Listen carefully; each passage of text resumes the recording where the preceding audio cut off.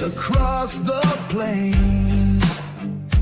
Hope rekindles in the crimson tide as freedom's anthem calls our names. Great again, we rise as one under stars that guide our way. A song of promise has begun, and strength returns in light of day.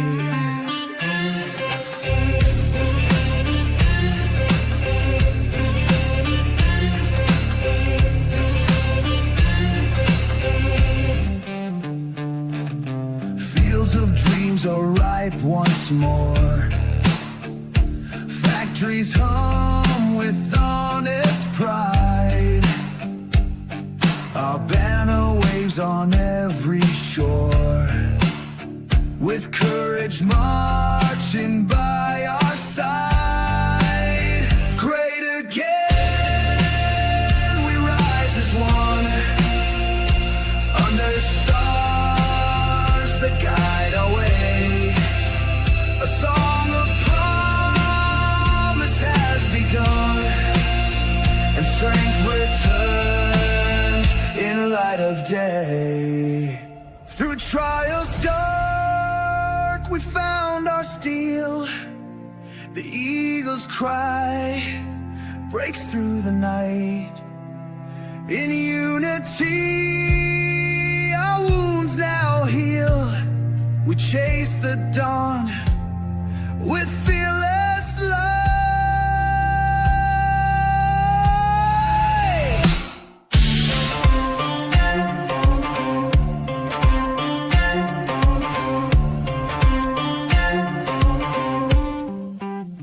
Great again, we rise as one under stars that guide our way. A song of promise has begun, and strength returns in light of day.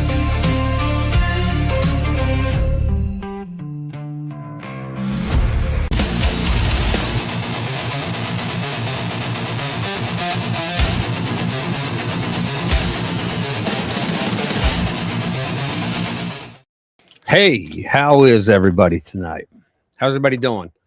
See, got my brother, my real brother from the same mother. Oh, look at this, 42.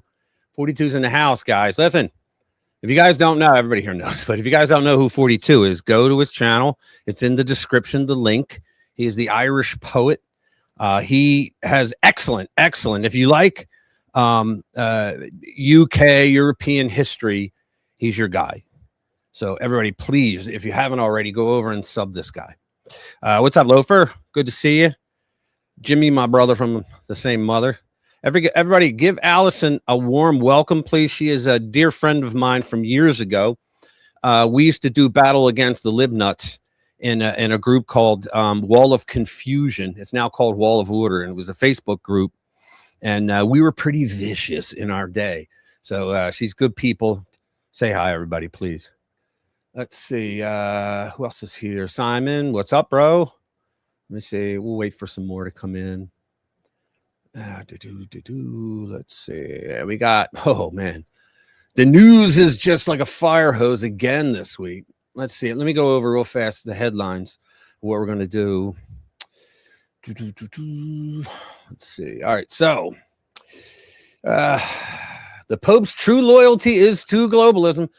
I think we found that out over the last couple of weeks. Here we go. The shocking story of Obama and Hillary, criminal scandal, conspiracy, and cover-up. That, until now, no one knew about.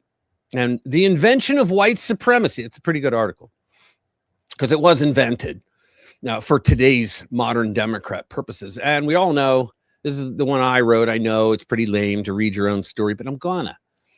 Southern Poverty Law Center paid millions to the KKK and white nationalist groups to do racist things so that they could report on them. But they're now saying, oh, they were all informers. They were informants. Bullshit, because The fact of the matter is, what do informants do? They inform. Who do they inform? Law enforcement. These people never, SPLC, never once. Like, for example, they paid the guy, one of the guys that organized the Charlottesville thing, right? When you had the Tiki Torches guys come in, right? Like they could all afford them, right? And so this guy was one of the guys. Well, SPLC over a turn of 8 years paid him $270 million, $250 million. They paid him, or oh Jesus, I'm way off. Sorry, drop that by 10%. It was $270,000, $250,000. Woo! And sorry about that. And so we're supposed to believe that it was an organic thing, right? But the fact of the matter is, they got the information from him. They told him to organize it, and then they didn't tell the police. And so what happened? If they had that, hey, what's up, Anglo? Good to see you, man. If they told the police, then maybe that one person wouldn't have been killed with the car. Remember all that? So I hope they get their comeuppance, because anybody that disagrees with a black person is a racist in their eyes. So, not dealing with them. Democrats beclown themselves by defending SPLC amid KKK funding scandal. It's like, Trump is the best. You got to give it to him, guys. Whether you love him or hate him, you got to give it to him. He'll be like, for my next trick, watch me make the Democrats defend KKK funding. I mean, think about it. Well, why not? They formed the Klan, they ran the Klan, they owned the Klan. They were the ones that did it. All right? Your brain purposely bulldozed all your baby memories for one very creepy reason. Again, one of my mugs you can buy. You don't have to, but the GOP must turn the fraud issue into an election issue. They have to. And if they don't, they deserve to lose. Because fraud, I mean, come on, guys. There's fraud in every state, but some of those states, Minnesota, Washington State, New York, and California, especially, California. I mean, my goodness, think about all the fraud that's going on there. And from what I understand, Barack Hussein Milhouse Benito Obama is the one who actually created the pipeline, the federal pipeline, to get those funds to go into these blue cities so that they could do with whatever they want. It was all the NGOs that they got that transferred the money. And yeah, now we're going to set up, over the years, we're going to set up the autism centers. We're going to fund you.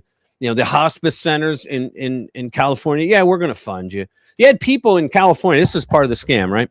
So they would go out and they get homeless people, and they'd say, we'll give you $100 or a hot dog and a Coke, whatever you want, or some Coke if you want it. We'll give you whatever. Just give us your Medicaid card. All right, man, here you go. They gave them the Medicaid card, and then they charged like $9,000 per month per person in these hospice centers, right? And the thing about hospice centers is people are only there for a few weeks. Hospice is you're going to die, right? You're about to die. But these people never died. They just never died, right? And the money just kept coming, and the government didn't say anything. You think the Biden government's going to say they were in on the scam? I'm positive about it, right? And so that's coming down, and then you have Gavin Newsom coming out, and Democrats do this. They create the problems that we have. And by the time it's so bad that the mainstream media can't ignore it anymore, and they can't blame the Republicans, they have to do a little bit of reporting. So then the Democrats come out and they go, you know what? We've created a commission, damn it. We're going to get to the bottom of this. I mean, Gavin Newsom is the king of doing that. And he's doing it now for this as well. Oh, we continue to lead the charge against fraud. No, you continue to lead the charge of covering your ass because you're the ones behind the fraud. All right, moving on. How Gavin Newsom subsidized the migrant invasion. And he did. Families are obliterating, get this, they're obliterating their finances and going into debt for Disney vacations. How's that? Let's see. Worst administration ever. Unearthed files expose yet another Biden FBI probe targeting Republicans. And this guy, remember him? Exclusive, the 60 Minutes of Hell. Former show anchor brands imploding TV institution a snake pit. Who didn't know that, right? Rigged elections. Act Blue is the organization that, my God, they're a criminal. And you know what? They should be RICO. They should be RICO'd because they're in all the states, right? They have things in every single state that is doing this. They have tons of people. Like suppose a Democrat donated $10, right? Well, they were happy to do it. And then they would take their information, and if you did an audit, you would see that like 1,000 donations came from this same person, although that person wasn't paying it. It was George Soros that was paying it. And nobody ever said a thing until the audits were done, like now. So what ActBlue was doing to our elections makes 2020 look like a cakewalk. There we go. Trump's fresh, young insider army just stormed the beaches of Europe. You guys, our friends across the pond, are going to hear that one. You know, Trump fires at Justice Roberts and Norm Eisen with one brutal right hook, and they deserve it. The left coast exodus makes good on financial sense. And they're explaining, get the hell out of there. Alito, and I hope he's not the one that's going to retire. He's like 73 or 74 now. I hope he's not the one. Alito wants his clerks to know this is a war for America. I mean, he's the next Antonin Scalia. He and I don't want to take anything away from Clarence Thomas. The two of them are like the best on the court that we know. Russiagate czar Digenova is best last chance for accountability, and he's good. I've seen him over the years. He's very good. The regrettable death of the stupid question. I was the champion of the stupid question. The New York Times celebrates petty theft. Why not? Here we go. Remember this guy, Sam Bankman-Fried? Remember, he was the Bitcoin fraud from FTX. This is the guy who donated a large sum of money from FTX to a Ukrainian fund during Joe Biden's war there. And magically, the Ukrainian government started funding millions upon millions of dollars back to FTX. And he just used it to fund every Democrat's campaign that year. Yeah.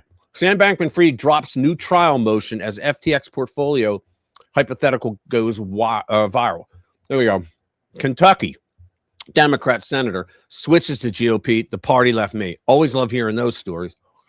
Loser. Eric Swalwell accused of abusing position in Congress to boost his side business. They all do that. On the left. I don't know about the right. Maybe I'm sure there's Republicans that do it too. Ilhan Omar fails to show for Minnesota fraud hearing. Now, maybe she didn't have to. She would trust her lawyers. You know, Satan spawn to do that for her. So I don't know, but we'll get into the story.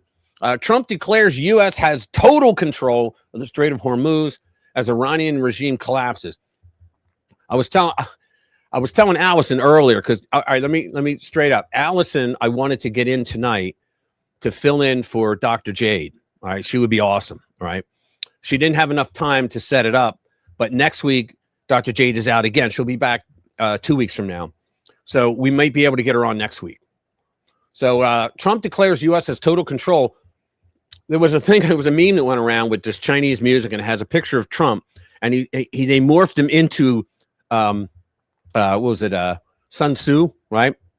And it has, when your enemy blockades, you blockade the blockade, and it had a map of exactly what Trump did. It was brilliant. There we go. Trump directs U.S. Navy shoot to kill mine-laying boats in Hormuz Strait. And I don't think, be honest with you, I think the actual leaders in the regime are like terrified to go outside now, you know, because they're going to get killed. And so I don't think it was them. I think it was some rogue military people that are still firing these things. They're still laying mines and they're firing on ships against the will. But who cares? Kill them anyway, right? This bitch. All right. Leftist SPLC's ex-boss weaponized a group against Turning Point USA. That's a big one. DHS Secretary Mullen annihilates lying scumbag Schumer over his ICE hatred. That's good, too. All right, the Biden admin sent a SWAT team to arrest the pro-life dad, this guy over here on the left. I voted for him recently. He ran in a primary against my a-hole Congressman, Brian Fitzpatrick. Brian, I hope you're watching. I know you're not. Brian Fitzpatrick is a rhino who every time there's an election, he puts up like a mini billboard all over neighborhoods saying voted most, Lou, do you remember? Is Louis here? Voted most independent member of Congress 3 years in a row, right? And all that means is he votes with Democrats more than Republicans. That's what it means, because his Liberty score was like a 32 out of 100. You know, his brother was much better, but his brother unfortunately passed away and he took the seat. Here you go. Is another one. Yet another NASA scientist dead. Nuclear propulsion expert was found charred inside crashed Tesla. But because what's going on is we're up to like 13 scientists now that have to do with either military or space. All right. Same thing, really. Space Force and all. But they're all dying of mysterious things. And it's like, it's not a coincidence. All right. But guess what? Chinese scientists are also dying of mysterious deaths as well. So we'll get into that story. Victoria Deo, right? Courts uphold Texas law requiring the 10 commandments in public school classrooms. And don't anybody give me the shit of separation of church and state. It's not what you think it is. It's not what you've been taught. Ninth Circuit stops California from requiring ICE agents to unmask and wear a visible ID. Like, they had to. There was no other answer because they're federal and the others are state, right? You can't, there's the thing. You can't do that, right? You can't tell the feds what they're going and not going to do when they're lawfully doing their authority inside your state. You can't. And the whole reason why they wanted to unmask them is because they wanted to get doxxed so that they wouldn't want to go in. So if you knew you were going to get doxxed and your family's going to get attacked and your house may be burned down, as an ICE agent, you go, nah, I quit, or I'm not going to go. That's what they wanted to do. And one of the biggest arguments that was made was, okay, we'll do that, California, when you tell all your SWAT organizations throughout the entire state to stop doing the same thing, because they wear the same thing for the same reason. So screw them. This lying bitch. Court rules just passed Virginia gerrymandering unconstitutional. We'll get into that. For our guys overseas, she ran. I did a story on her last week, if you remember. She ran for governor in Virginia. She's former CIA, which means she's a trained liar, right? She's former CIA. So she came in as a moderate, and one of the first things she did was to get this push to go so that they could gerrymander. Virginia was the best gerrymandered state, the most fair. It was 6-5, 6 Republican seats, or 6 Democrat seats, 5 Republican. And the reason I say it was fair because Northern Virginia is all Democrat, so they had more people, right? But now they went from the most fair to the least fair, worse than even Illinois and California. It's now 10-1, and so a judge came along and said, we'll get into why. Here we go. Shipwrecked crew drops truth bomb. Court killed Virginia amendment because Dems illegally skipped the steps. I put one after the other because they're relevant. Trump demands Schumer apologize for remarks on ICE and Border Patrol. He's not going to. Can you imagine that these guys who for years went to the well of their respective houses of Congress and they talked about how immigration is important, got to have immigration laws, all that. What's up, Louie? Good to see you, brother. Linda, how you doing? Good to see you. Yeah, and so it turns out that they're now the exact ones that are now they've jumped ship because they realize that these people that are illegal here, who they refer to as unregistered Democrats, that they're going to help them out. They think because they're talking about mass amnesty. Now we did another story on. And I did a video last week and an article on the Raging Cage and James Carville coming out and saying all that stuff. What we're going to do is where's my gumbo? That's James Carville, right? Well, they said they're going to do mass amnesty. They're going to do all these things. And it was like 99% of those things you can't do without Trump's signature. And you think you're getting that, think again, right? But the reason he's doing it because he wants to rile up the natives. He wants to get them angry. Yeah, he's going to do all that stuff. Cool. Not realizing the guy's lying to him. Because they're not going to do that. So let's see. Who else is here? Let's see. My pop was in Gallipoli and Paris when it was liberated. Nice. And then stuck for 6 months among Spanish flu. Oh, boy. Apparently his complexion was sallow on his discharge papers. Yeesh. Yikes. Let me see what else we got. All right. Alrighty then. Let's get into it. Let's do the invention of white supremacy from Powerline. All right, this is John Hinderaker. Yeah, I got it right. The invention of white supremacy. Let me increase it a little bit. The Southern Poverty Law Center, SPLC, scandal is reverberating everywhere today. We always knew the SPLC was a fraud perpetrated for the benefit of the Democratic Party, of course. So was ABC, NBC, CBS, all of them, right? CNN, more silly nonsense by chicks, all of them are. But I, for one, never imagined that it was actually funding the organizations that it excoriated. I never thought that either. I thought they were a bunch of racist minorities that wanted to get even with Whitey. That's what I thought they were for years. They were, but they were a whole lot more, weren't they? But with hindsight, it makes sense. The SPLC needed to keep alive absurd groups like the Ku Klux Klan to keep the money coming in. Yeah, the business model was, hey guys, here's some money. Go do some racist things, and we're going to report on it. And then they would report on it. And we need your money, and that's how it worked. But should be illegal if it wasn't. All right, so they kept the money coming in so that it could smear completely innocent organizations. Like they smeared Turning Point USA, and don't forget this, Dr. Ben Carson. They smeared him as a racist. Are you kidding me? It's unreal. The Coral Ridge Ministries, the David Horowitz Freedom Center. Are you kidding me? One of the most intellectuals of the left before the Black Panthers murdered a woman friend of his that he got to do the bookkeeping for them. And she was going to rat them out for doing all kinds of criminal things. Right. And they murdered. And so he got out of politics and then for 10 years and he came back in as a conservative. And he was our intellectual genius because he was a brilliant guy. Right. This is what makes the claim of SPLC's defenders that it was paying informants just like the FBI does so ridiculous. Robert Spencer makes a good point. There is another striking aspect of the recent revelations about the SPLC secretly funding right-wing extremist groups. Now, let me tell you something.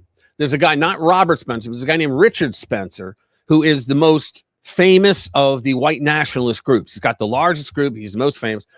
Well, when he was being interviewed by Dinesh D'Souza, he admitted he was a socialist. He was a left-wing socialist. All these a-holes in these groups are left-wing socialists. I mean, they call them neo-Nazis. The word Nazi has the name socialism in it.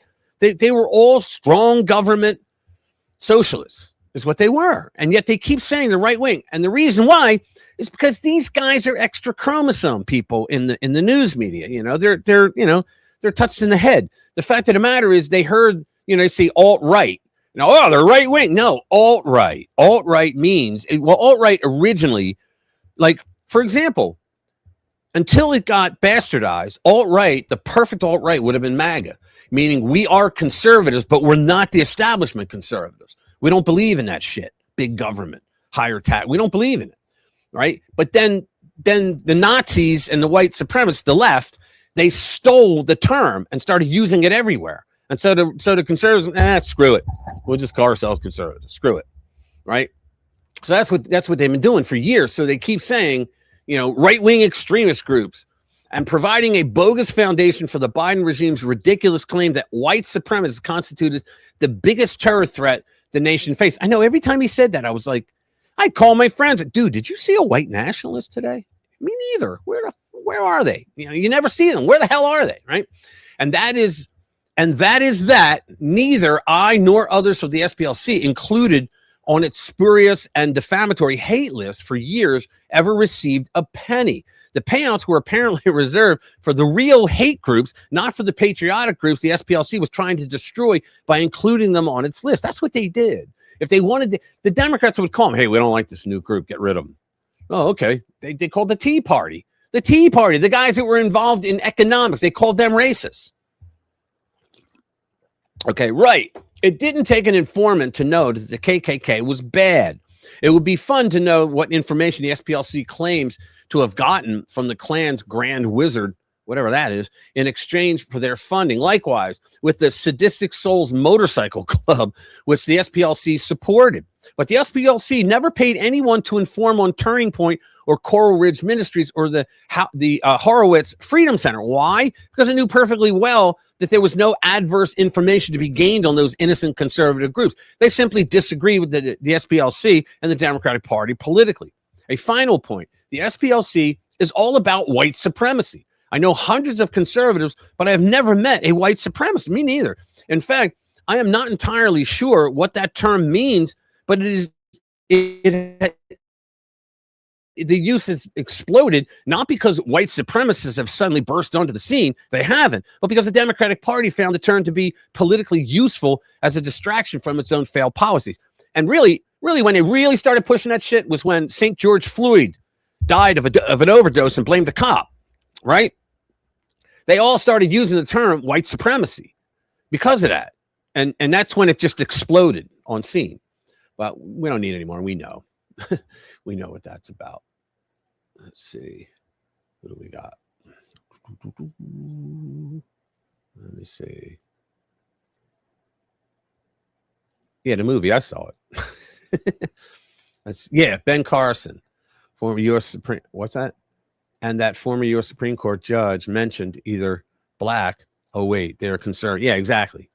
It's exactly the way it was, man. They have blood on their hands. Yep, in regards to FRC. That's exactly right.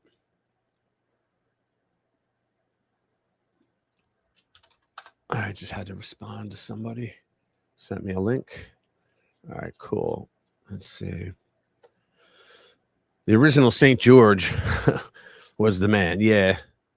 Hold on. What's going on here? There it is. Yeah. I tried to do that in the other one. It wouldn't go up. Okay. So what's next? Let me bring it up. Share screen. They changed it again, 40. All right.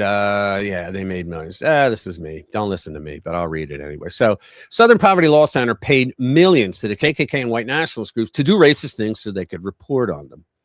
So, let's be honest. If this story is true, it is one of the most astonishing political scandals you will ever read. On Tuesday, the Department of Justice announced that a federal grand jury had indicted the Southern Poverty Law Center for allegedly making millions of dollars in fraudulent payouts to members of the Ku Klux Klan and other neo-Nazi groups. Yes, that Southern Poverty Law Center, the organization that has acted as America's moral umpire for decades.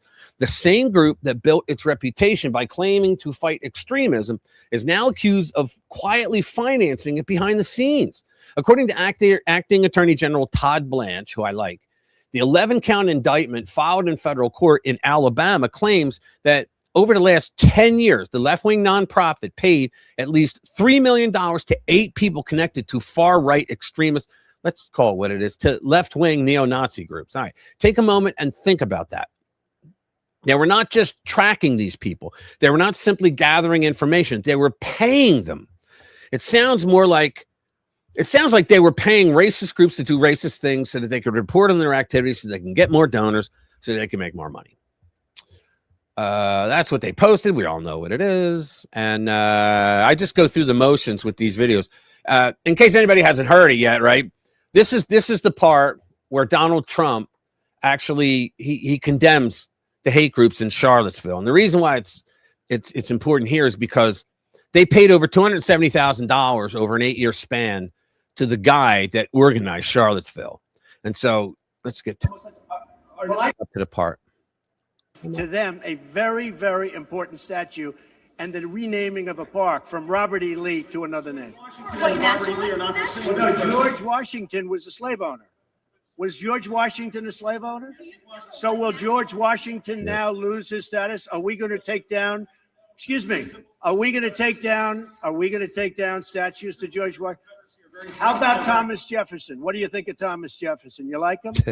Yeah. Okay, good. Are we going to take down the statue? Because he was a major slave owner. Watch, here it comes. Now we're going to take down his statue.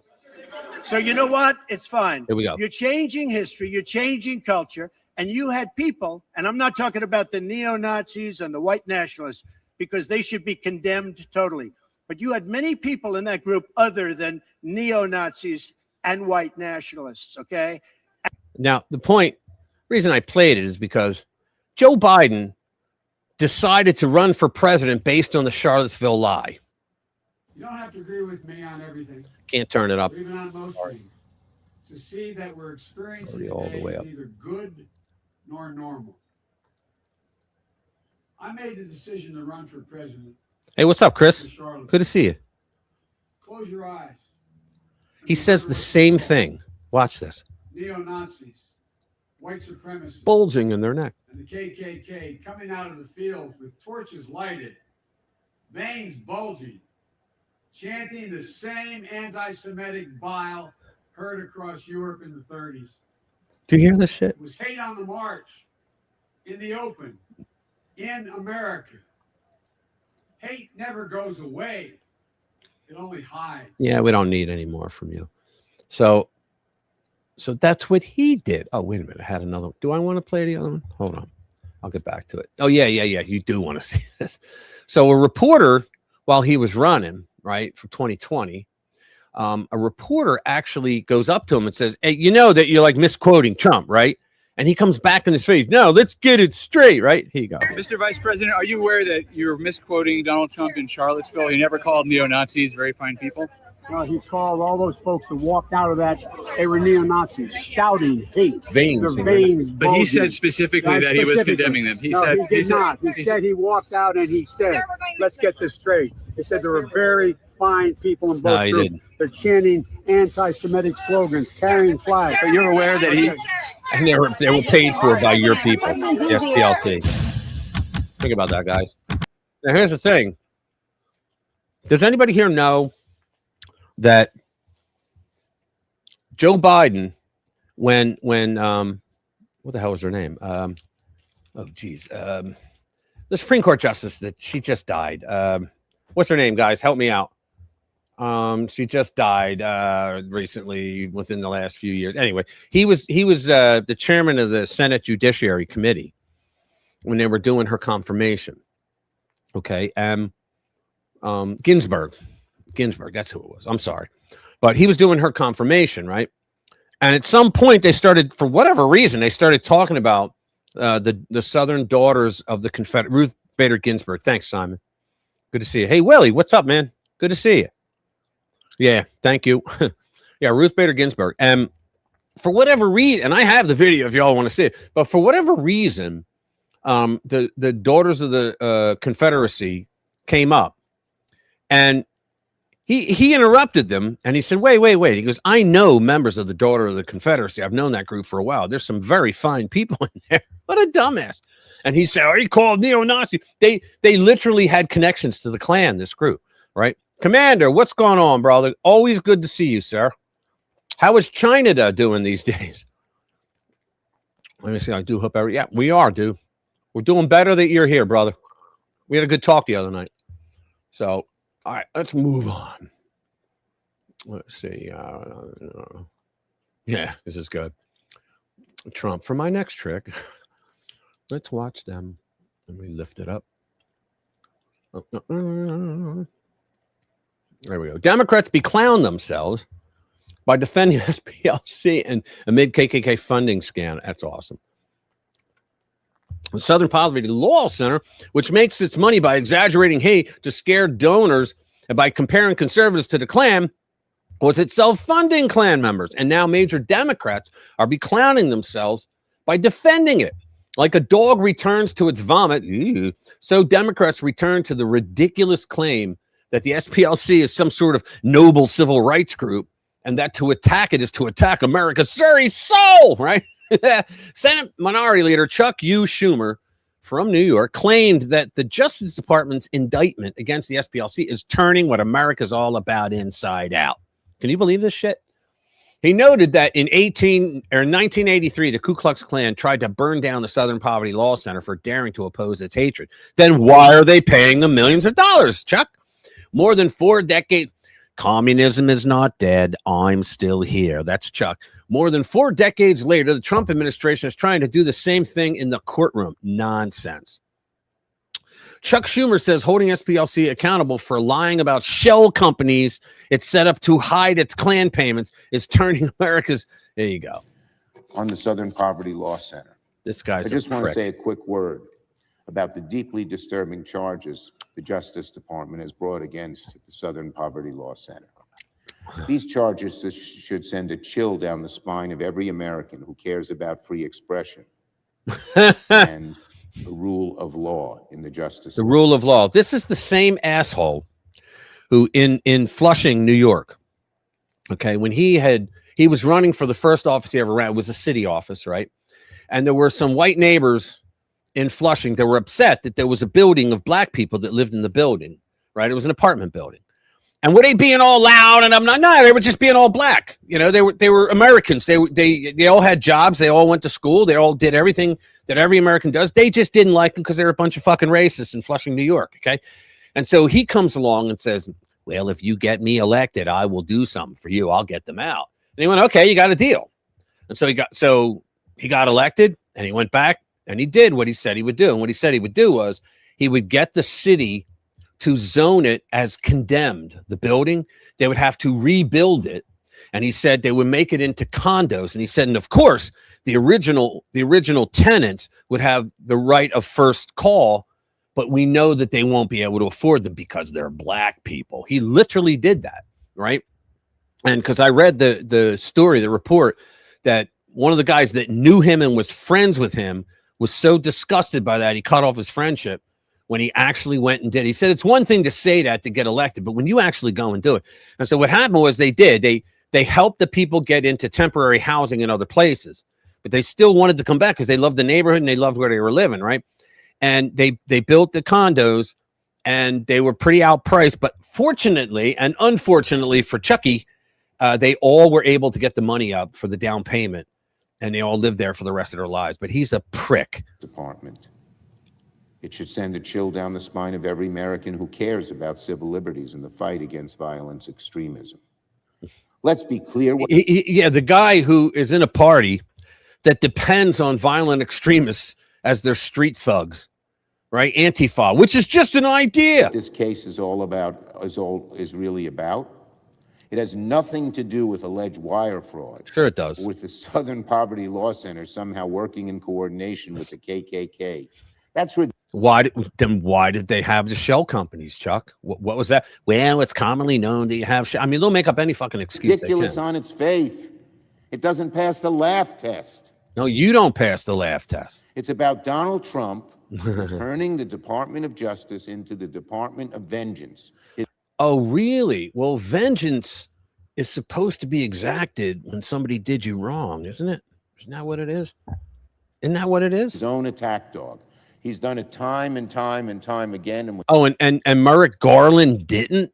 Merrick Garland put a guy in prison because he was protesting outside of an abortion clinic. He was the 500 feet or whatever it was. He was beyond that. And one of the workers came over and pushed his son, his young son. He didn't go after any of the men. You know, he goes after his young son and shoves him. Right. And he went over and hit the guy and said, don't ever touch my son again. And so they have him arrested. Right. 5 FBI cars pull up to his house. And in front of he has a lot of children. Right. In front of all his children, his wife and everybody else, they take him out in handcuffs for that. That was Merrick Garland telling people, yeah, you want to protest outside abortion clinics? This is going to happen to you. You think it can't get worse? Hypocrisy is so big with these guys. It does. To attack the Southern Poverty Law Center? It's not an attack when you have evidence that they committed crimes. Of collaboration and accuse it of collaboration with it. And you know what gets me? They're going, I mean, the evidence that they have, I'm not going to predict, but if they get found guilty on this, all right, if it comes through and they're guilty, Chuck Schumer's not going to stand there and apologize for these words because he's a prick. He's doing this for political reasons only. You think he really gives a rat's ass about the Southern Poverty Law Center, except for being able to use it to his advantage? Whoa, let's see. Traitors everywhere, Rich. You're absolutely right. Thank you, Anglo. Thank you very much. Let me see. What, Ronald? I haven't seen you before, but welcome. Can he just have his own thoughts? He's given the word. He's given the words to speak. Exactly. That's exactly right. Yeah. Let's see. Who else? I grew up miles from Queens. Oh, yeah. Okay. Yeah, that's right. You're a New York gal originally. That's right. I forgot. Let's see. What's next? The fraud election issue into an election issue. Yeah, let's do Gavin. Gavin Newscum. All right. Here we go. City Journal. How Gavin Newsom subsidized the migrant invasion. The California governor has spent nearly $1 billion on nonprofits that want, among other things, to dismantle the border, abolish ICE, and help immigrants living with HIV. Now, I'm going to tell you where a lot of these people more than likely come from. I say this a lot, but I just got to keep hammering it home. China and England, okay, two pretty important countries. They both have 2 consulates each in the United States, just 2. Probably one on the left coast and one on the right coast, right? Mexico has 59.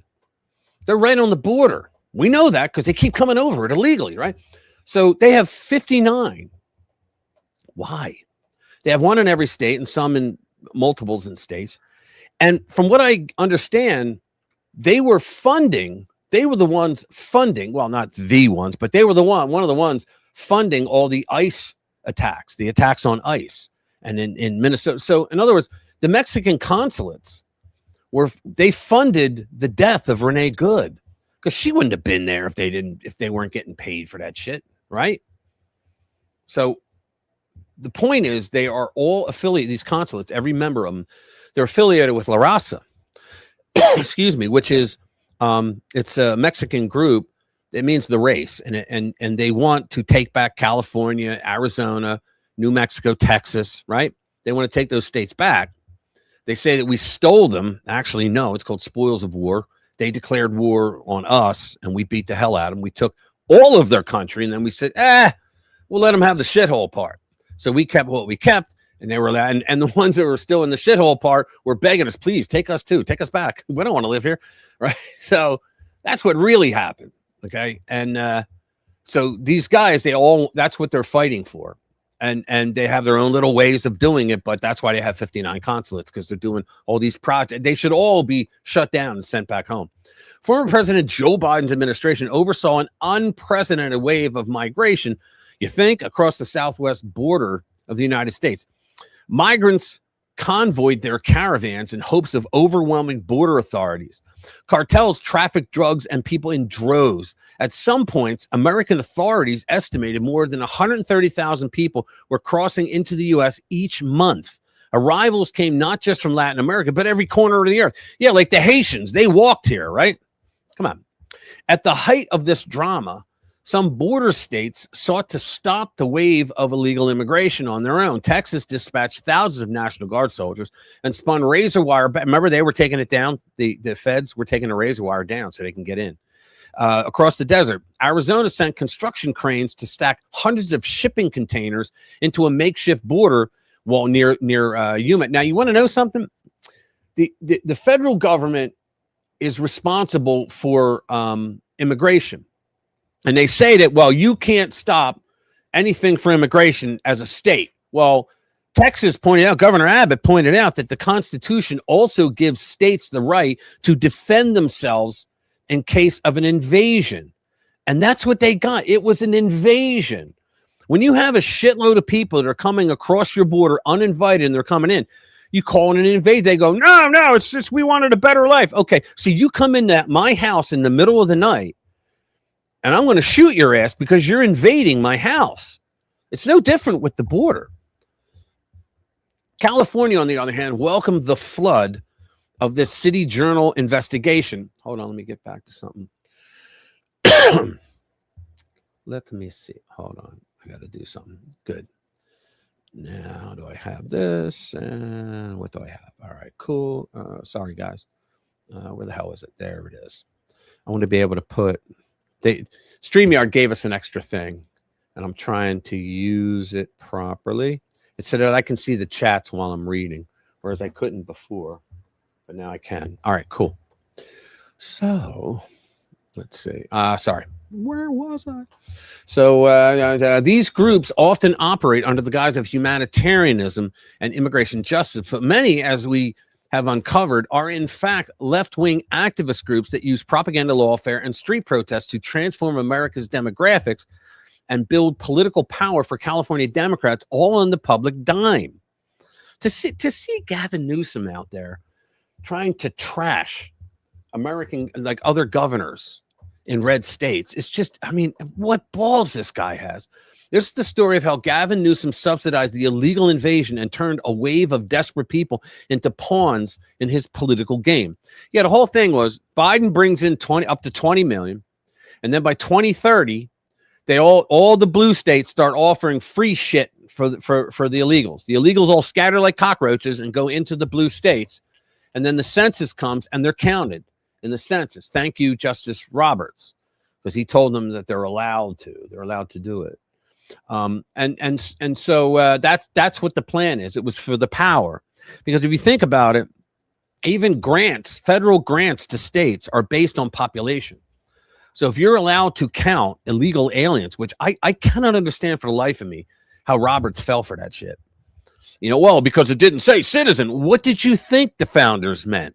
Anybody could come here? Come on. Well, they weren't thinking about immigration. Sure they were, because Article 1, Section 8 gives the enumerated powers, and one of them is the Congress has the power to form an uniform rule of naturalization. In other words, that was immigration law. They said it in the damn Constitution. Ugh. So California was ground zero for the Biden-era migrant wave. The state saw an enormous number of people cross its border. Why not? Everybody speaks Spanish out there already. All right, including more than 400,000 illegal immigrants between 2021 and 2023 alone. Can you imagine? Almost 500,000. Under Newsom's leadership, the nation's largest sanctuary state granted hundreds of millions of dollars to nonprofits that have encouraged the flow of humanity across the border, variously providing migrants with transportation, shelter, social services, and legal protection, and a Biden phone and a hotel room, right?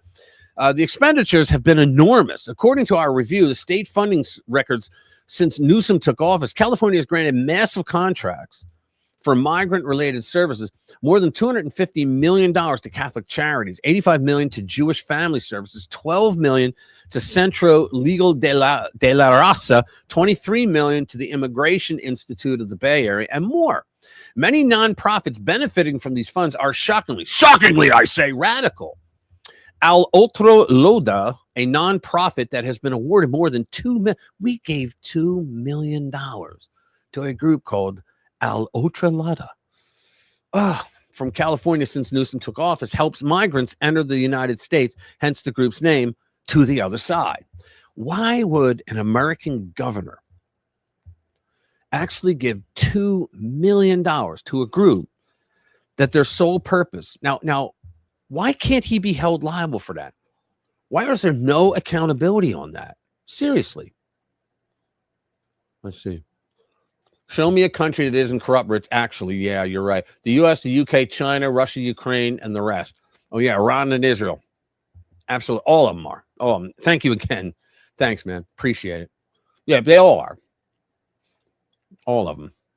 Let me see. In addition to providing legal guidance, the group deploys volunteers to remote migration routes to leave water, food, and essential supplies. Are you shitting me? They had a group called CARA, C-A-A-R-A.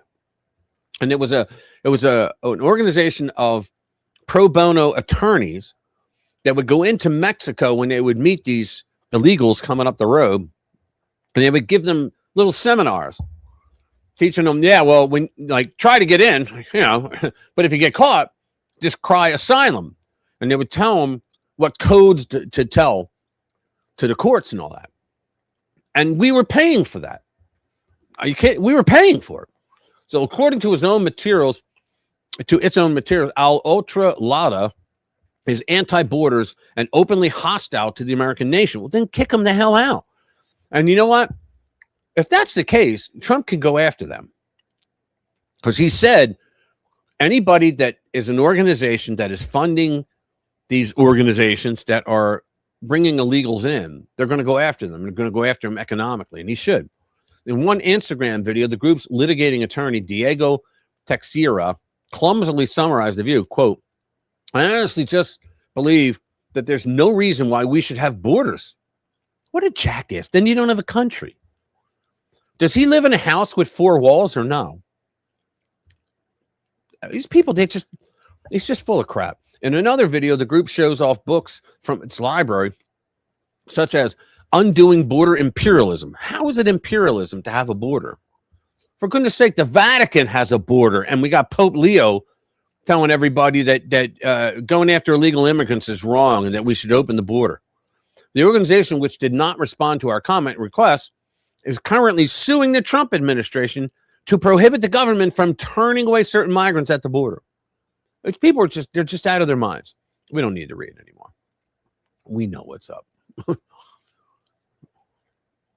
me say, emergency Medicaid, primary subsidizes illegals. Yeah, to give birth and anchor babies. That's exactly right. Let me say, in hospital. Hold on. Where did it go? Oh my God. All right, there we go.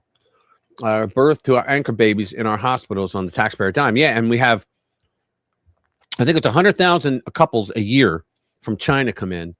They drop a baby, then they go back to China. The kid gets raised and educated under the communist Chinese system. And then when he turns 18, he can come back and vote. You think about it, 10 years of doing those numbers. Think about that. Commander, let's see. Read your coffee thing. I sent you a message and some money. Thanks, brother. Appreciate it very much. Let's see. Yes. Oh, yes. I had come home because. Oh, okay. Sorry. Didn't mean to intrude.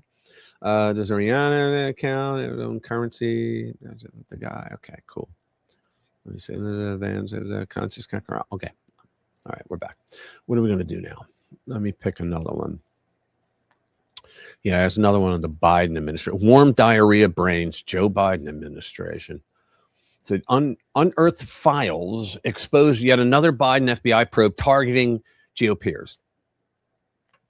Efforts to unmask the extent of the Biden-era weaponization of the federal government have centered on Operation Arctic Frostbite and Special Counsel Jack Smith, scumbag, Esquire. Newly released documents, however, reveal yet another investigation targeting Republican lawmakers, dubbed Operation Rampart 12. Wow. The Biden-era probe targeted at least 4 Republican members of Congress through secret subpoenas, their phone records in final days of the Trump administration. Guys, our friend Mark Davis, who we have on like a lot, I think you might remember, he just found out that Jack Smith has his phone records because they went after some people that they went after him specifically because he was working in Georgia to try to figure out what happened in the 2020 election for the Trump legal team. And so he got a subpoena. He got notice of a subpoena in the mail from AT&T. I guess that's his carrier. And they had to tell him, these are the records that 4 years ago the government asked for. Now, I think Mark inquired about it because they have to tell you when they do it, not 4 years later, right? But here it turns out he found out that Jack Smith was subpoenaing all these people's phone records and who did nothing wrong. They did nothing wrong, right? Questioning, even a president questioning the legitimacy of an election is not illegal. In fact, it's his duty to do so if he thinks that they cheated, right? So Mark found out that that Jack Smith threatened the phone carriers with legal trouble if they followed the law and notified the people that their records were taken. So I think the Senate, it might have been who was it?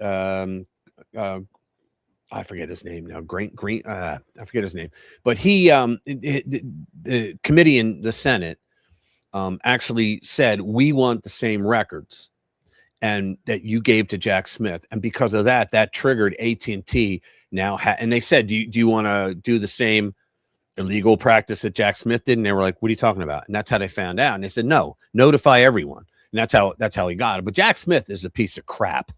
I mean, the Supreme Court ruled 9-0 against him when he went after an Alaskan senator who was a Republican.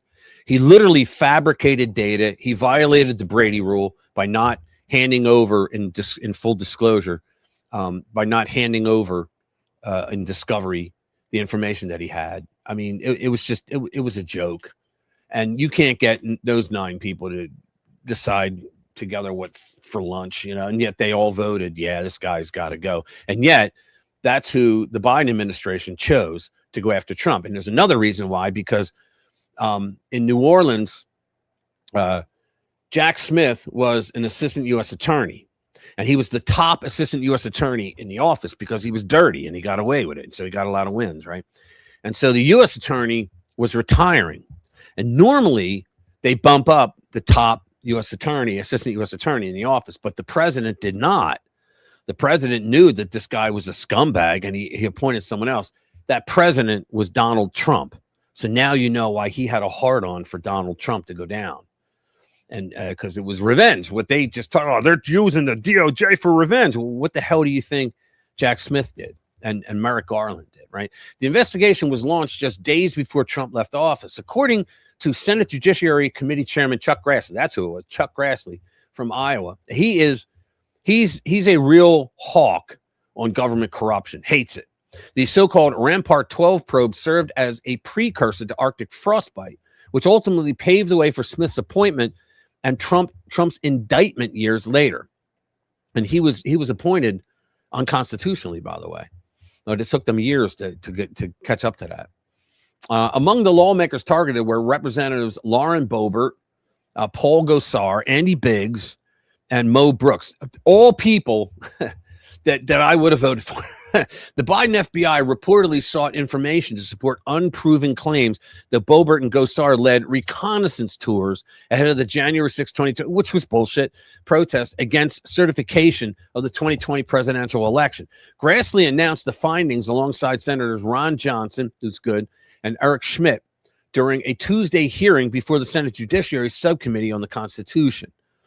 So in other words, once again, we find out that Jack Smith, on behalf of warm diarrhea brains Joe Biden, was illegally going after Republicans. It's crazy that they got away with it. And yet the Democrats, who are the party of fraud, I mean, let's face it, they are the party of fraud and the party of violating your rights, right? And yet they want you desperately to put them in power of everything in November. Like, how does that work? And you know what? There's a lot of stupid Americans that may actually vote for them because gas is $4 a gallon. I mean, they go, well, I didn't vote for $4 again. Did you vote for getting your ass nuked? Because Iran was at 60% enrichment, which meant only a few more months they would have had the bomb, and the world would have changed forever, right?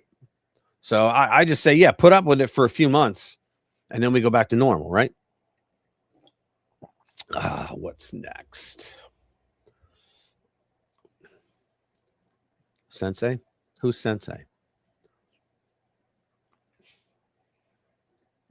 With only Chinese at school, we trusted they escaped.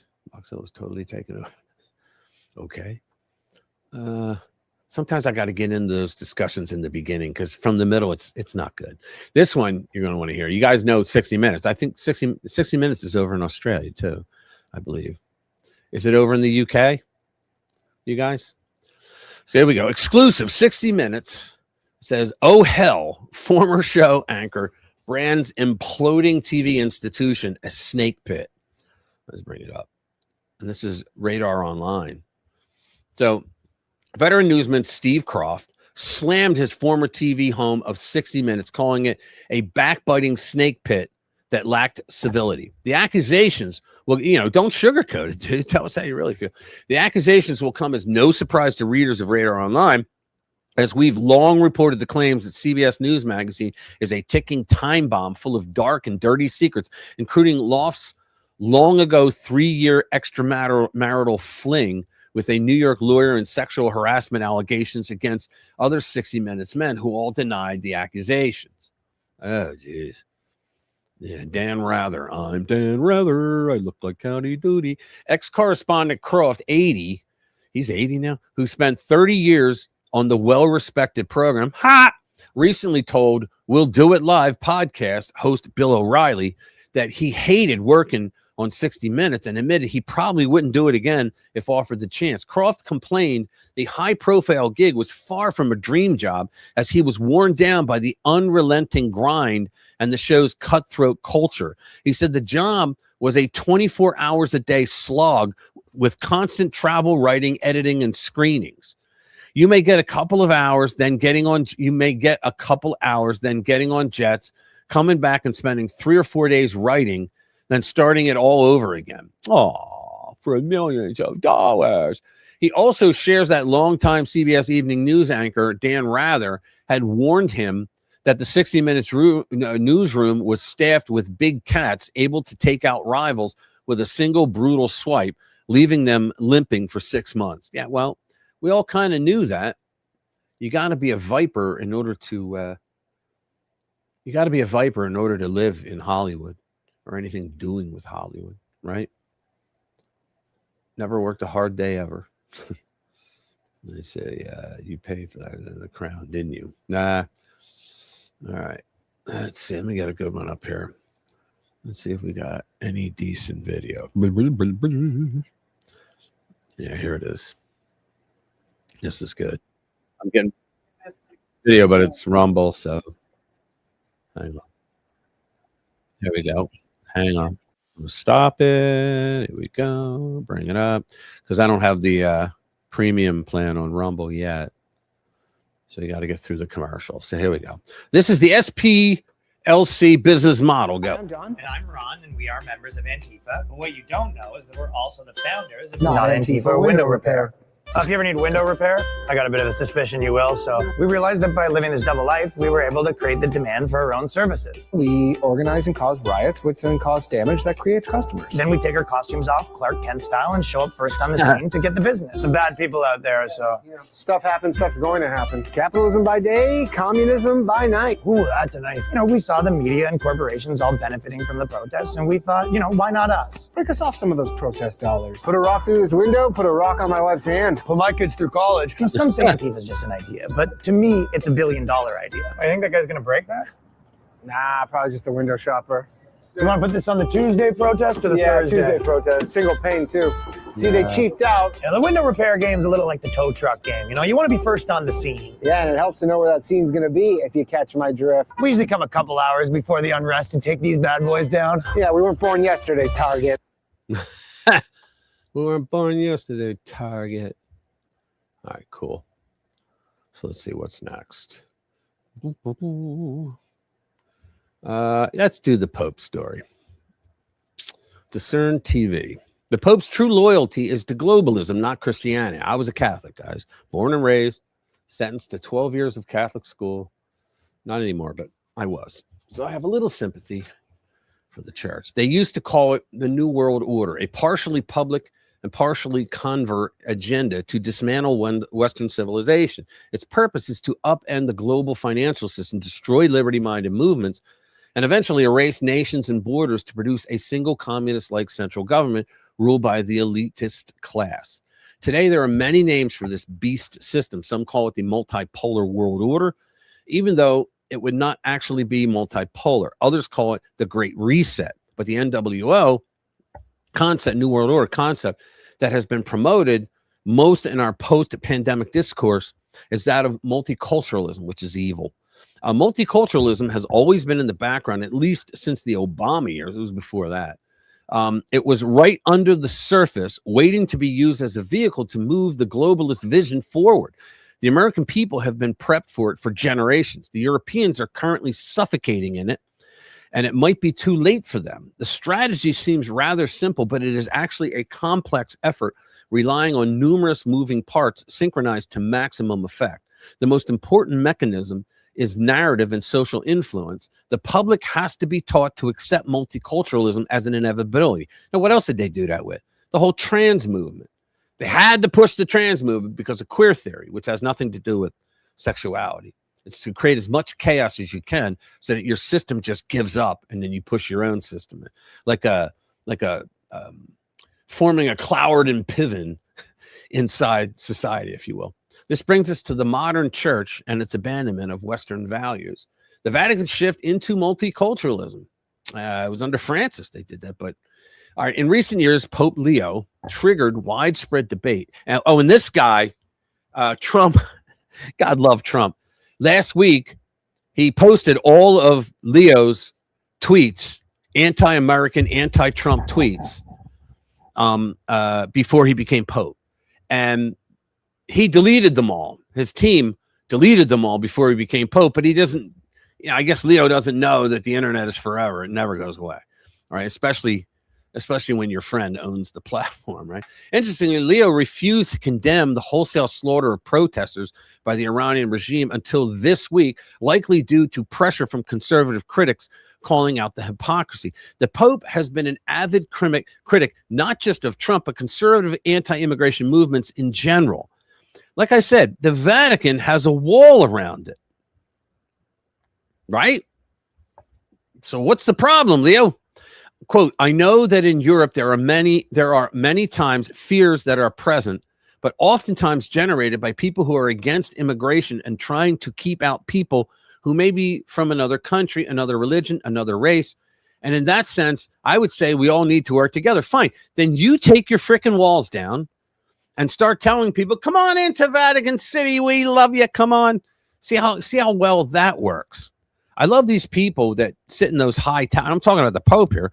I love these people that sit in these high towers and they just make judgments on others because they don't live in the real world. You know, this runs parallel to Leo's statements in July of 2025 when he asserted that, quote, the church, like a mother, accompanies those who are walking.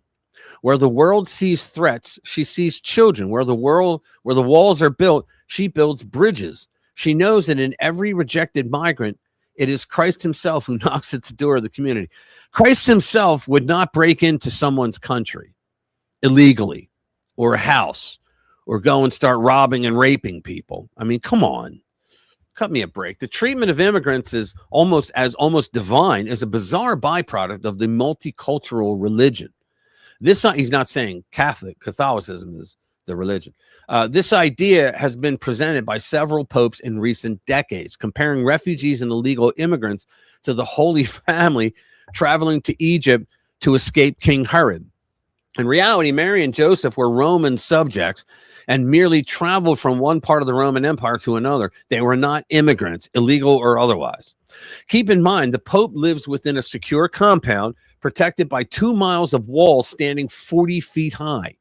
I think that means they don't want people coming in. The Vatican is one of the most restricted pieces of ground on the planet.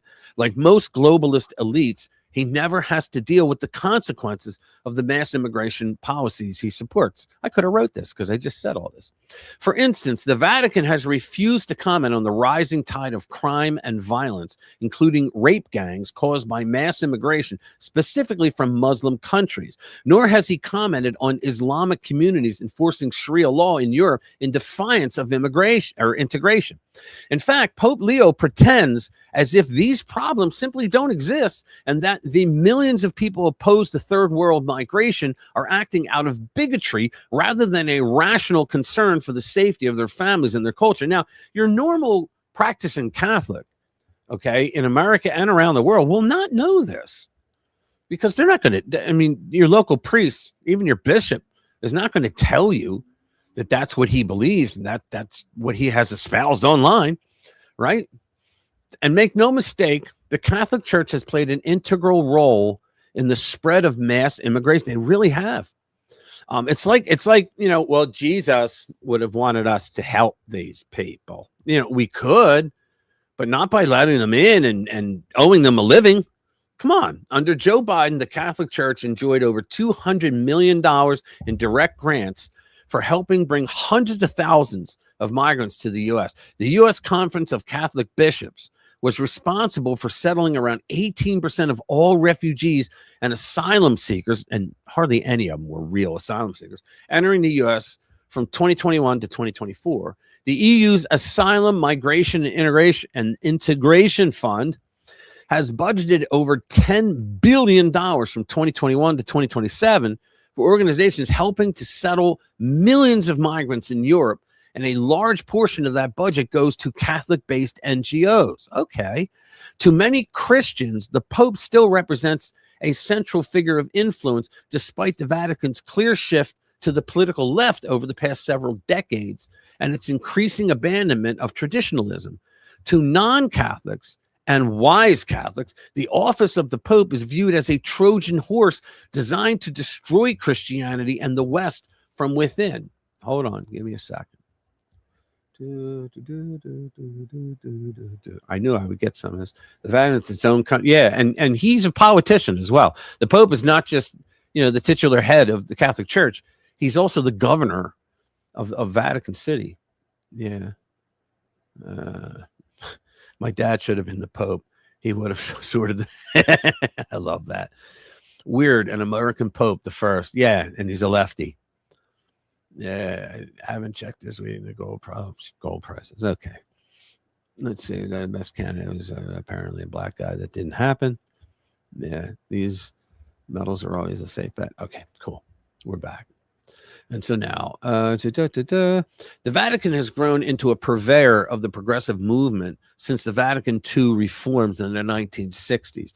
These reforms, including a focus on interfaith relations, universal religion, and a policy of detaching the church from its role as a pillar of Western civilization. It seems like, since I was a kid, people would try to get the Catholic Church to change, and the Catholic Church said, no. We are the Catholic Church. We're not going to change for you. If you don't like it, get out. And they got out. And so now a lot of the churches are empty. So much so that I know in my area, they had to close a boatload of churches because people weren't going anymore because they wanted them to modernize. So now they're modernized. And look what's happening. They're actually facilitating and funding groups that are bringing illegal immigrants into the United States and into Europe. Today, 47% of Catholics vote Democrat, despite the fact that woke ideology directly violates many of the most sacred Christian principles. Yes. The church's interest in Muslim immigration spiked in 2010 under Pope Benedict. Wow. And I thought he was conservative, and they have been deeply involved in mass migration programs ever since, often in coordination with leftist politicians. The alliance between the Vatican and the Luciferian elites. Nothing woke up the masses more, in my opinion, than the nightmare of the COVID pandemic. During this crisis, the globalists proudly proclaimed their intentions to lock down the world, enforce perpetual vaccine mandates, establish a medical tyranny, and fast-track every NWO program imaginable. We all lived through that, right? One such program was the Council for Inclusive Capitalism, which I believe was the intended foundation for a global movement, a global government, the top of the pyramid. The project was announced as a partnership with globalist-controlled corporations, leftist NGOs, climate organizations, the Rothschild family, and, of course, the Vatican. We don't need to watch a stinking movie. I don't know how long it would be. Nah, we don't need to watch. Just a couple more. The Vatican's mission within the council seemed to revolve around promoting socialism as Christian adjacent. This is a lie. Christianity encourages independent and voluntary charity, not forced charity through government taxation or atheistic collectivism, communism. They were also tasked with forming a platform for a universal religion or a union of religions. Jeez. The CIC took advantage of the hysteria surrounding the pandemic to advance the multicultural agenda as well as ESG. Let's see. The project ultimately failed when COVID narrative fell apart. It's the beach ball effect, guys. Again, you can't keep the ball underwater forever because holding the ball down, which is the government, forcing the people underwater, you run out of energy after a while and you have to let go. But the people never let go because there's too many of them and they push it up. That's what happens here too. The CIC is undeniable proof that the Vatican and associated leaders are intertwined with the Luciferian elites. It is no longer a conspiracy theory, but a confirmed fact. We don't have to get into the Crusaders. So, my old church. Gosh. Hey, what's up, Special K? Good to see you, man. How you doing? Who else is here?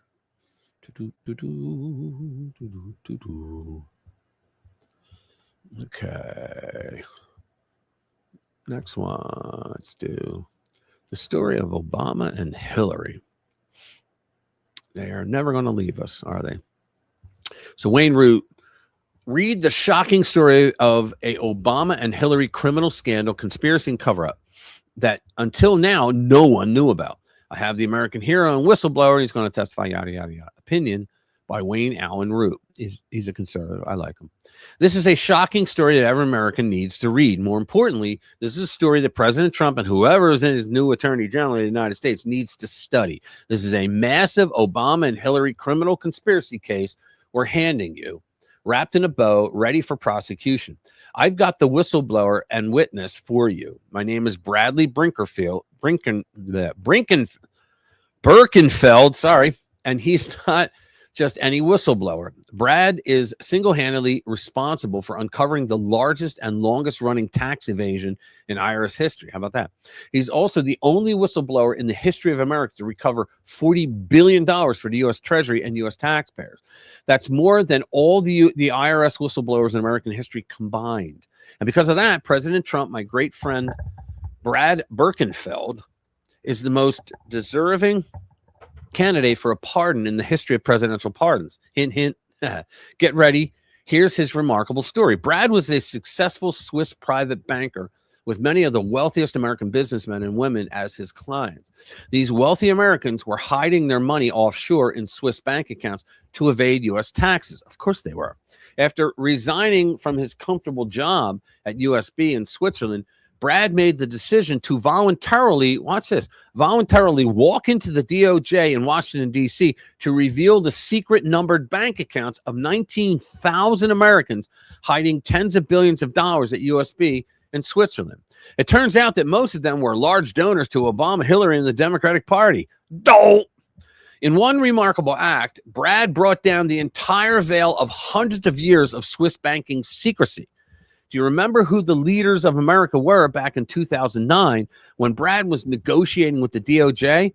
President Obama, Vice President Biden, and Hillary Clinton as Secretary of State. Brad naturally assumed he would be celebrated, thanked, and protected by the U.S. government for risking his life and giving up his lucrative banking career to help the U.S. government collect tens of billions of dollars in stolen tax money. And boy, was he wrong. Instead, the Obama Department of Justice persecuted and prosecuted Brad, putting him in prison for 30 months. Why would they do that? To protect thousands of Democrat donors in these files of tax cheats. They didn't want the files. They wanted to protect the big Democrat donors. They wanted to shut Brad up. He's lucky he didn't have to hire a food taster, because today they would have whacked him. As a result of Brad's testimony and evidence handed to the DOJ, not only was $40 billion recovered by the IRS, but 130 Swiss banks signed formal agreements and were fined by the U.S. government to end their decades-long criminal conduct. 3 IRS amnesty programs were implemented, resulting in over 100,000 and counting U.S. citizens now in tax compliance. USB agreed to a deferred prosecution agreement, paid a $780 million fine to the U.S. Treasury Department, which was a slap in the wrist for them, and agreed to release the names of only 4,700 American tax evaders. That's out of 19,000 tax cheats on Brad's file. So where did the other 14,300 names of tax cheats go? Obama sent Hillary Clinton to Switzerland to negotiate a deal with USB to erase those names. These guys are freaking criminals to the core. And Hillary's still that smarmy little bitch that goes on TV shows complaining about Trump. Trump never did anything like this. And in return, Obama and Hillary gave UBS, I keep saying USB, UBS a sweetheart deal. How evil and criminal was the Obama-Hillary cabal in Washington, D.C. on the very day my friend Brad was sent to prison? And remember, he is the hero who handed in these names of tax cheats. Obama was playing golf with the chairman of UBS. This is how crimes are covered up among friends in Washington, D.C. Instead of making Brad a national hero, Obama's DOJ forced Brad to accept one charge of conspiracy to commit tax fraud. Really? And put him in prison for 30 months. This was their way of shutting him up. In all these years since my friend Brad exposed this massive criminal conspiracy and 19,000 tax cheats, the only person to go to prison is Brad Birkenfeld. Hillary Clinton was sent to Switzerland to negotiate the deal with UBS. She made sure all the Democrat tax cheats' names were erased from the infamous list Brad handed to the IRS. But Brad knows how many names are on the list. They were his clients. He says, I'm no lawyer, but this sure looks like proof of a massive crime and government conspiracy. It was a cover-up carried out by Obama and Hillary, and Brad is ready today to testify as a witness. I'm telling you, he better hire a food taster, because they're going to go after him. Once out of prison, Brad told his side of the story in the worldwide best-selling book, Lucifer's Banker Uncensored, published in 8 languages, with the foreword by Peter Schweitzer. If Peter Schweitzer wrote the foreword, you can believe the book, because Peter Schweitzer, I've read every book he's ever written, and he's brilliant with catching all these people. He wrote the book Clinton Cash. He wrote the book that exposed the 2008 housing market scandal. It was all Democrat run. All right. He exposed that as well. Architects of Ruin was the book that he wrote. I read that thing like 3 times because I use it against all the libnuts in Facebook. Exposing the ingrained corruption of Obama and Clinton. It's time to right a terrible injustice, Mr. President. So this is directly at Trump. First, it's time to call for a special counsel to prosecute Obama and Hillary for carrying out this massive criminal conspiracy. Let me tell you something. Trump truthed out on Truth Social. He truthed out something the other day, and I'm paraphrasing here, where he said, Barack Obama, we now have definite proof that you were behind the Operation Crossfire Hurricane and yada yada and all the other things, right? So they may be going after him for that, and this might be the ultimate prize, what they're going, because that's a real crime. What they did is a real crime, and Obama can't claim presidential immunity because the Supreme Court did not. The Supreme Court broke that down into 3 sections, and committing a crime was not one of them, right? Think about this for a moment. It is a crime to cover up the largest and longest running tax evasion in IRS history. By any standard, that's a clear-cut case of fraud. It is a crime. Or he's asking, is it a crime to erase the names of 14,300 Democrat donors in a file of 19,000 tax cheats? By any standard, that's a clear-cut case of fraud. Is it a crime to only collect the $40 billion from GOP donors because not a dime was ever collected from the 14,300 Democrat donors? How could the IRS collect any money from Democrat tax cheats when their names were erased? So in effect, so they erased just the Dems. So in effect, Obama and Hillary stole an estimated $100 billion from the U.S. Treasury and U.S. taxpayers, you and me, by not going after the taxes owed by their cronies. Democrat donors got away with fraud. By any standard, that's a clear-cut case of fraud. Is it a crime to offer a sweetheart deal to UBS if they would agree to allow Hillary to erase? And she's real good at erasing things, right? She wiped her server, with a cloth? Remember all that shit? 14,300 names from the files. By any standard, that's a clear-cut case of fraud. Finally, is it a crime to destroy the life of my friend Brad in order? You're damn right it is. Well, it should be anyway. Well, we don't need to read anymore. They're scumbags, all of them. Let's see. Rothschild. Yeah, the Rothschilds are absolutely evil.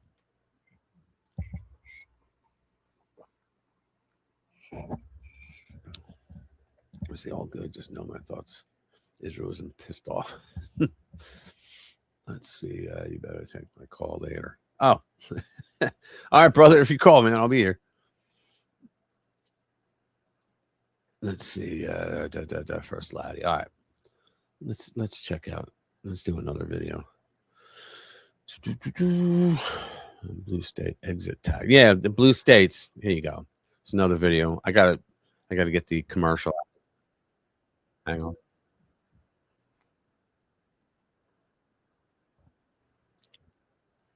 All right, here we go. This is interesting. So the Democrats want to do wealth taxes in all their states, right?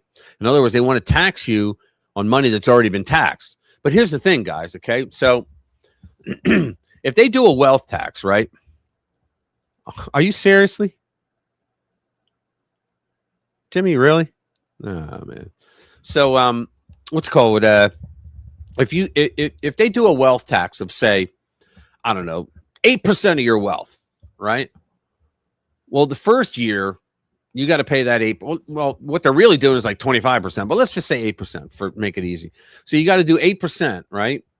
So the first year you pay the 8%, and then the next year you pay the 8%, and then the year after that you pay the 8. You get it?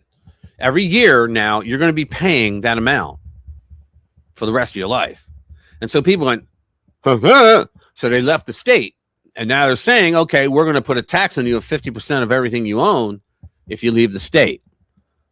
I mean, communists, anyone? You're not allowed to leave the state without being destroyed? Come on.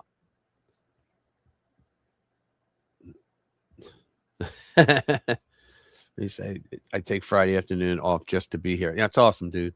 Thank you. So appreciative. Let me see. Brother, so good to see you. Jimmy from Philly. I don't think Jimmy wanted to say that. Tripping my balls off right now. All right. Okay, brother. So let's get back to another. Oh, yeah, I'm going to play that. I'm going to play that video where this guy's talking about it. Here, watch. Here we go. Here come the exit taxes. In case you are stuck in a blue state, dutifully handing over half your money so no Somali Leering Center goes without, they are now coming for the other half of your money. That oceanfront condo in Florida is starting to look mighty good. At least 10 states are now exploring an exit or wealth tax to squeeze the last drop from fleeing residents. That includes California and New York, of course, along with Michigan, Colorado, Washington State, Massachusetts, Connecticut, and of course, Minnesota, who pioneered the Leering Center. In dollars, California's wealth tax is the crown jewel. It would impose a one-time 5% tax on the entire net worth of the roughly 200 billionaires who live in California. They're all leaving. Where the top 1% already pays half of state income tax. A companion bill would add a 1.5% annual tax. Now, like all wealth taxes, it hits unrealized gains, meaning you would have to sell 5% of the company, given almost all the wealth of California billionaires is in the company they founded, meaning the stock crashes, they potentially lose control, and then they'll have to keep liquidating 1.5% every year until they either do lose control or move to Miami. Or die. Now, this takes out the roughly $3 billion in California taxes those 200 people currently pay, as in the wealth tax would reduce revenue. Worse, some will take their companies with them, which employ between 1 and 2 million Californians, pretty much the entire upper middle class. Outside city workers paid $500,000 to ensure fire hydrants have no water. So it could sum to $10 billion of lost revenue. Soaking the rich does not come cheap. The problem is new revenue spawns new parasites who need feeding. So when the billionaires leave, they will turn to millionaires, which is pretty much any Californian who owns a house, at which point it is the Detroit doom loop. Eat the rich till you run out, move on to the kind of rich, the not really rich. And when the smoke clears, you got welfare and people who don't have any other option. Well, and the city workers with the fire hydrants. Happily for California's Leering Centers and fake hospices, California Democrats who run the state are trying to push retroactive exit taxes that would continue taxing you after you leave. You can check out anytime, but you still owe taxes. This has already kicked off an exodus with an estimated $700 billion of assets fleeing the state, roughly the GDP of Switzerland. It's a warning shot to any livestock dumb enough to hang out at the slaughterhouse. The California blend of wealth tax and exit tax is spreading across blue states, stuck between a massive fraud of welfare class and livestock who know how to move to another state. New York's pushing a 9% exit tax, along with a 4% annual wealth tax, so far only hitting second homes, so-called pied-à-terres. These will spread as income taxes rise. Washington and Michigan just hiked their top rate to nearly 10%. New York City is already at 11% with plans for 17% tax. So what's next? Blue states are walking their tax base off a cliff. If you are in the crosshairs and mobile, it's probably time to talk to an accountant to change residency, sell before the taxes, and structure your business and trusts so they survive for your kids. Read the rest with charts and... Yeah. Elizabeth Warren was the first one to come up with the idea of a wealth tax. So they're going to charge you the same amount every year. Now, think about this. Some of them want to get 50%. That's what Warren talked about, like 50%. So you pay 50% of your wealth, right? The 1 year, and then 50% of what you have left the next year, and then 50% of what you have left the year after that. Why would you stick around? I mean, why? Why would you hang out? It'd be stupid. Let's see. Yeah, this is pretty good. The same guy, but different video.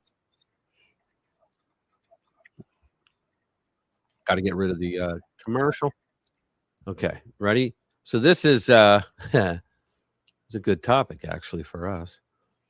So liberal men are checking out of the gene pool. Just 1 in 8 American kids has a liberal dad. According to a new study, liberal men are going extinct, checking out of the gene pool, while conservative men keep on trucking, sustaining the human race against all odds. A new study by the Institute for Family Studies found liberal men have less than 0.5 children each, while conservative men have 2.14. As in every generation, roughly 80% of liberal men check out of the gene pool Darwin Awards for everyone. But different, roughly 1 in 8 newborns has a liberal father. In case you wonder about all those progressive TikTokers complaining about their Trumper dad, because roughly nobody has a liberal father. As in, those TikTokers are only alive to complain about their conservative dad because he is conservative. For women, the gap is almost as bad. 1.7 kids for conservative women, 0.8 for liberals. Almost half of liberal women never have kids. Keep in mind, liberals includes migrants who have a lot of kids. Take them out, and liberal women might be under half a kid. Now, liberals never had kids. It's the me ideology, but the gap has exploded since the 1980s. So back then, conservative women actually had fewer than today. They had 1.4, while liberals were basically the same at 1.3. The reason it collapsed, of course, is liberal education and media spent decades trashing the family, championing the girl boss, who parties her body count away till she's way past the wall. A recent NBC News poll found for Gen Z who voted for Kamala, getting married and having kids was almost dead last in their, quote, personal definition of success. Meanwhile, for Gen Z men who voted for Trump, having children is the most important thing in their personal definition of success, according to that poll. Now, a conservative might celebrate this. 7 out of 8 kids raised conservative hearkens good things for the future of the republic. Alas, meet public schools, the ideological wood chipper into which roughly 90% of those conservative kids will be fed. 12 years of state-sponsored indoctrination, followed by 4 years of colleges run by Marxists. Polls find public schools turn students liberal by 4-1, meaning 1 in 8 liberal flips to 4 in 5 liberal. University alone tacks on another 10 points, the difference between New Jersey and Georgia. In other words, liberal parents are checking out, but liberal teachers have the kids. The easy solution is give education back to parents, replace public schools with vouchers, and cut off the government grants that turn universities into Marxist zoos. So what's next? The left's near total control of education and media are wiping out conservative thought among kids and literally wiping out liberal kids. Happily, Hollywood's imploding, and we've now got conservative media that celebrates marriage and kids, the meaning kids give to life, the fact marriage almost triples income, men get their act together, the fact that having someone to grow old with is the single healthiest decision you make in life. Meanwhile, we've got growing tools to hand education back to parents in red states, implementing vouchers, and of course, homeschooling parents, which is what we chose. Still, the kids we've already got are the future voters. We're looking at a lost generation, ideologically and literally, courtesy of government schools and liberal media. Yeah, Gen Z is screwed. Let's face it, but not all Gen Z is bad. Oh, here we go. Cool. Can we some right-wing women by Dominic Frisby? Rich, please, Rich. I'm sure you'd love it. What is it? What is? I don't know what it is. Can we? Are you saying can we have some right-wing woman? I don't know what that means, brother. But thank you. Tell me what does it mean? Is there a Dominic Frisby? Who's that? I don't know who that is. Let me see. I see Dominic Frisby. Ah, okay. So there's a guy. Are there videos? You have a link? I'll play it. Thanks, brother. I appreciate it, man. Yeah, if you have a link, I'll play it if it's a video. We have some right-wing woman. Right-wing woman? Is that what it is? All right. Oh, there it is. All right, cool. Now I can't play it because I'd get a strike if I played it. Sorry. You know me, I would love to play it, but I would definitely get a strike because it's copyrighted. I hate that too. Because you can post all the music videos you want in Facebook, but here you can't. And I understand it because it's content IDs. I mean, I have stuff on YouTube Music and Spotify and all that crap, so I understand it, but still, it's a problem. Hey, what's up, Anglo? Out here buying the top spot. LOL. Thank you, Commander. Appreciate it, brother. Yeah, let's see what the next one will bring. Yeah, tonight we're on Facebook, we're on Rumble and YouTube. So let's see. Blue Star exit. That was that. Nick Shirley fires back at Ilhan. Republicans are idiots for allowing voter fraud to happen. Foul-mouthed Kristen Cavallari. Yeah, she has a foul mouth, but she's actually kind of cool. Let me see. Half-mile stretch. Democrat hellhole. Yeah, watch this. Oh, this is really something. Let me see. Is this yeah, damn, everything. Another commercial. Hang on. Got to get past that Rumble. Here we go. Okay. So now watch this. Come on, go to the beginning, you bastard. Now let me bring it up. Sorry, guys. So this is a half-mile stretch in Democrat hellhole Los Angeles is now lined with 200-plus RVs and encampments. Well, ignored, no more.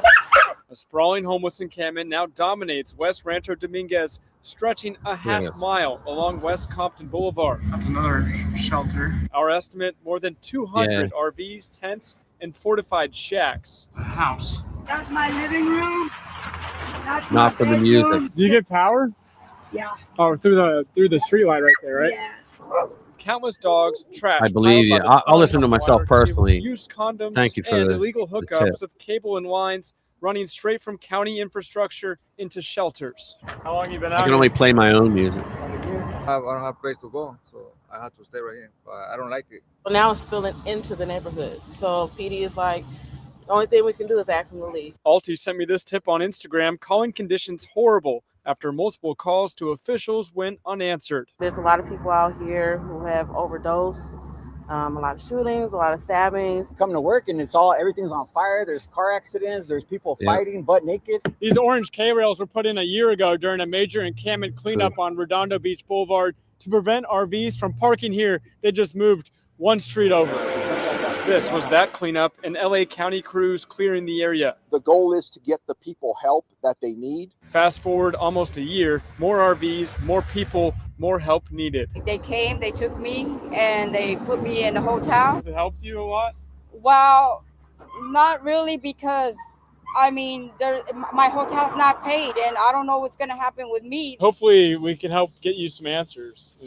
Yeah, we're looking for it. A senior county deputy for homelessness and housing tells us the issue has been raised with Supervisor Holly Mitchell, and they'll continue working on it. Does the county come by and offer resources or help? Yeah. I think Jimmy's getting stoned again. I won't take it. While county workers keep offering help, no one we met Wednesday wants to leave. But I don't like shelter. You don't like the shelter? I don't like it. Why not? Because there's too many people in the shelter, you know. Back out here, you'll notice how dark it is. All the street lights are out, likely from copper wire theft.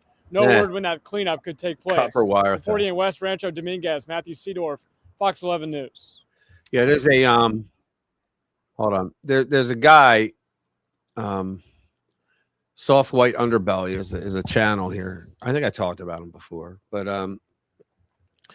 and what he does is he goes in Skid Row in LA and he just finds people and he makes them famous. But what he does is he brings them back to wherever he's renting or a studio he has, puts up a white sheet and a chair, and they sit there and he interviews them. And it's like, you know, prostitutes, drug dealers, drug addicts, you know, shit like that, right? And yeah, check the scrap prices. Yeah, and he actually, for some people that he genuinely likes, he tries to get them off Skid Row, and he'll do a GoFundMe for them. And since everybody knows who he is, they put the money up, and he gets people out. You know, what does this say? You hear the guy listing the crimes. You yell, but okay, I didn't hear that, man. Sorry. Yeah, But that's funny. Yeah. So he once said that he had another guy with him one day, and he was saying, yeah, the reason why, we don't get killed because they were white boys. And he said, the reason we don't get killed is because everybody knows we'll make them famous. So they allow them to walk through Skid Row and ask questions and whatnot. So he basically said that you let the adults that they're a lost cause because you can't get them to want to get a job when they've got everything they need down there. When you're down to that level and all you need is like 3 squares for free a day, a free place to live, like to sleep every night, and free showers, free cell phone charging, right? All that shit. And you panhandle to pay for your phone bill. Come on. These guys, they don't want to be responsible. So he said, go after the kids, get the kids. But see, I'm against government, getting involved with that kind of shit. But maybe private organizations can do something, because he pointed out, he said that one thing he learned after all the years of doing all the interviews is that everybody on Skid Row is on drugs. Every single one of them. And the reason that they're on drugs is because if you peel a layer away, he said you find out that they all have a mental problem. There's some kind of mental disorder with them. He said so they take the drugs to get numb from that, or to get over it, to help handle it, whatever. He said, and if you peel a layer away from that, they all have a mental disorder because the overwhelming majority of them were abused as children by some adult that they were supposed to trust, either sexually or physically or both. And so he said, if you can go after the children and get them out of a situation that could be like that.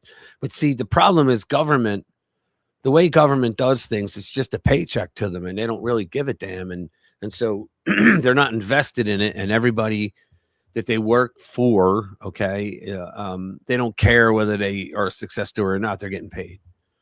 So they see, worked on a crew that built a yacht for a billionaire in the 80s. They had an estate with cabins. They would put homeless people. They interviewed, room, board as best. Nice. All right. You could. Most people, they got helped back on their feet. That's pretty good then, man. Let me see. It's government allowed it. Thanks, brother. Appreciate it. Remember, I'm not going to be around tomorrow night, 40. I'm sorry. I got to go upstate. Yeah, I got a wedding I got to go to tomorrow. My nephew's getting married. Yeah, I called him today. I said, you still going through with it? Yeah, I'm surprised his mom's not on, my sister. Billionaire Bob. Yeah.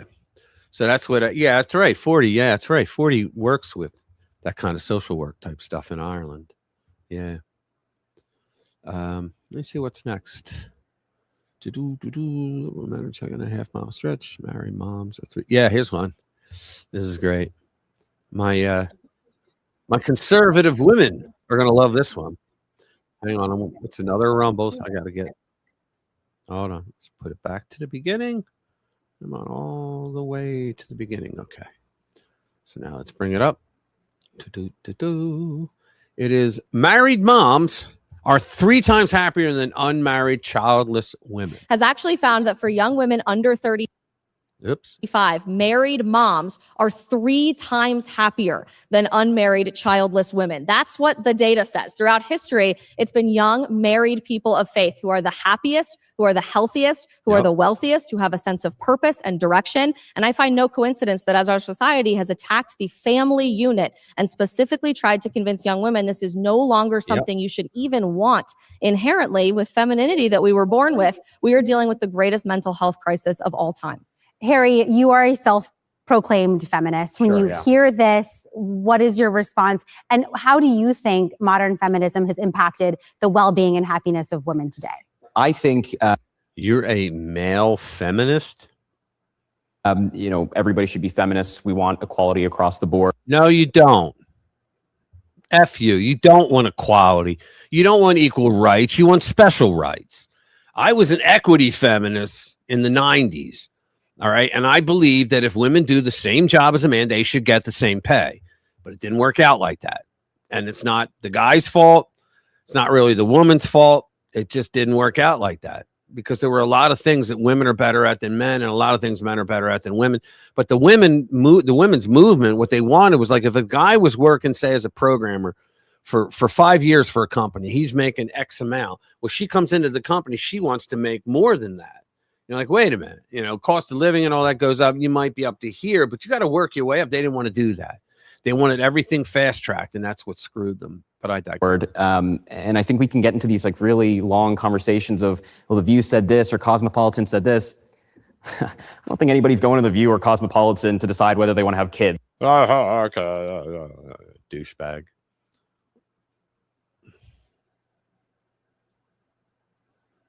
You're listening, okay? Yeah, it is sinful what they're doing. Yeah, special rights on acid. That's funny. On acid, there it is. Special rights on acid. Yeah, the soy. Yeah, you're absolutely right, dude. Feminism is cancer. Yeah, yeah. Milo. Yeah, I like Milo. Let's go Milo. The one time when they said he was a racist, and you remember the comment that he made. They said he was a racist. I can't say it out loud here, but it was pretty damn funny. Let me see. What's next?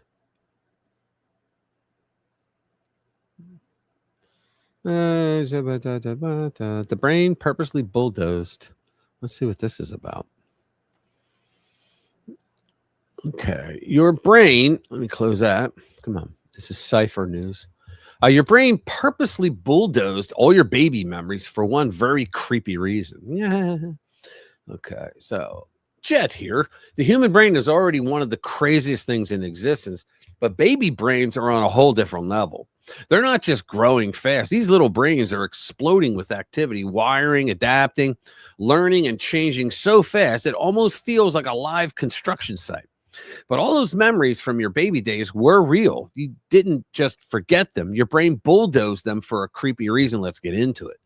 There's something almost freaky about early human development when you really stop and examine what's happening. A newborn enters the world barely able to control its own body, barely able to make sense of sound, light, movement, or distance. And yet within weeks, the system is already firing on all cylinders.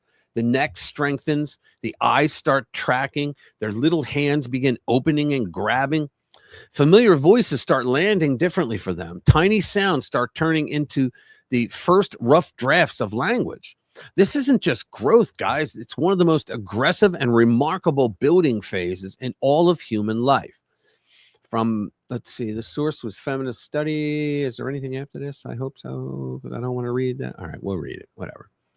Okay, a lot happens during your baby's first 3 months. Most babies reach certain milestones at similar ages, but infants take their own path as they develop. Expect your baby to grow and develop your baby's own pace. Keep in mind that a baby born early, also called premature, may have a delay in some milestones. As you get to know your baby, think about these general infant development milestones. At first, caring for your baby might feel like an endless cycle of feeding, diapering, and soothing. Getting up in the middle of the night. Yeah, all right. But soon, signs of your baby's growth and development will appear. Motor skills. Your newborn's movements will probably be jerky at first. Jerky. But over the next 2 months, most babies start to control movements. Your newborn's neck will get stronger during this time too. By 2 months, when you hold your baby should be able to support the head on their own. By the end of month 3, most babies can lift their head and chest supported by elbows while lying on the tummy. Babies also discover the hands during this time. A baby's hands will open and shut, and by month 3, babies can grab toys and bring them to the mouth. Hearing. Newborns can hear, but they don't understand what the sounds mean. As a 1-month-old, babies start to know familiar sounds and may show it by turning the head. By 3 months old, your baby may respond to those sounds with excitement, or your baby may quiet to listen to your voice. Vision. In the first 3 months, babies pay most attention to faces. Over this time, your baby will likely gain the ability to follow an object as it moves in front of their eyes. Gradually, babies are able to focus on objects farther away. At around 2 months old, babies may begin to smile when others smile at them. By the end of month 3, your baby should be able to make eye contact. Your baby also may begin to tell colors apart. I hope we're getting somewhere. Communication. Babies take in information such as their caregivers' body language, expressions, and how they're held. The way new babies communicate their needs is mostly by crying, right? Shut the kid up. Give him what he wants. By age 2 months, your baby might coo and repeat vowel sounds when you talk or gently play together. And in the next month, your baby may start testing out other sounds such as squeaks, growling, really, or blowing raspberries. How about trust fund? Remember that one? Your baby may imitate sounds and smile at the sound of your voice. And that's what makes the next part of this story so strange, because I knew it was going to lead somewhere. Because if the baby brain is doing all of this hard work, absorbing, reacting, learning, building, and connecting, then the obvious question is this: why can't we remember any of it? That's right. Why is there this giant black hole where the first years of our lives should be? Most people assume the answer is that the brain was too young, too underdeveloped, and unfinished to record anything real. But that's not actually the full story. The weirder truth is that the infant brain wasn't failing to take life in. It was taking it all in, huge amounts, actually. It could learn, could remember, form impressions, and hold on to them. The problem is that the whole system was changing so violently and so fast that the original record couldn't survive it. And that's where our little story starts to get creepy in the best possible way, because your baby brain didn't just forget those early years. Those memories were overwritten so that the current you could become real. The same burst of growth that helped build the architecture of your mind tore through the earliest circuits, holding those memories in place. And that's the source. We don't need any more of that. Let me see if I can find something else. Hold on. I think that's it. Is this it? Yeah, here it is. This is good. This is kind of funny. I liked this one. I saw this today. Somebody sent it to me. I just cracked up. You'll like it. Hang on. So it's just a comedy thing. It's wild animals. Hell Ready? yeah, fellas. Oops. Hell yeah, fellas. Let's get these ants real quick. You know what I'm saying? Dude. Like, let me try to get what? Dude! Dude! Are you recording? Yeah. Watch this. Hey, porcupine. Hey, what are you gonna do? What are you gonna do? Hey, hold on. Stay there. Got a question. What's lava? Need some help. Huge favor. Please don't judge. Gotta ask. Do you have any cocaine? No, I don't. He said, what? Watch this. I'm gonna ramp his butt. I'm gonna ramp his butt. Excuse me. I'm gonna ramp his butt. I'm gonna ramp his butt. Stupid dog. I guess someone was giving away bananas. I'll have one. Yo, stop being stingy, dude. Just give me the damn thing. Give it here. That's for your information. I'm not fat. It's just beer-related swelling, which makes me look crazy. Yo, Pablo, didn't I tell you the next time I came back, you better have bananas for me, or else I was gonna break shit? Well, guess what? I wasn't lying, puto. Hey, what do you got there? You got a snack? Freaking love snacks. Give me that. Thank you. What the fuck? Dude! You're a freaking jerk, man. I hope you get diarrhea. There it is! You came back! That's what I'm talking about, baby! I didn't think you were gonna come back, but you did. You're a real one, bro! And you brought me snacks? You're my boy, Blue! Oh my god, I'm so winded. Oh, only 2 grapes, huh? Dashing through the snow on a one-horse open sleigh. Merry Christmas! O'er the fields we go, marching all the way. I'm so happy it's Friday! Here comes Santa Claus, here comes Santa. Merry Christmas! Right now, Santa Claus,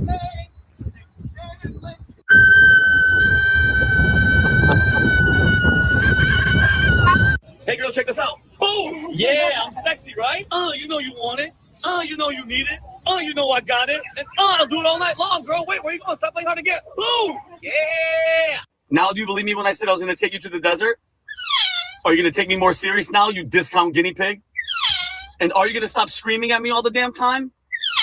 It's so funny how your tone has changed. Lastly, will you show me some appreciation for what I do for you? That was funny. I thought that was funny. What is that?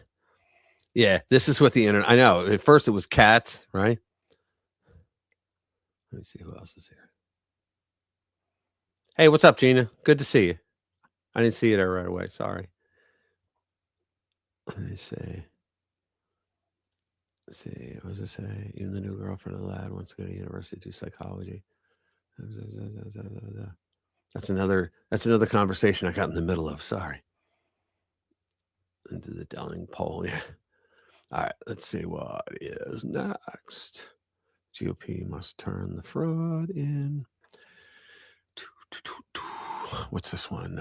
Trump's fresh insider army Just stormed the beaches of Europe. All right, here we go. This ought to be interesting. So it says, Trump's fresh young insider army just stormed the beaches of Europe. There we go. All right. Let's bring this up. The New York Times thought it was writing a horror story. What it actually wrote was a gloriously nervous admission that Team Trump is done playing footsie with Europe's stale, old, out-of-date, self-important establishment elites. Remember, guys, we love all of you. Like us, we don't like your government. For eons now, because they're screwing you. For eons now, the foreign policy game has been the same. Flatter the old establishment, repeat pre-approved canned slogans, and pretend the only legitimate voices in Europe were the same tired establishment creatures who opened the floodgates to migrants, censored free speech, and ran their country straight into the ground. Exactly. But thanks to Team Trump, things are changing. The younger people rising inside Trump's circle aren't the least bit interested in propping up the same failed old dowdy Euro crowd. They're interested in the future, which is why they're talking to the new right, populist nationalists, and the people the old order have spent years trying to crush into dust. That's why the New York Times is in panic mode. The freak out is because Team Trump isn't just changing policy, but it's doing it with younger voices who aren't at all impressed or intimidated by old political taboos, guilt rituals, or dusty diplomatic niceties. And that's where Sarah Rogers comes in. You might remember Sarah Rogers from her fight to help Douglas Mackey, who was convicted of election conspiracy charges for sharing an anti-Hillary meme. You remember that? The guy had a meme in the 2016 election, and they actually threw him in jail for a meme. Unreal. Always a champion on free speech and justice, Sarah stepped in to help Mr. Mackey when he needed it most. So it is not surprising that the Times' own reporting shows she became a key part in this larger shift from the old guard to the new. Sarah is the more senior, more polished figure helping carry that torch, and the New York Times is clearly not happy about it. Well, tough shit. The piece kicks things off fretting that Trump's people are no longer treating Europe's hard right parties like the plague. When Samuel Sampson, a senior advisor to the State Department, sat down privately with far-right German lawmakers in an office just steps from the White House, he was breaking with history. For 8 decades after World War II, America's foreign policy establishment had usually steered clear of Germany's hard-right parties, seeking to ensure that they never seized power again. That changed under President Trump, leading last September to Mr. Sampson's meeting with Beatrix von Storch, there's a name, and Joachim Paul, an alternative for Germany, or AfD, a party. Didn't the German party in power say, well, they're not a real party, get out of here, when they won like a lot of seats or something? I remember something like that. A party designated as a suspected extremist organization by German intelligence. Yeah, it's like our CIA. Yes, the Times wants their readers to recoil in horror at the idea that Trump's people are willing to break with the old post-war playbook because the old establishment expects permanent loyalty no matter what. Team Trump is making it clear those days are over. When he's saying Team Trump, it doesn't mean just Americans, right? You guys know that, right? He means like populist nationalists over there. The New York Times dives into what Sampson has actually been doing. And again, their panic is obvious. He's coming to Europe to build ties with the people the establishment wants to shut out. Do we have to read it? No. The left cannot stand watching a younger generation inside Team Trump walk right past the old political fuddy-duddies and start building ties with a completely different part of Europe. That is what rattles them. Change rattles them. A new openness to the rising right rattles them. And you think about it, guys. Populist nationalists, what the hell do they want? They want the government to be focused on their citizens before anybody else and then help everybody else. I think every country should be that way, except Somalia, because they don't really have a country. They have nothing.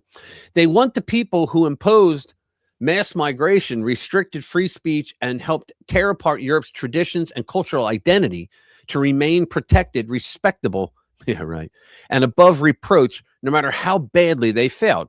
For Mr. Sampson and much of the administration, the Europe of 2026 has become a place where woke, gender-based politics is at its peak. The nanny state is empowered and patriotism and national pride go to die. Yeah, right. In this view, the European bureaucracy has sacrificed free speech for regulating American tech companies, and an effort that includes trying to stamp out child sexual abuse imagery on social media outlets and limiting children's access to them. Quote, Europe has devolved into a hotbed of digital censorship, mass migrations, restrictions on religious freedom, and numerous other assaults on democratic self-governance, Mr. Sampson wrote in an essay posted to the State Department's official Substack account. What's really amusing is how the New York Times presents this change like it's some kind of massive political scandal.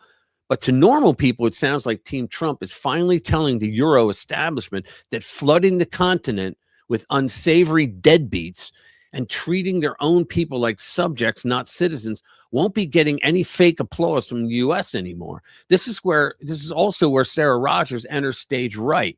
Once she came into the story, they knew this wasn't just one young advisor having some freelance fun.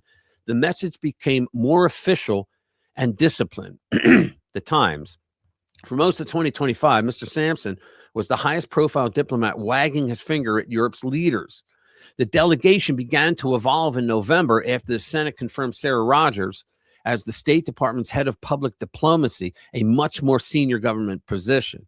She was soon in Europe, too, meeting with British diplomats in December, complaining to them about what she characterized as unchecked migration in Britain and demanding they produce statistics to provide the claim or to prove the claim that migrants cause crime, according to 4 people familiar with the meeting. Her message was similar to Mr. Sampson's, but with a slightly more diplomatic tone, reflecting the department's push to become more professional after the administration's chaotic beginnings.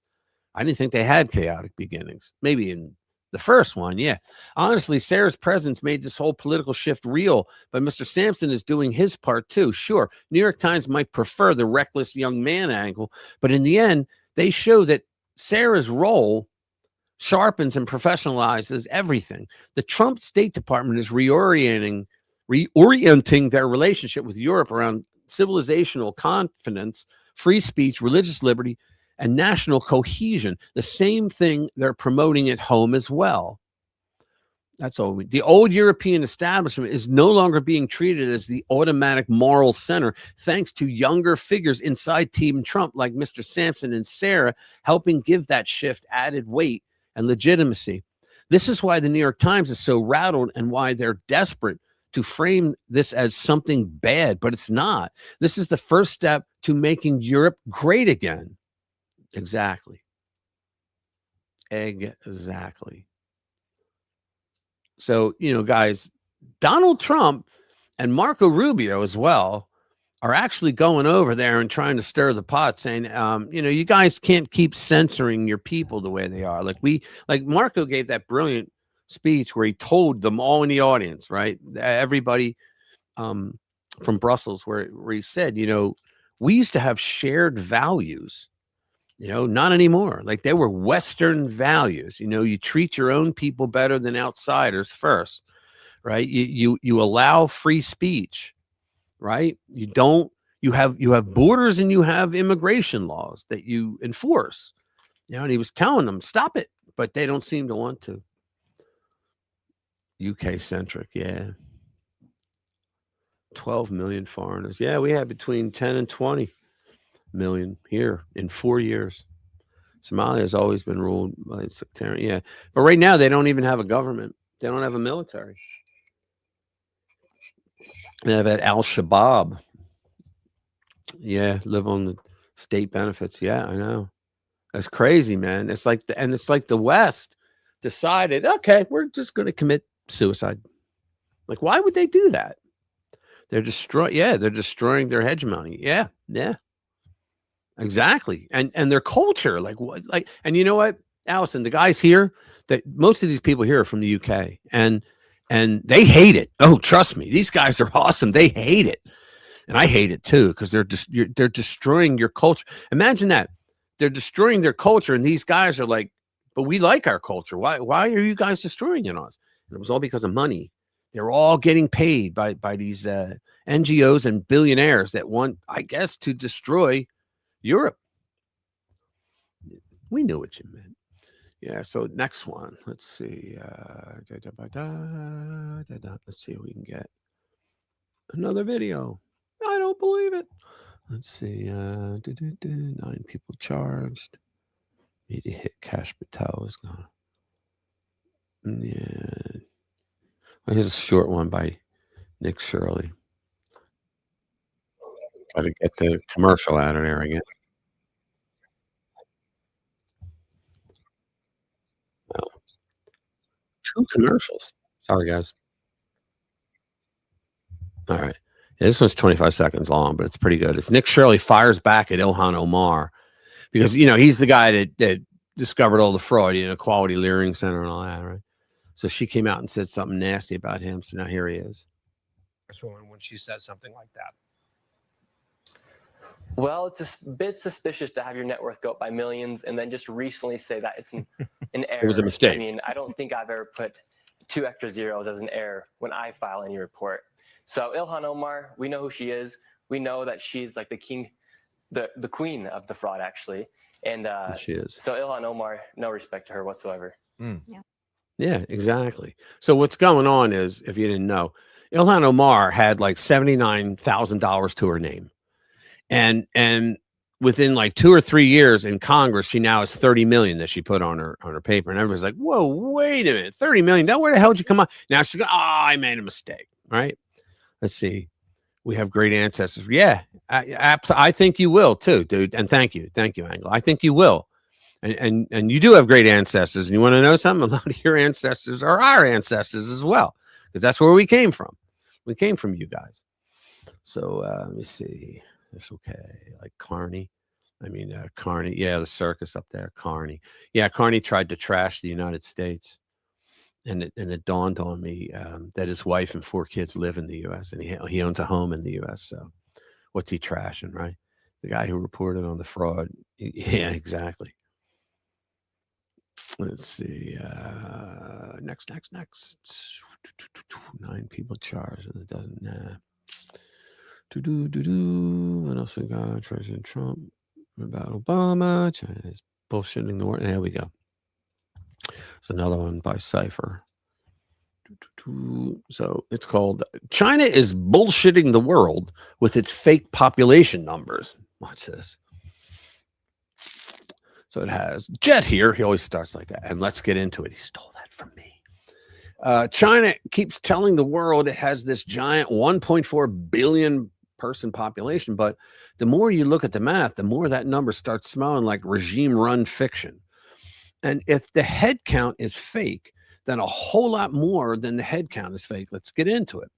What makes the story so interesting is that it's not some gut feeling or trust me, bro, conspiracy. It's one big fat math problem.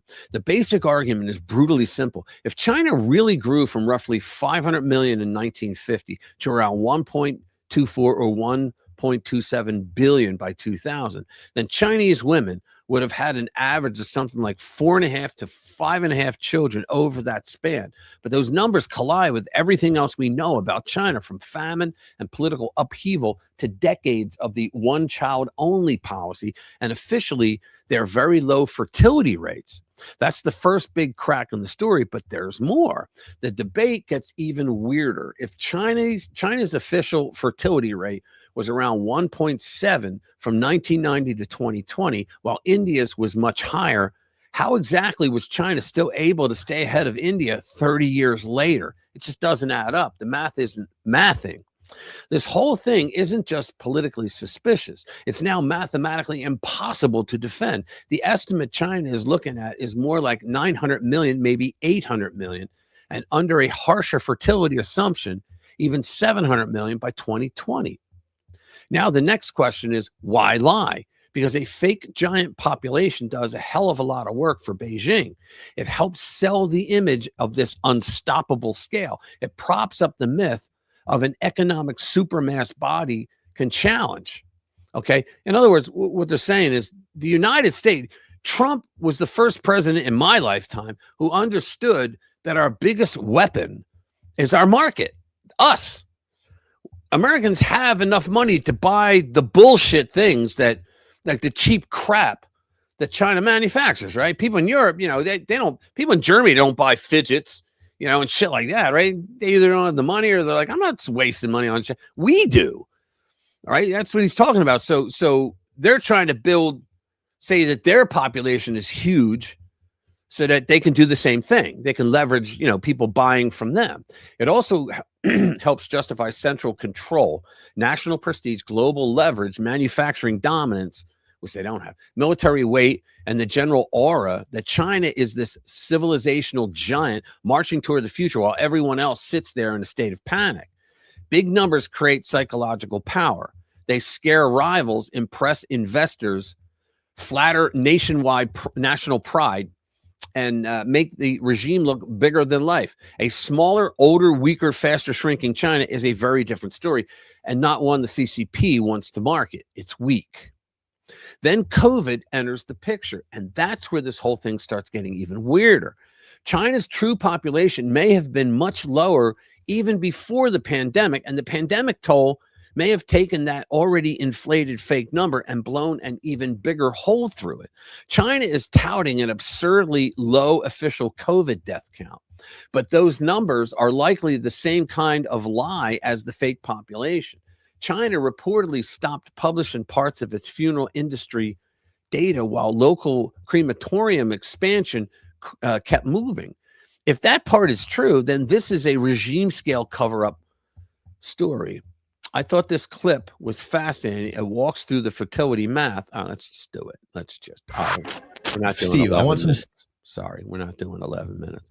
So it walks through the fertility math, the one-child policy contradiction, the India comparison, and the darker possibility that China's real population is nowhere near what the regime has been selling to the world. Plus, they're communists. If China is, communists never have money for the people. How are they going to afford having 4.5, 5.5 kids? If China is bullshitting the world about something this basic and easy to debunk, then what else have they been padded? And what else has been padded, polished, buried, or flat out invented by the regime? Population isn't some side seat. It is the base layer underneath labor, housing, consumption, military manpower, public health, economic growth, and long-term state survival. Get that number wrong on purpose, and you're lying about a whole machine. Now you know China may not be hiding a number. It may be hiding a collapse. That's interesting for those of us that don't like China anymore. A larger population, when it goes towards leverage and buy. Yeah. Let me see. Must be nice to live in a real country. 6 million. Best I can do is 250,000. I'm taking a big risk with that number. Okay. Let me get rid of that. Get rid of that. Wild animals. What else? Did that. It's voter fraud. Let's see, Bongino, Dan Bongino. Where is it? The election GOP. Yeah, let's read that one. Here we go. The GOP must turn the fraud issue into an election issue. They have to do it, but they're pussies. They won't. Discovering fraud isn't victory. It's the bare minimum. In California, Attorney General Rob Bonta, guilty, announced charges against 21 suspects in a $267 million Medi-Cal hospice fraud ring. That was after they were exposed for the corruption and fraud in the hospice fraud ring. That's what I say. They try to get out in front of, we're going to stop this. No, you allowed it to happen. In fact, you brought some of the money in for this. You know what it is, too? Democrats, it started out where years ago, Democrats realized that they ran out of ideas. They didn't have ways to help their constituents get jobs, the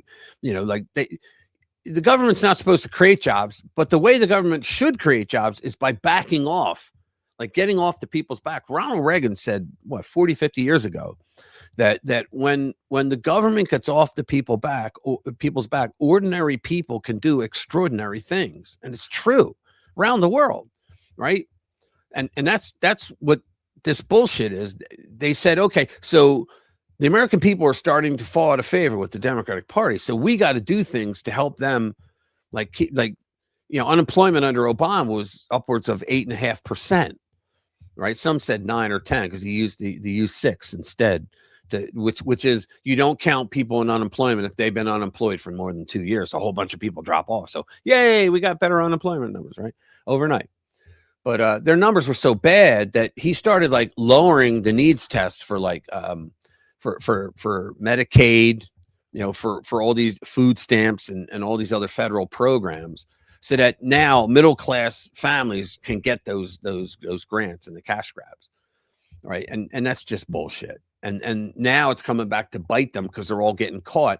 Because what happened was when nobody was looking at them and they were doing this for years, and they started getting sloppy. They thought that like they were legally getting this money, right? That was their job, to collect money to do nothing. Shell companies used stolen identities to bill taxpayers for end-of-life care that never happened. No patients, no services, just straight cash grabs. Now, everybody involved in that should go to prison. Every single person.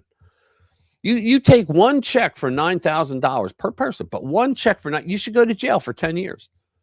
Because, you freaking lied. You committed fraud and you charged the American people for that shit, right? Days earlier, federal agents arrested 8 more in a separate $50 million scheme running sham hospices across Los Angeles. Feds now have suspended 447 hospices and 23 home growth outfits over an estimated $600 million in Medicare ripoffs. And the left is all pointing, they just closed down 447 hospices. Those evil Republicans, right? And it's like, wait a minute. It's like everything else. Well, they cut all this spending for, because they got rid of the fraud and they got rid of the illegals accepting that money. That's why it went down, right? But they're trying to make it like, well, those mean Republicans don't like to help people, probably because they're black. All the bullshit that they've thrown at us over the years. But it was because they got rid of the fraud. With the Doge, remember Doge and all that, they got rid of the fraud. Meanwhile, in Minnesota, citizen journalist Nick Shirley went door to door and filmed what looked like ghost daycare centers. We all know this, right? Raking in millions in child care assistance program funds. Empty rooms, misspelled signs, no kids, just taxpayer checks. They even paid some kids. You ready for this? They paid some kids on their autism scam they got their parents to train them how to act like they were autistic. And they used their names and their little social security numbers, right, to start just raking in money. And they told the parents, well, what's in it for you? Because, Somalis, no matter what, they're in on a scheme, right? They want to get in on it. Right? They never found a scheme they didn't like, right? And so they're getting kickbacks as well. So the money has to be big because the fraudster has to make a decent wage, right? They said that Nick Shirley was outside of these supposed hospice centers. There were like 200 of them in one area. And he said all the buildings were empty, but you saw all these filthy rich cars, like top-notch, most expensive cars all in the parking lot because they were just racking in all the money. And that means these people are bums. These people like defrauded the state and the federal government for money to do nothing. Right. The Trump administration froze child care funds and defunded and demanded audits. Walz's machine stonewalls full transparency while he's saying, well, that's just Trump administration. They're not transparent at all with what they're doing. All right. Here's the cold truth conservatives must hammer home. This isn't a few bad apples or data glitches. This is standard operating procedure for the Democrat left. They don't just tolerate massive fraud in welfare, healthcare, and entitlement programs. They rely on it, protect it, and punish anyone who gets too close. We've seen that. Legacy media calls every expose baseless. Hollywood stays silent. Unions and rhinos look the other way because the grift keeps their machine funded and their voters dependent.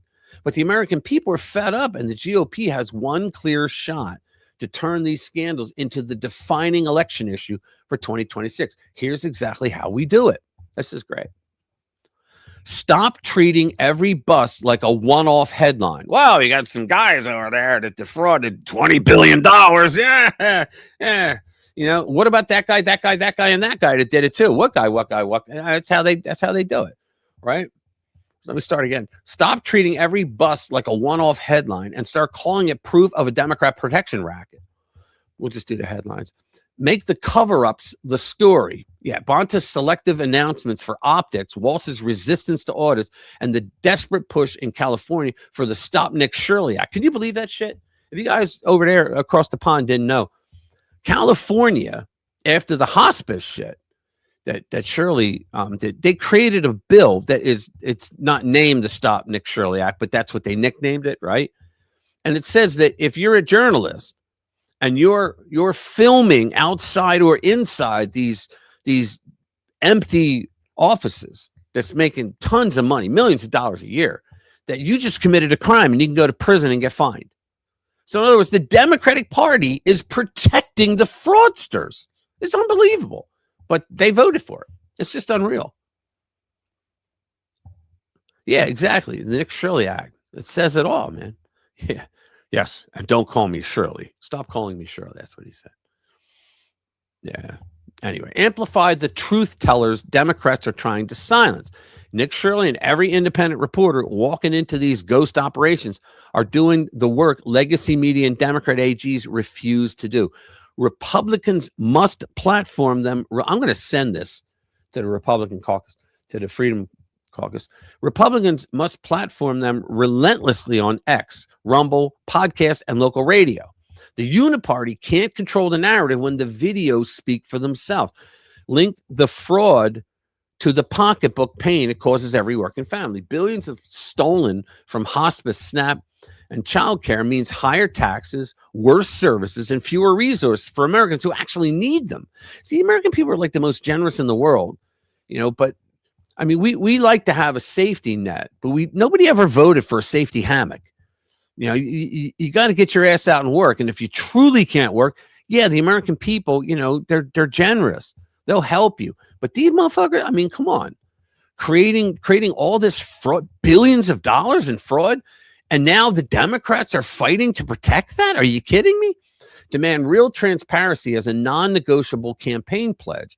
GOP candidates must run on full public audits of every welfare and health program, same-day data sharing with federal fraud fighters, and automatic disqualification for any provider with multiple red flags. Turn every primary into a test of who will actually drain the swamp instead of managing it.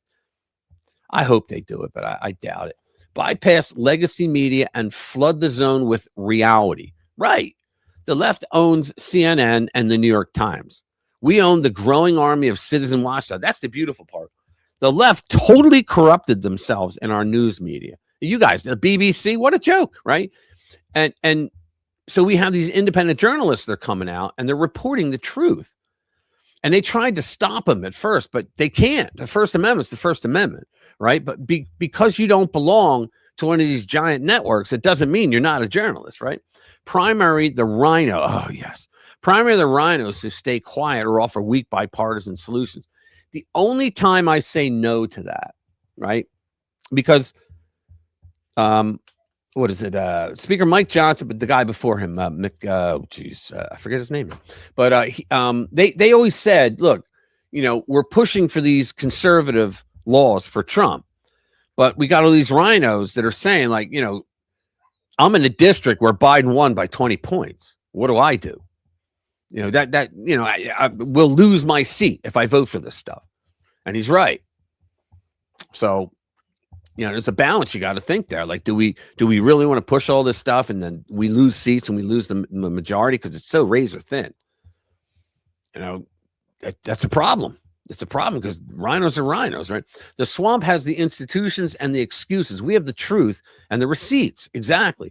But truth only wins when we force it into the ballot box. The midterms are coming fast. If conservatives treat these California and Minnesota fraud explosions as isolated gotcha moments instead of the systemic cancer they represent, we'll lose again. That's why I was trying to do a video. I was trying to build up a video of showing like how the Democratic Party is the party of fraud. And because all the fraud that we're uncovering is all Democrat, maybe a couple rhinos. See, if one rhino was involved, like, oh, well, it's bipartisan. It's both parties. No, it really isn't. It's the Democrats. They're a bunch of fraudsters. If we make the fraud and the desperate Democrat cover-ups, the central issue, we turn their greatest vulnerability into our greatest weapon. The ball is in the GOP's court. Stop investigating quietly. Start campaigning loudly. Yeah, exactly. I mean, first of all, I always say, Republican rhinos, why the F don't you get out there and go, you know what, thanks to Trump, we got a manufacturing plant over here. It's going to hire 500 of our local people. We're going to get really good paying jobs for that. You know, why don't they do that? Because they're pussies. That's why. They don't want the media saying something nasty about them, right? And so they stay quiet. They figure, okay, I'm not going to lose my seat, but if we lose the majority, who cares? I'm still making the same amount of money, right? That's how they think. And we got to stop that.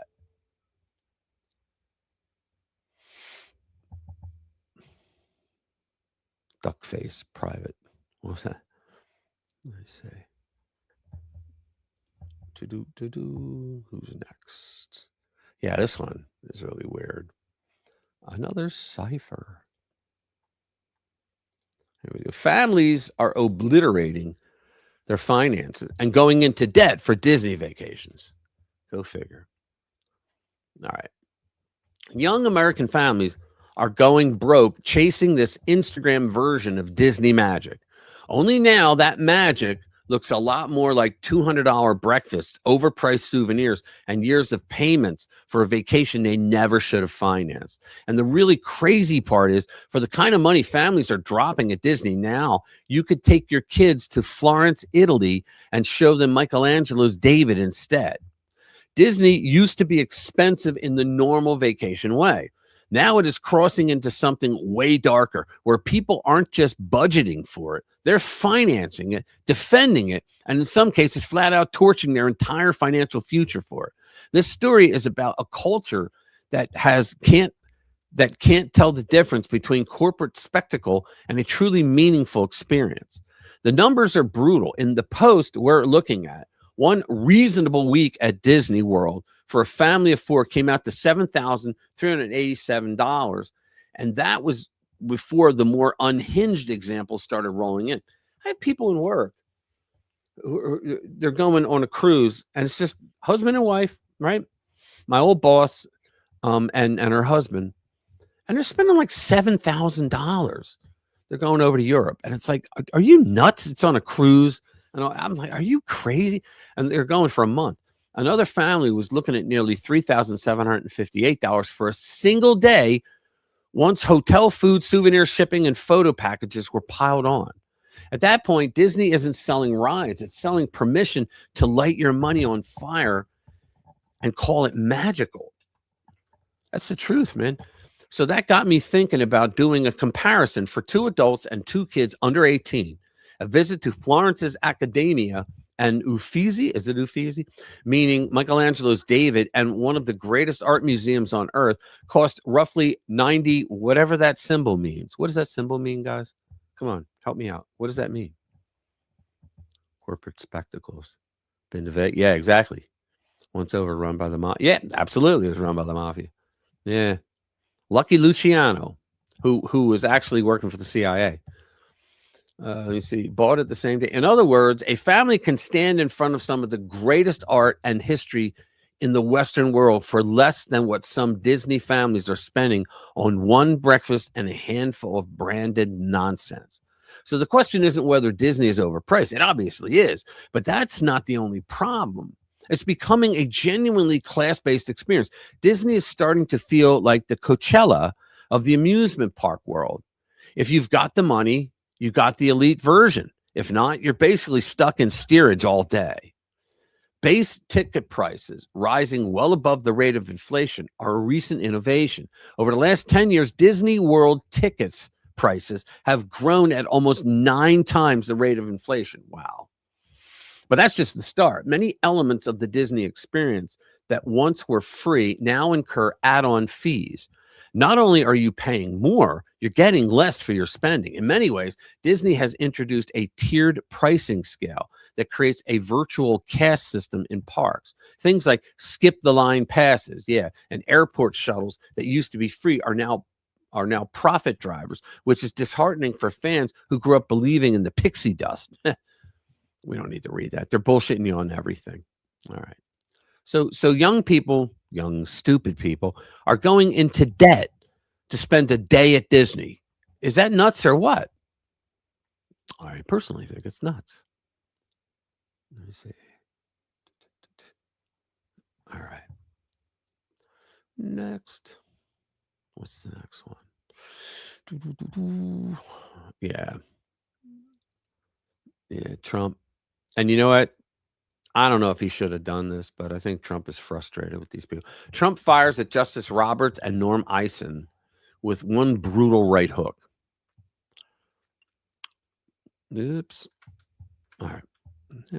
President Trump called out two members of the establishment, one a so-called Republican and the other a Democrat. His first target was Chief Justice Roberts, who is either unwilling or unable to stop leakers inside the Supreme Court from wreaking havoc. They're leaking sensitive information to the press and creating chaos. Everyone remembers what happened before the Roe v. Wade ruling, when a major leak triggered outrage just ahead of the midterms and helped energize an otherwise bored and disinterested Democratic base. And you know what? Some Republicans lost their seats because of that, because they're just rabid on the whole abortion thing. I call them the politically correct death squad. Ironically, they never found that leaker. Yeah, never found the leaker, right? And now it appears others inside the court are working to stir up even more division. So now Trump is calling out Roberts, who clearly cannot control his own court. He is telling him to bring in the FBI and find the leakers. Oh, this is cool. He's got to call him up on foxnews.com. He says that Chief Justice John Roberts has to bring in the FBI. What the hell happened? Hold on. What the hell happened? There we go.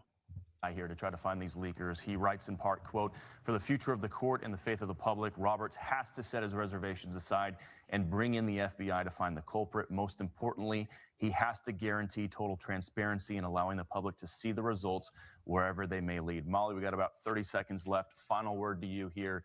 Do you agree with Jonathan? Oh, it's Molly Hemingway. If you do not punish people for breaking the norms and the procedures and maybe even the laws that are governing the court here, you're going to see more of that. And the failure to really do a good investigation for the Dobbs leaker, I think we're seeing the fallout right now.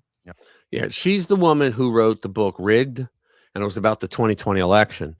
And that story was based mostly on Mark Davis, the guy that we bring in to talk about the 2020 election scam down in Georgia. And I believe she read my article about Mark, and she found out who Mark was rather than calling me. She found out who Mark was and spoke with him on the phone, and they worked it out so that his story of how he discovered the fraud was put into the book Rigged. But she was very nice enough to put my link to the story in her book and talked about it. So that was really nice. I didn't see a freaking dime, but it was still nice. Never have gone to Disney, and I'm not regret. Yeah, me too. I've never gone either, and I really couldn't give two rats' asses. But let's see what's next. Let's close that. Oh, here we go.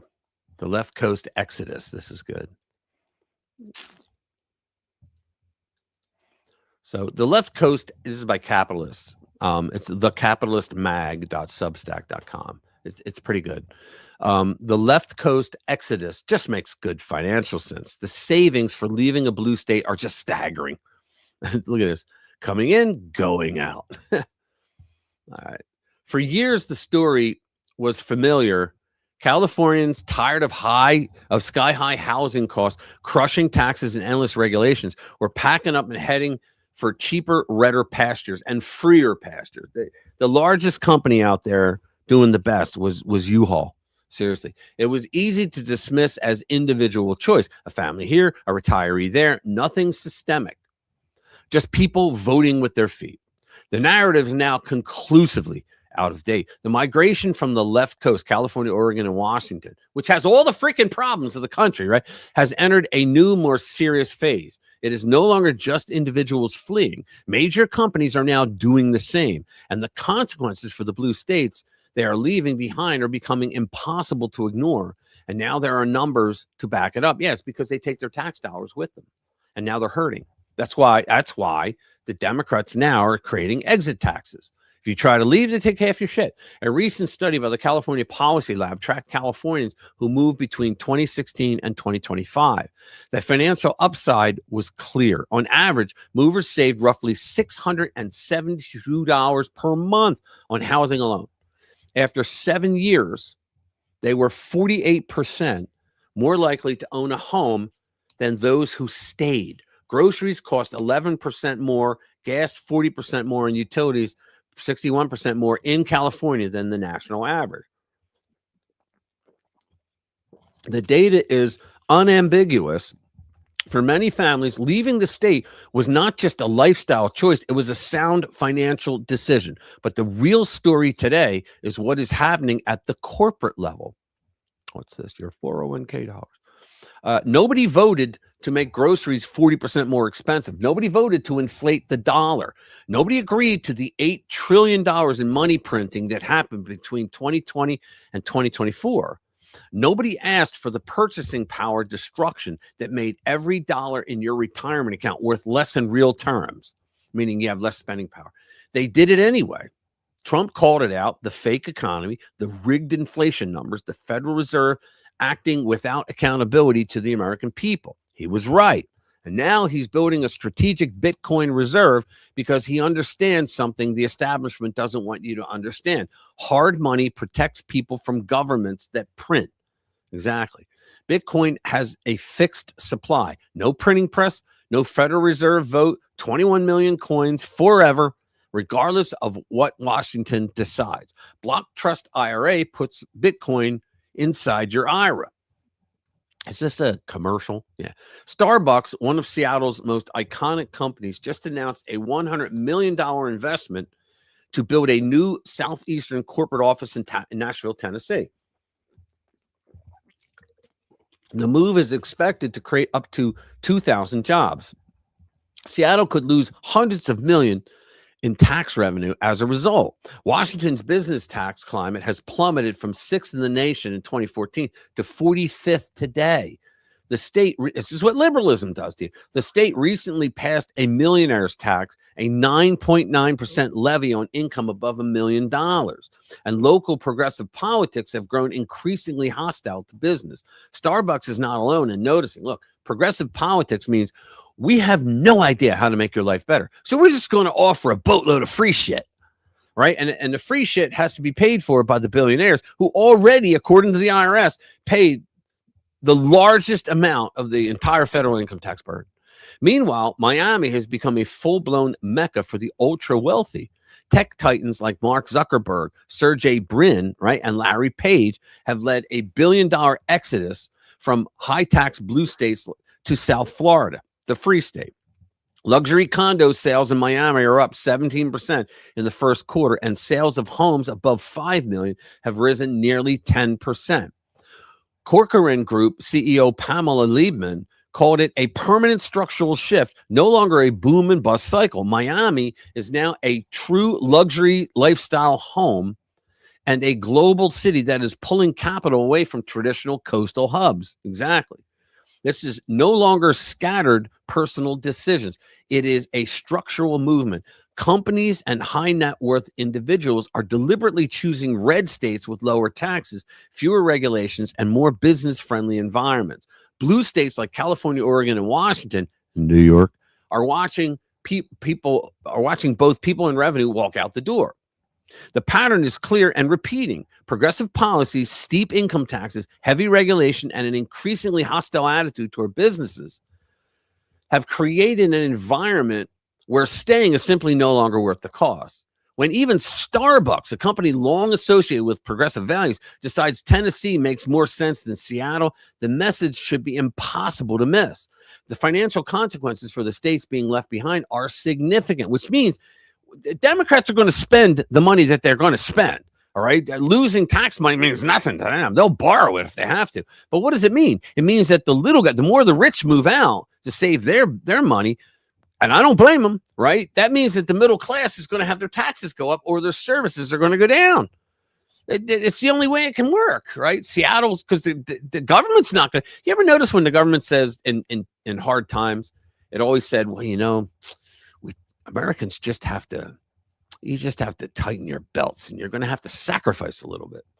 You know, how come the government never has to sacrifice? What the fuck? Why don't they ever have to say, you know what? The government's going to tell you, no. Well, under Trump, they did. And look at what it caused. They went nuts. Right? Seattle's potential loss of hundreds of millions in tax revenue from the Starbucks move is just one example of a much larger trend. Red states, by contrast, are reaping the benefits. Tennessee was the greatest state. They had one shitty city, which was Memphis. We all know why. And Donald Trump just ended that. So Tennessee is a great state to live in. Tennessee is gaining jobs and investment. Florida and Texas continue to draw both companies and wealthy individuals. The migration is not random. It is rational economic behavior in response to very different policy environments. Exactly, and well said. I thought. Let me see, where is it? All right. Taxation is theft. Well, in the United States it is, because the 16th Amendment was never legally ratified. Arrested Development. Great show. Yeah. Do me a favor, guys. Hit that like button if you haven't already. I would appreciate it. It does help. Let me see what we got so far. Let me see. All right, we got 15. Good. Cool. Thank you. Thank you, people. All right, let's go back. Wait a minute. 1 year, Dad bought us a portable black and white television. It was so he could watch telly off the car battery where we went camp. That's cool. Thanks, Commander. Having myself a Twilight Zone day. Yeah, you did in the week. Otherwise, always good. Nah. Let me see. What's next? What's next? We could do a few more. Alito wants the clerks to know. Yeah, this is Justice Alito is one of the best, I think, on the court. Him and Clarence Thomas. Let's see. Alito knows this is a war for America and wants his clerks to know it too. Yeah, he's a great man.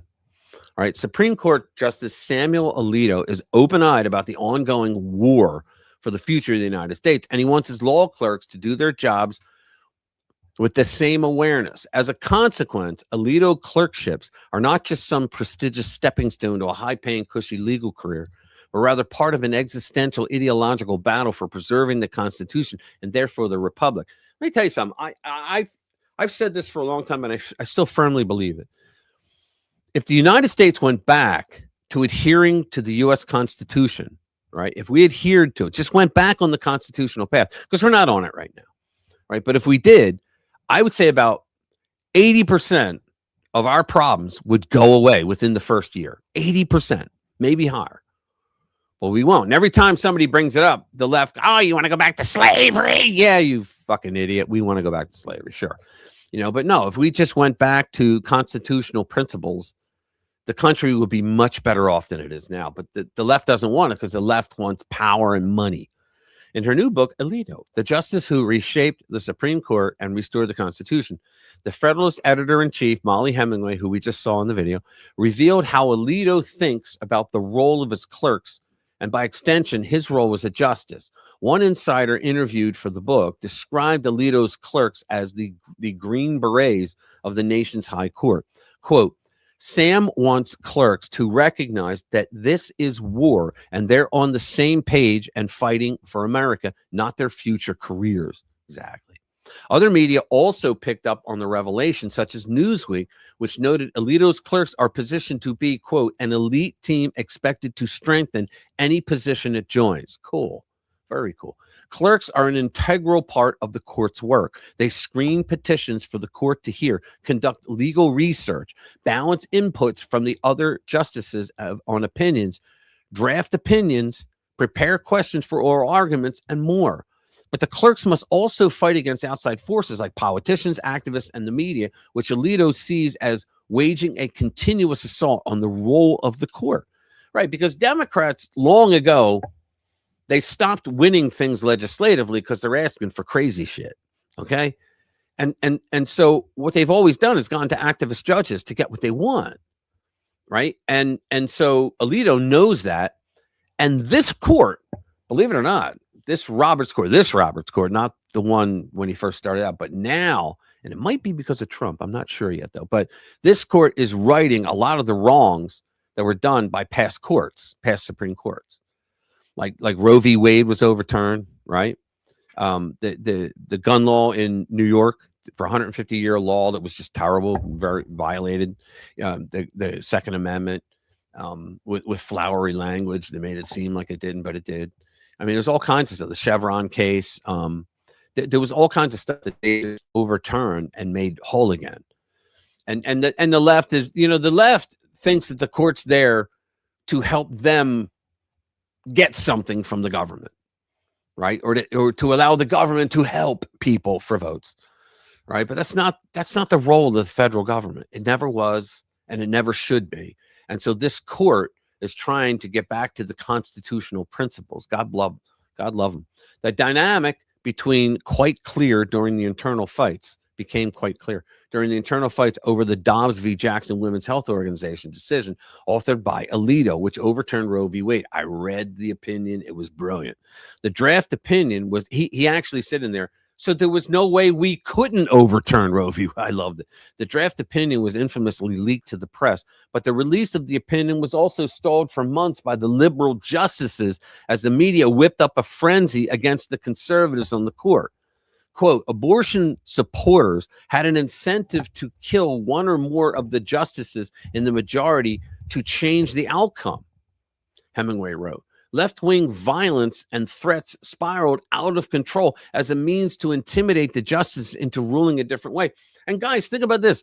The day after Roe v. Wade was thrown out, any woman in any state could still get an abortion because it just referred back to the state's laws. But then a lot of the states, they had these triggering laws that were set up that the day that Roe gets overturned, because we all knew it would, right? The day that Roe gets overturned, all these laws would go into place. So red states would say, okay, we have more protections for the baby. Blue states would say, yeah, you can murder your child up to 3 years old, whatever, that's how it went. Let me see. Hemingway also noted how the Dobbs leak and subsequent violence, which destroyed trust and collegiality among the justices, provided more proof than ever that the court's position outside of politics was under intense threat. And they wonder why Trump is jumping on the court, right? Because he sees it too. Seemingly, some inside the court were willing to participate in a pressure campaign, putting their colleagues' lives on the line in order to obtain a political culture. The war is ideological at root, but increasingly physical as well. If the intimidation tactics continue, and they're going to continue because left-wingers will be left-wingers. Right. Right. Let me see. What does that say? To hear if you like a good series, check out Mr. In Between. Yeah, I saw that. I watched that. Mr. In Between. It was good. Let's see. Yeah. The regrettable death of the stupid question. Now, this is where I shine. Stupid questions. Okay. So let's see. How too much knowingness kills lively intelligence. See if we can increase it. Oh, no, we can't. Ooh, shit. What happened there? All right. A couple of weeks ago, I asked a genuinely stupid question. I did not ask this truly stupid question in the privacy of my own living room or on a phone call with a good friend. I asked it publicly on the 12th largest social media platform in the world, X, to a potential audience of its 561 million plus monthly users. My incredibly stupid question was this. Oh, Naomi Wolf, I like her. She's a liberal, but I like her. She's like coming to the right more and more. Call me ill-informed. I was an English major, but what is the light source here? All day astronomy, breathtaking. Wow. Yeah. What is the night source? The light source. Exactly. What is it? Right. A friend of mine sent me this video, and it showed that they had this machine that oxygen alone makes the propeller spin. And once it starts spinning, they were like magnets inside. Once it starts spinning, the magnets keep it going, but it was air. And they put it in a chamber that removed the oxygen slowly from the room. And the more that you saw the oxygen went down on the dial, the more you saw that they went slower and slower. And when it was completely out of oxygen, the thing stopped. So he said they basically proved that you can't have that in space where there's no oxygen, it's a vacuum, and you can't have propulsion off of nothing. So how do rockets and shit go through space? It was pretty interesting though. But of course I was texting in haste, and I did not mean to post, I have no idea that the light source in this image is the sun. Understandably, though, hundreds of thousands of people had a good chuckle with this obvious implication. What I had meant to spark with my clumsy post was the start of a whole set of questions crowding my wondering mind at witnessing this extraordinary image. What is the angle of the sun's light in this image? That is, where is the sun in relation to the face of the moon? Where is the earth in relation to both? What does earth look like when the far side of the moon looks like this? What does the sun look like on the earth when the far side of the moon looks like this? What, yada, yada, yada, we know. In other words, in this image, where is the sun in relation to the moon and the other planets? Where is the Artemis 2 in relation to the sun, the moon, and the other planets in this image? In order to secure this image, is Artemis 2 directly opposite the far side of the moon? Or if so, where is the sun? And where then is the shadow of Artemis 2? Is it imperceptible? And so on. What I really longed for was a schematic showing of all the planets involved in this image and explaining the behavior of light in relation to them and to Artemis 2 in this image. I also yearned for a long back and forth with patient astronomers who might be willing to answer every single one of my questions that I and other non-astronomers may have had in this unfathomable, amazing moment, some questions of which might be basic indeed to astronomers or even to lots of other people. What an incredible opportunity for learning the internet could present at such moments in human history. That is, if we can engage with it in a state of public, vulnerable wonder at things we do not yet understand, asking everything. And if we could engage it ourselves with patience and with others who may be asking about things we do understand better than they do, or about subjects in which we are experts. Wow, that's a lot. Sadly, this is not the digital commons that is being created over and around us now, and that we in turn co-create rather we are creating and supporting and tolerating the construction of an increasingly developed digital architecture of knowledge, and even a digital collation and curation of proper questions and right answers. That is what I would argue designed to subdue and imprison us. Our knowledge practices now, both questions and answers, are being digitally herded into narrower and narrower avenues with only one set of egress points, like formerly free-ranging cattle being herded into chutes before slaughter. I would argue that this notion of a canonical right answer, a smart answer to a smart question, threatens the end of actual wisdom and heralds the death of true intellectualism. There are a lot of dangers right now in the digital consolidation of who gets to ask questions, of what the questions should be, and the production of the right answers. After hundreds of thousands of people had had a good laugh at my stupid question and had the satisfaction of pointing out to an Oxford D. Phil, that the source of the illumination was the sun, I posted this. Call me ill-informed. I was an English major, but what is a legit light source? I posted my question. Lots of people are having a good laugh, and you are welcome too. But I am not ashamed to ask very basic questions about fields not my own, of other people online. And I prefer to have human conversations with knowledgeable people rather than to ask AI or Google websites as far as a first resort. I put this question badly in haste, I concede, but I meant, please explain where the astronauts are in space in relation to this image. Where is the sun in relation to this image? Where is the earth in relation to this image? Yada, yada, yada. So what did people say? Wow, NASA just dropped this view of the moons on the far side. After my humble and transparent update, I received a great deal of support. A lot of people, it seemed, also miss a culture in which amateur human curiosity is okay. Many others kept trolling. But in the midst of the reams of mocking comments, there were gems of patient illumination. A friend who is a filmmaker who has trained with NASA reached out via text. Hey, did you post something about the moon? Can you imagine? Millions of was that you, dumbass? Was that really you? If you have questions about the lighting on the moon, far side, I did train for space.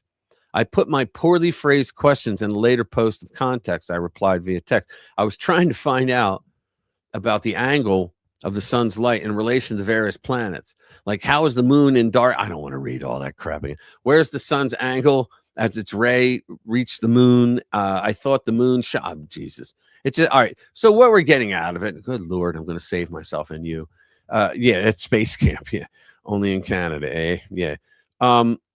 Yeah, basically what she's saying is we can't even ask like stupid questions anymore, you know, without getting ridiculed online, because that's the nature of social media. But it would be good if we could ask questions like that, like something that you don't know and you really want to know. You should be able to ask it without being totally ridiculed. But whatever. What are you in pain for? That if I was a horse, let me see. We got time for one more. We'll make it a video or several. Let's see. Liberal men checking out. We did that one. Foul mouth Christina. I should play that. Media hit on Kash Patel is going to make a lot of sense soon. Let's see what he has to say. Okay. Well, let's play this. Dan Bongino. This is on Truth Social.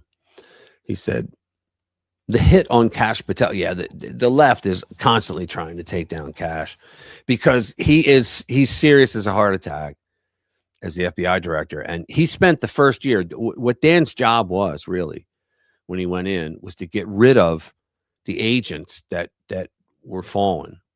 Like all the agents that had no problem going into Mar-a-Lago, bursting into Mar-a-Lago with a shoot to kill order that they would have probably followed if anybody gave them any shit, right?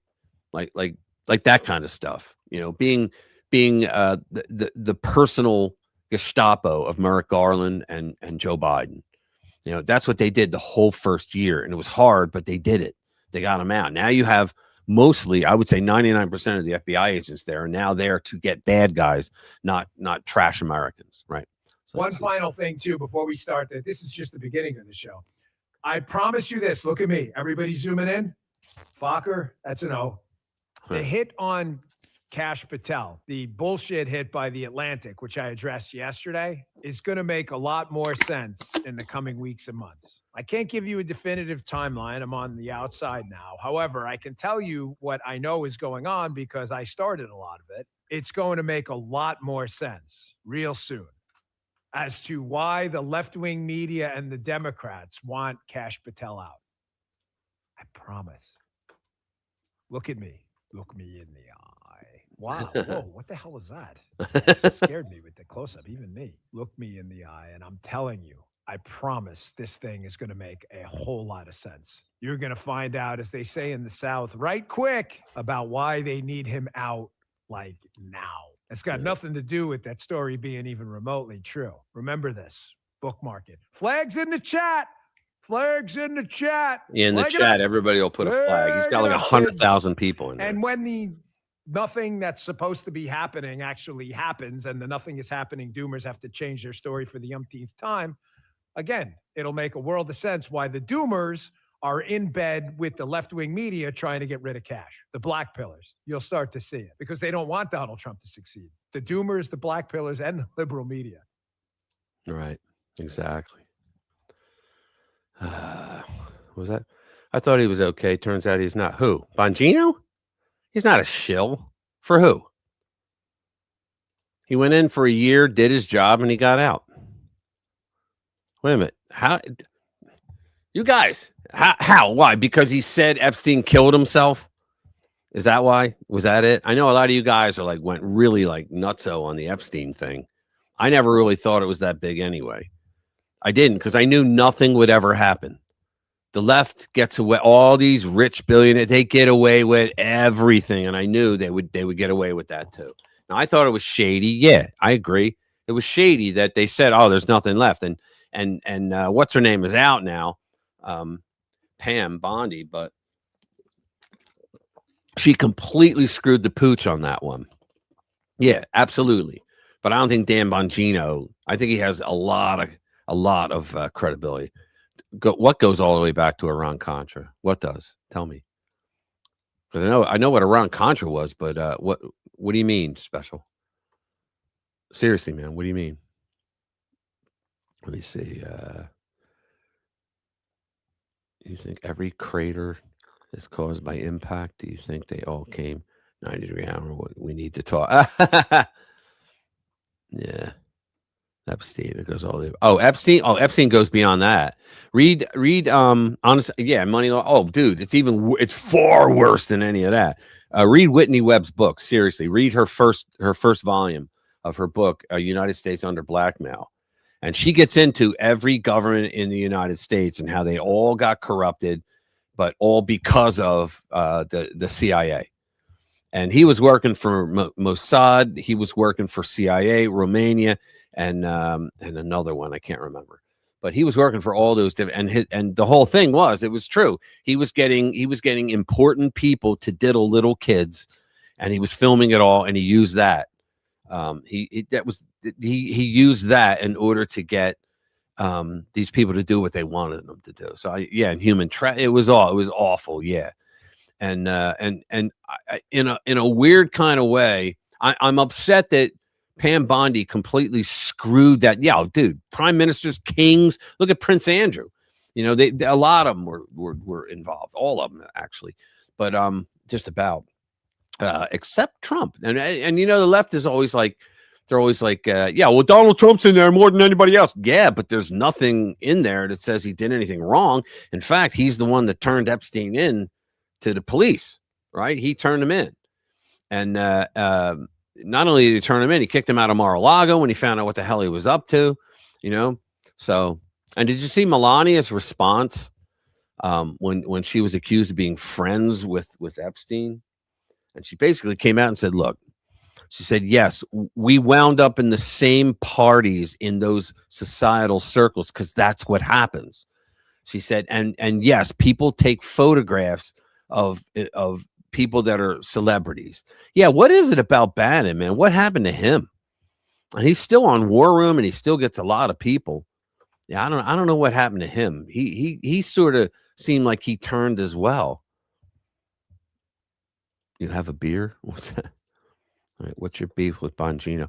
Yeah, exactly. Because I think Bongino, as far as I know, was one of the only ones that wasn't corrupted in all that.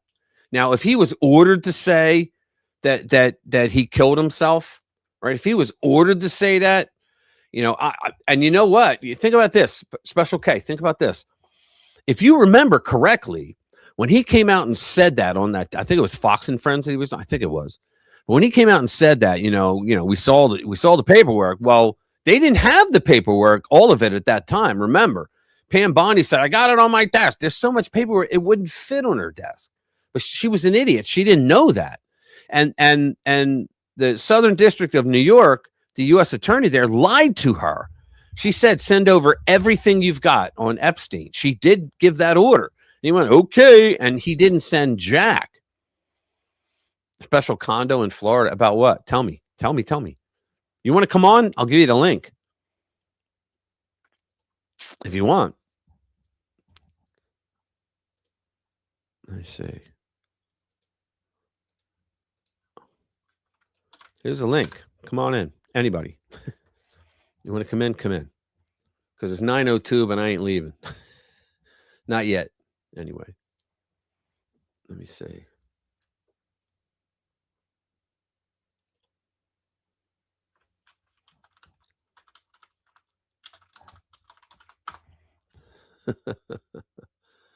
Yes, I think you won. Let me see. Anybody want to come in? Just, I'll put you on. But Bannon had a special condo. What was he doing there? Was it Epstein related, dude? And was that released in the documents? Tell me, please. Because I don't know anything about it. I just heard that there was a lot of bad stuff coming out about him. So it was in the documents. Okay, so we wouldn't have known about it unless the Trump administration released the documents. You know, and they're all saying, like, I love how they're all saying, "Oh, Trump was raping little girl." Well, there's not a piece of evidence to that. Not a single ounce of evidence. Well, they probably deleted it. I don't think so, because I think if they had anything like that, the Biden administration alone would have thrown it everywhere. There were employees that reported strange goings on. Yeah, but I know that once Trump found out that Epstein, what he was doing with the girl, he kicked him out and said, "Don't ever come back." Right, and then he called. It was either the local police or I think he called the FBI. But hydrochloric acid, really? They were killing people? Who, Bannon? Jeez. I just thought he was like a naval blowhard who got lucky to be friends with Andrew Breitbart. You know, but I don't know. I liked Breitbart. I think they murdered him, by the way. I think he was murdered because he was becoming too powerful, and they didn't like it, that he was a conservative. He was actually a liberal most of his life, but then he saw how the liberals got, and he went over to the conservative side. Yeah, it's funny how many people got careers because of him. Who was? Oh, Bannon was friends with Epstein? Oh, jeez. Holy cow. Yeah. Andrew was a good guy. Especially the end of that one, where at the end of the movie, where he goes, you know, "You want to call us racist?" And he goes, "You want to call us this and that if we don't do this?" And he's like, you know, war. It was the badass moment at the end of a documentary I ever saw. He was like, "War," because he said, "We're going to war," and he was right. Yeah, he was right to do that. Yeah, Andrew, it's a shame. Now I listen to Breitbart News like every morning on the way into work. They have Mike Slater. And Mike Slater's a good guy. I like him. He makes it like fun in the morning, you know, but he's very pro-America, very pro-MAGA. He's funny, and he has a podcast. What is it? Patriotism by God or something like that. Oh, Commander's coming on. What's up, Commander? What's going on, bro? Hey, brother. What's going on, my man? Yeah, I like your goggles, man. They're pretty good. Yeah, I know. That's a Fallout New Vegas thing. Yeah, so where'd you get them? with a little AI shit going on in there. I know you'd appreciate that. So yeah, you know, I'm a big Fallout fan. So it's my favorite IP in intellectual property. For those who don't know. It's my favorite IP. Like I've loved Fallout ever since the first Fallout game with Tim Kaine. Like that guy just like literally built a game, and the guy literally built a game engine just so he could just make this game. Like what an awesome dude. Yeah, and he lives in what's the game? Tell everybody what's the game. Fallout. Okay, Fallout. Yeah. I have a couple of the Fallout. Like my favorite game is Fallout New Vegas of all of it, and that was made by Obsidian back in the day when they used to make really good games. And it was I used to run a gaming clan. It was the 3rd Infantry Division, and we used to play on the World Online Gaming League, the OGL. Yeah. Number one rung we hit the number one rung in the shortest amount of time. We played at the time. It was Medal of Honor. It was Medal of Honor Allied Assault. Then we went over to what was it? I forget. Something 2. Oh my goodness! I forget. Sorry. The dog just jumped out of the car because he was screaming, and like she jumped out of the car, and like now she's here. Are you driving or what's going on? No, I'm not driving. No, sir. I'm fixing a car right now. She was just in my car, and she'll like jump out of the window because the windows are open, and she's a good girl. You know, she's old though. She's 15 years old. And now she wants in the car I'm working on, like she's a retard. So. Yeah, Baron. Yeah, Allison. Baron's going to be like he's going to be like a baron. Baron's going to be like 6. He's 6'6" or 6'7". Yeah, he's going to be a captain of industry. You just know, and he looks like his father. He does. No, and I like the kid. He's got a good attitude about him. Like. Yeah. You know, I think he gets it. I think he gets it. Yeah, he does. He does. And he knows that everything around him is bullshit. He knows it. Yeah. Oh, I know, and you gotta praise that kid like that. Like, yeah. Slow clap. Let's go, boy, because he can do it. You know, roots in New York City, yeah, and collided with social shit. Yeah, the shite, as they say. Yeah. Sorry, I would usually have my normal avatar here, but like I couldn't find it on the computer, so when I went to join you, so that's where we are here. So that's all right. You lost your avatar? Seriously? No, I don't have it on the computer, so I don't have it like available to. Like I don't know what's going on because usually I do. So like and I'm also not afraid to like just run a different thing and show my face. Like I don't care. Oh, I know. Like, you're on Jimmy's show. I know. It was awesome. Like, do you see what he said? He said he was stoned tonight. Oh, was he? Oh shit. That's what he's. No, he was saying he was tripping. Oh shit. Yeah. He said he was tripping. I gotta call him. I'll call him. I can't call him tomorrow. Yeah. No. But like, just make sure he's okay. I knew he will. I gotta go upstairs. I gotta go to untouchable all day. Sounds like my ex-girlfriend. There you go. Sounds like an ex-wife or two that I had, right? I know, right? Yeah. Like, dude, I almost met a couple of future ex-wives today. Oh, they were awesome. nice women. Yeah. Beautiful girls. I like just fun. Like they approached me. I didn't say shit to them. They approached me. Okay, so case closed, right? Case closed, exactly. Oh, you're fucking hilarious, dude. I love you.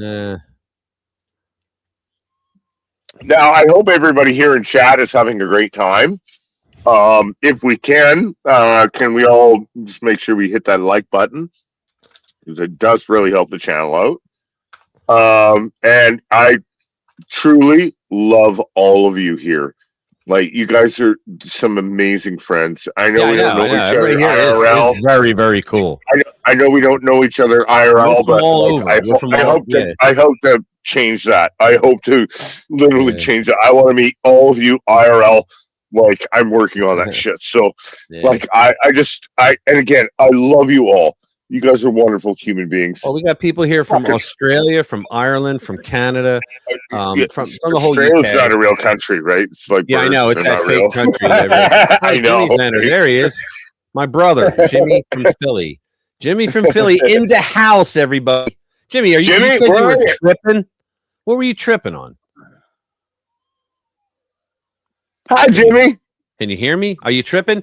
How's that look?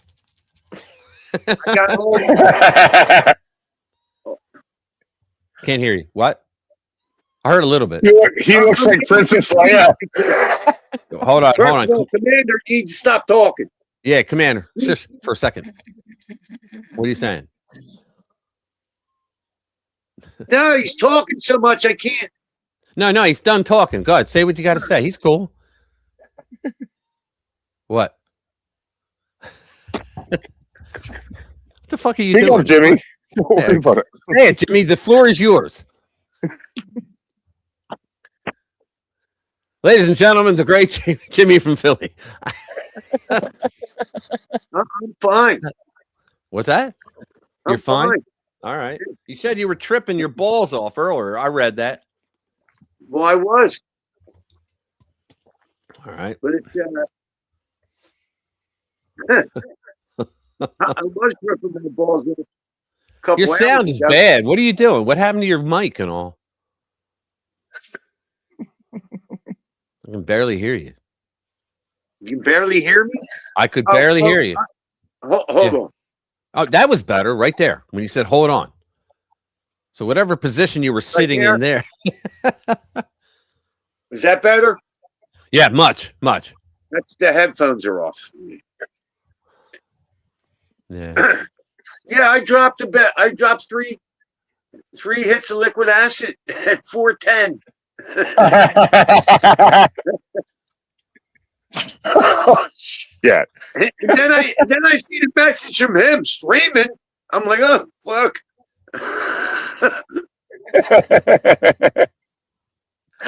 Dude. Settle down.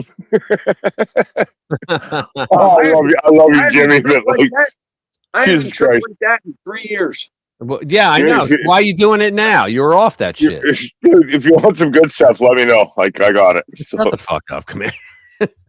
I mean, oh, I'm sorry. Did I say that out loud? Yeah, you did. The problem was doing Xanax and drinking too much. Well, doing drugs in general. Was so now what are you doing, Jimmy? Doing other drugs and drinking too much? Was bad for you. Fuck's sakes.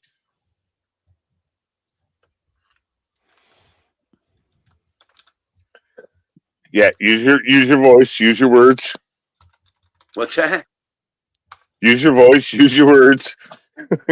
now what are you doing? Come on, Jimmy. Come on, dude. I love you. I love you to bits. I love your brother too. Like I love both of you so much. Like I think Dr. Jade's ass alarm is going off on me. For those who don't know, Dr. Jade, after 3 hours, she always goes, "My ass alarm is going off. We got to end this." And sometimes I'm like, "No, I'm going to go on."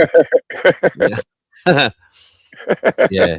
But I'm hoping to get Allison, who is in the chat. I'm hoping to get her in here. I wanted her here tonight to take over for Dr. Jade, who's going to be back in 2 weeks. Allison, yeah, who's in the chat. You were talking. Alice. Okay, very good, very good. Yeah, we go way back. We used to fight the libnuts in a Facebook group called Wall of Confusion, and we beat the living hell out of it. And some of the craziest Genesis Land of Confusion. Yeah, well, now it's Wall of Order, but I'm still an admin there. Can you believe that, Allison? I'm still I think maybe you are. I don't know, but I know I'm an admin still, and I haven't gone in there in like years. Let me get back to my hallucinations. All right, go ahead. Tell us about your hallucinations. Have a good time, buddy. Man.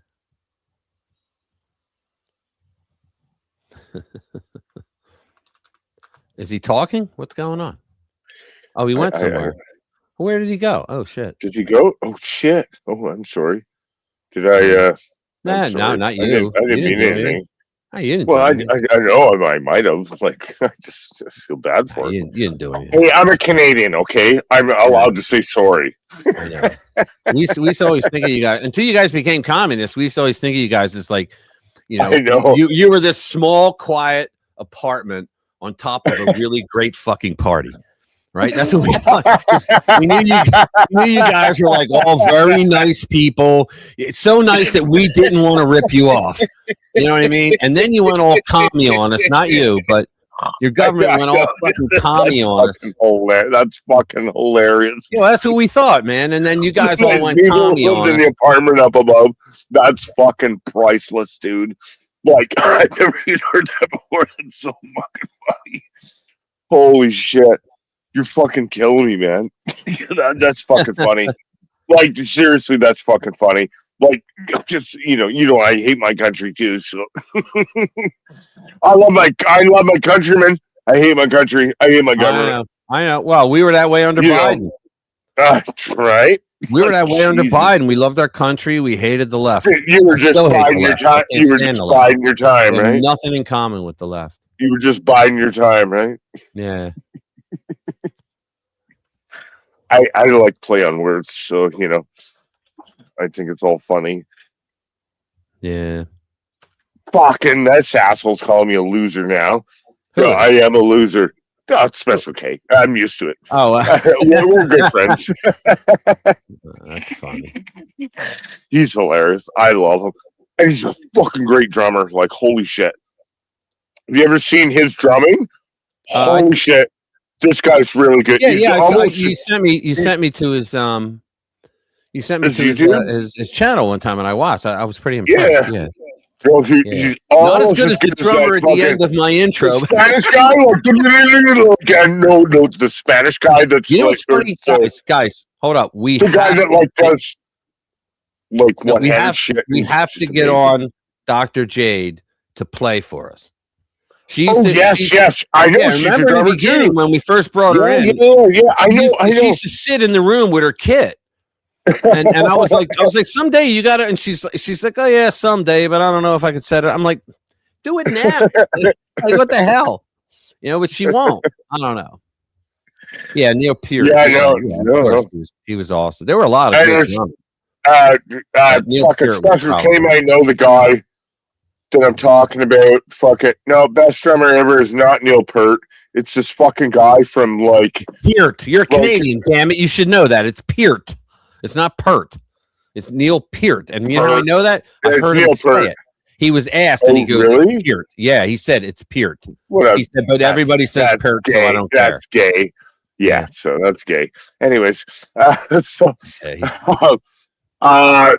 you know, there's this drummer from down below, like in South America. The guy's freaking incredible. Like, I'll show you a link to. I'll toss you a link to it there, Rich. Yes. Like, this guy is like fucking unbelievable. And he'll do shit like one arm drumming, drinking a coffee, and then he's got his drumstick in one hand, and he's playing with another drumstick that's on the snare drum, and like just kicking ass. Like, this guy's really good. Like, sorry, Special K, but you got nothing on this guy. I love your work, but like, damn. Say hello to Commander, please, Rick. Hello, Commander. Thank you, brother. Thank you, brother Anglo. I really appreciate it, man. Thank you. Anglo, you're so fucking awesome, dude. I love you. He is a I love guy, you, brother. man. Yeah, I like him. I know. You know what? Awesome. I'm gonna be honest with you. I think a lot of people come in here because he's in here. I do. Yeah, because he's a for sure.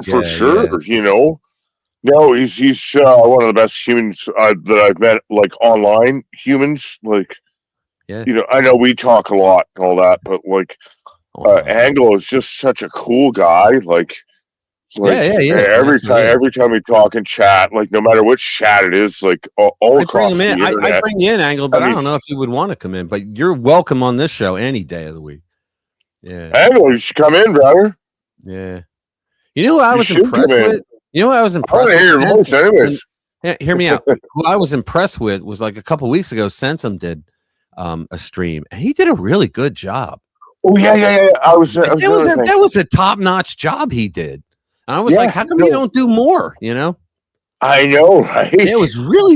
I really enjoyed his stream. I sat there the whole time. And he's such a good guy too. Like, you know, Rich, just like John 40, Bonham. like 42, an awesome human being. Oh, you know, like 42 is doing a video right now. He's creating a video. Yeah. I wrote a song for him. I'm not going to play it because I told him I wouldn't until he gets to play it. Of course not. You know, but I wrote a song for him. I think it's pretty good. It's called Respect. I think it's pretty good, and I did it because he's going to do a video on it, and I cannot wait to see that video. I just can't wait. It's going to be I can't wait either. You know, his videos are like I think his videos are like genius. You know, I just do. No, I totally agree. I 100% agree. I get exactly what's going on, and like, no, I love his stuff. Oh yeah. Like, and we talked today, and I'm gonna get on stream with him soon too. So probably Sunday, hopefully Sunday. I think that's when he streams, is Sunday, right? So that's when it's good in fucking Ireland or Scotland, wherever the fuck he's from. Yeah. Let me play this. Hang on. I'm gonna play a video. Yeah. I just got a video in. Let me see. Let's see if we can play it now. There it is. There it is. Oh, where is it? No, I got rid of it. Oh shit, lost it. Sorry. Had it, lost it. Where's the loser? Loser. I know, loser. You're a loser. You ever see loser? What was that movie? It was a cartoon movie. It was Open Season. You ever see that? Oh no. Oh, maybe I have. Yeah, it was the cartoon where the deer, and it was the deer and the bear. That was one of the best movies I ever saw.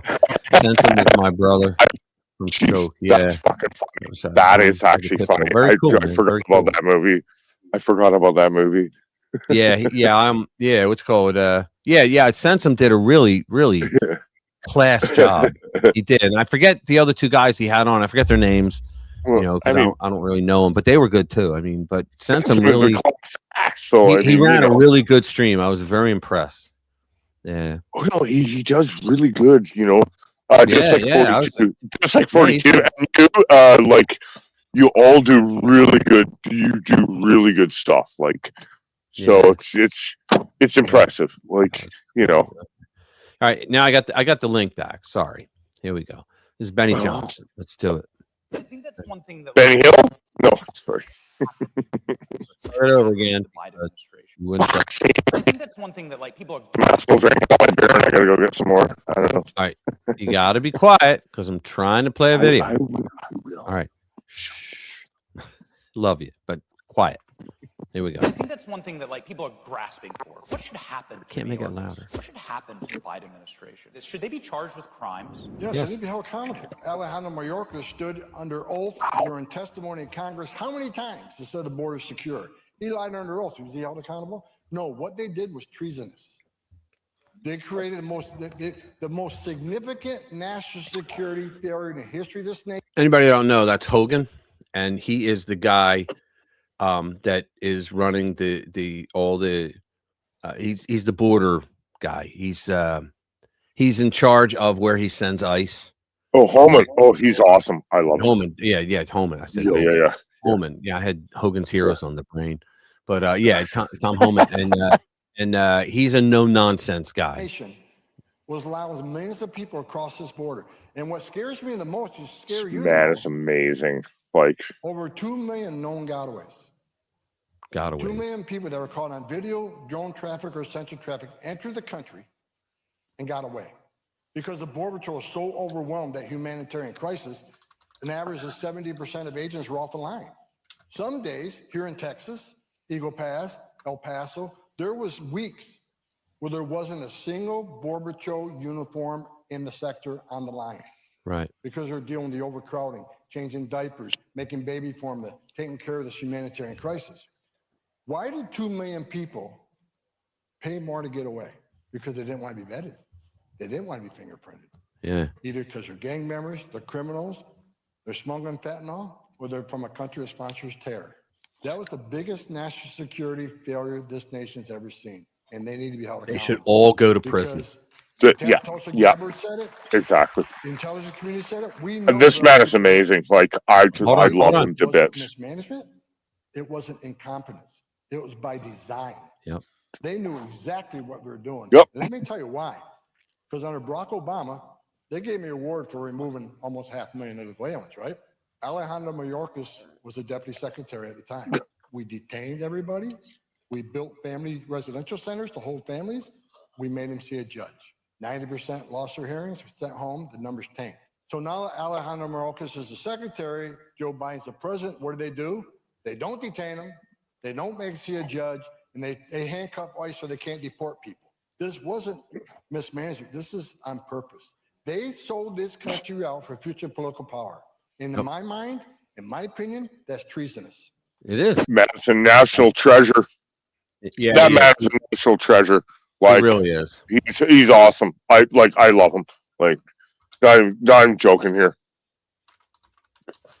He's amazing. Yeah. Like, I wish there was more men like him in this world. Oh yeah. You know, standing up. You know, standing up to injustice. Like, what's the phrase?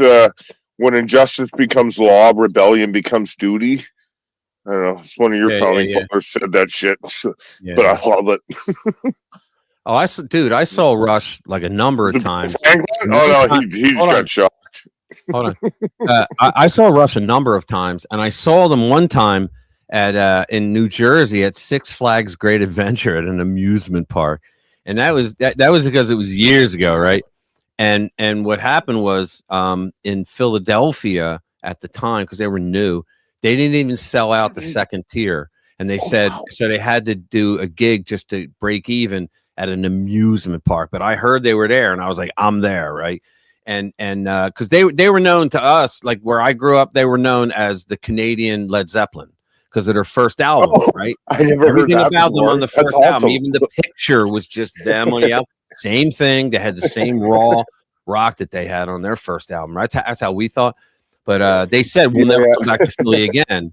And then our big rock station there, WMMR, they did this giant petition that said, we got to get these guys back, right? Because they did several other albums. We're like, holy shit, did we miss out? What was the rock station? They agreed to come back.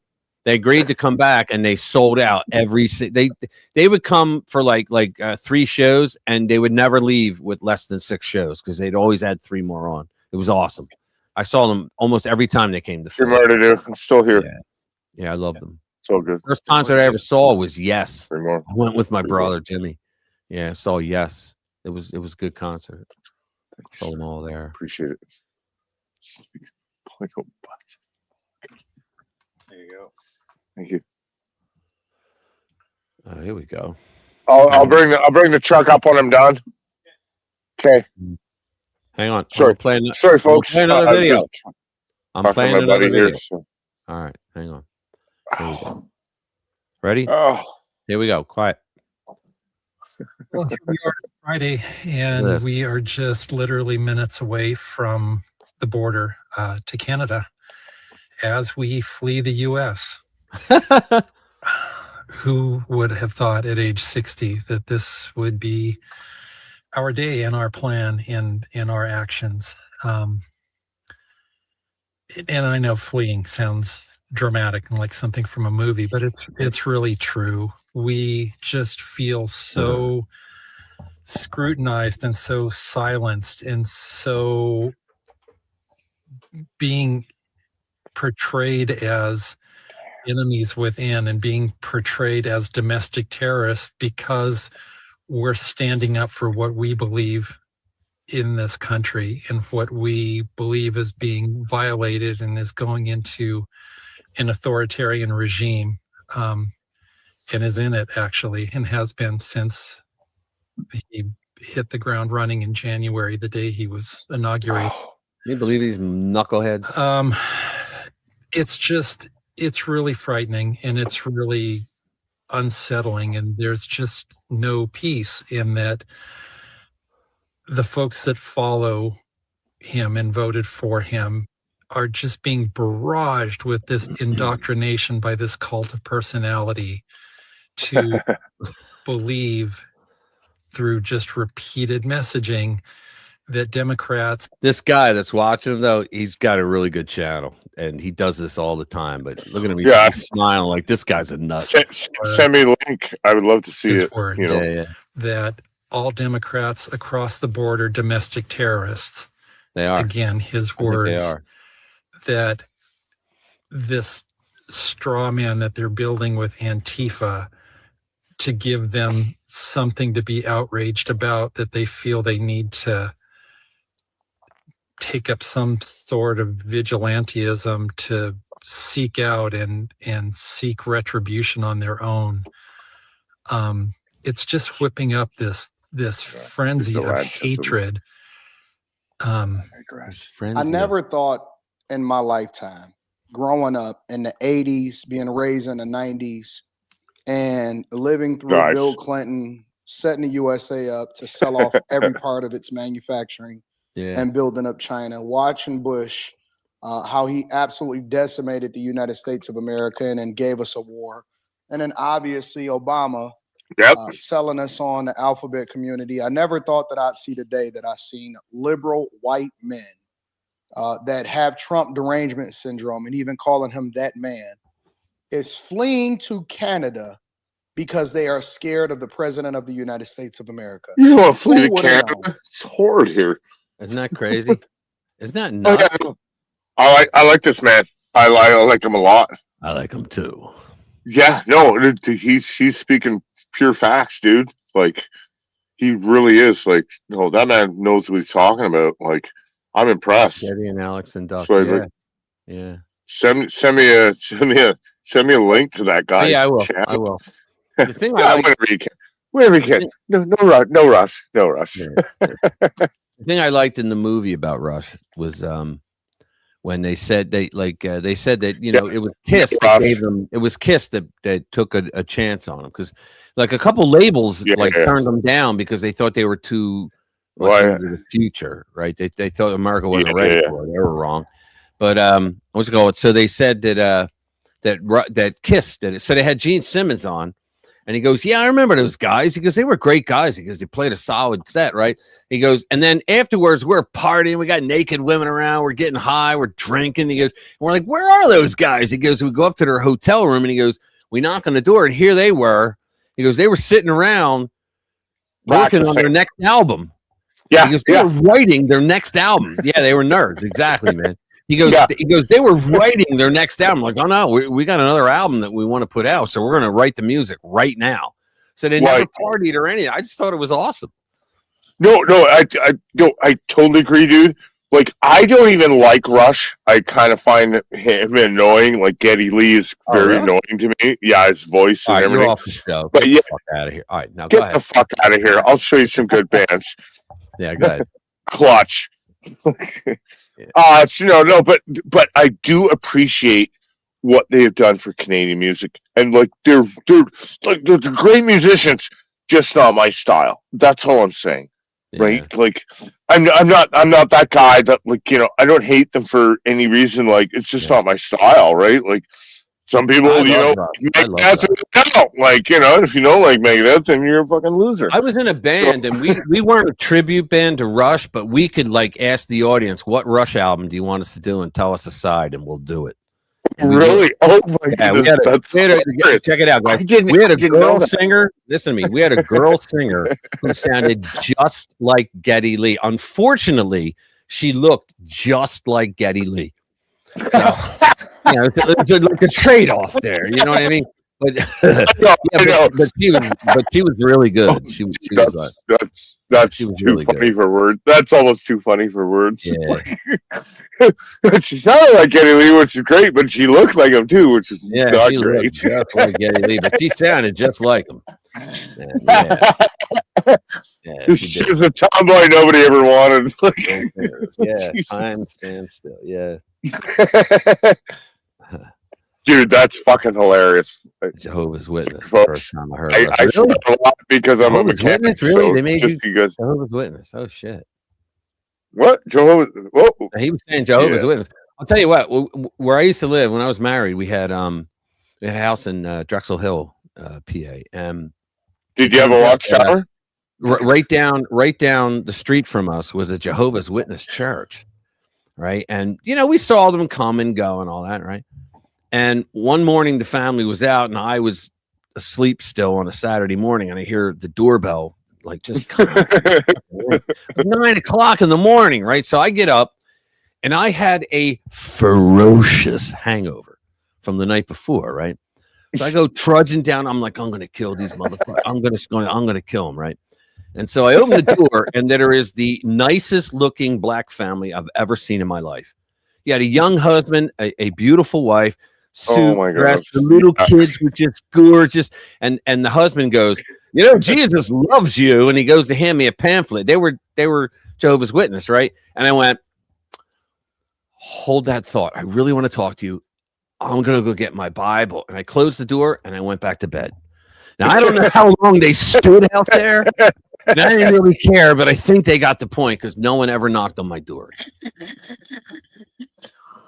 Okay, dude. So, JWs came to, like, I was with my aunt up in Chetwynd.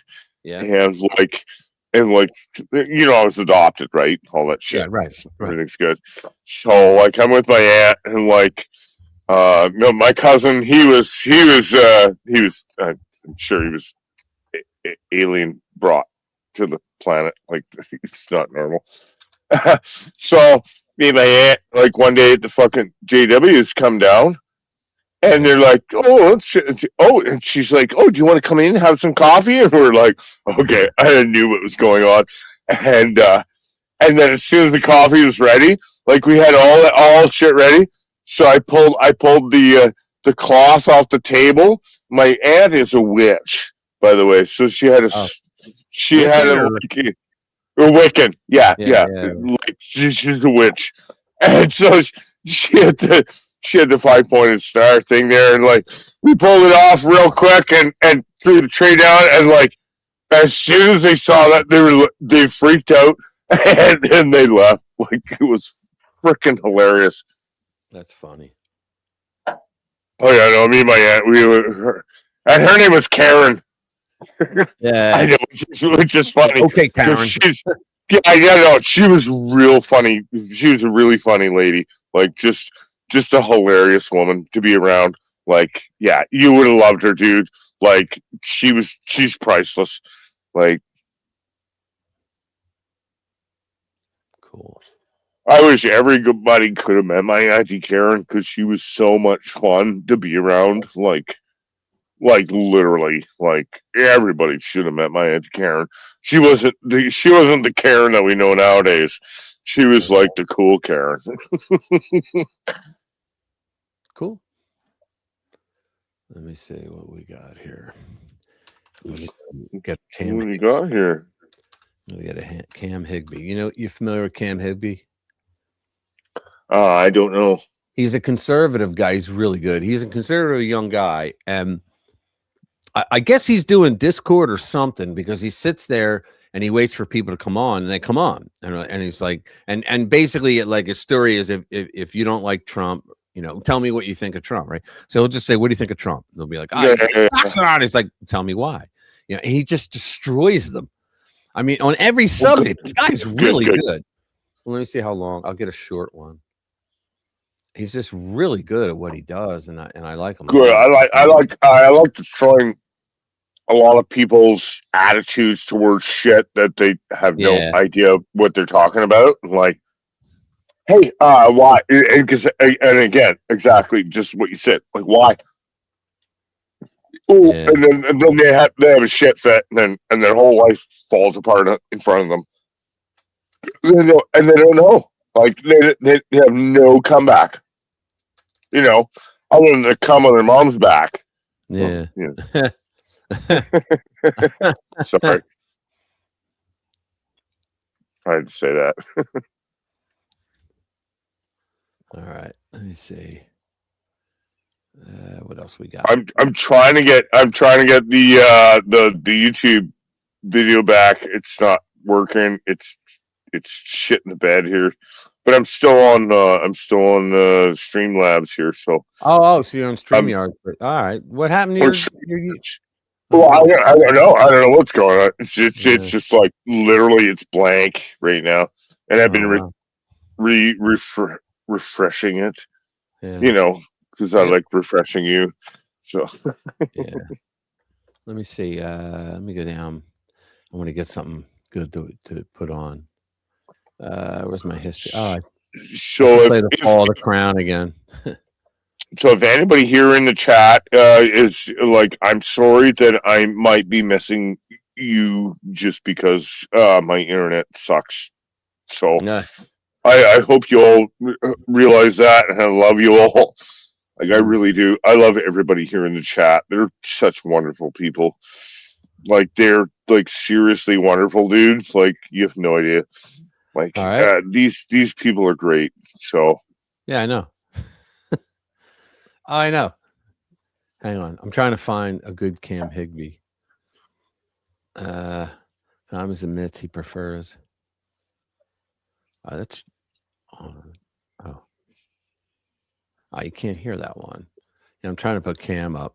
If you see some of the ones he does, you'd be like, yeah, I gotta watch that guy. He's pretty good. But a lot of them are like too long for me to play, but I'm trying to get a short that works. 72 criminal priors. Yeah, because he gets into every subject too. Like he had one where he said, like he pointed out that about Islam, and he had all these Muslims like calling in, and he got one girl that was like tough on the subject.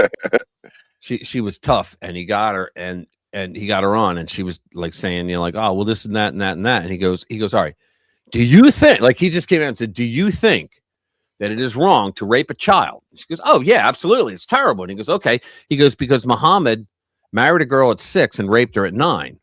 And she's like, wait a minute, there was consent there. And he goes, no. He goes, do you not agree that if you just have sex with a child, that's rape? He goes, because they don't have the capacity to like make that kind of a consensual agreement, right? And she's like, you could tell she's so like, oh my God, like he got me. and he said, so. He says, so we've already established that you think having sex with a child is rape.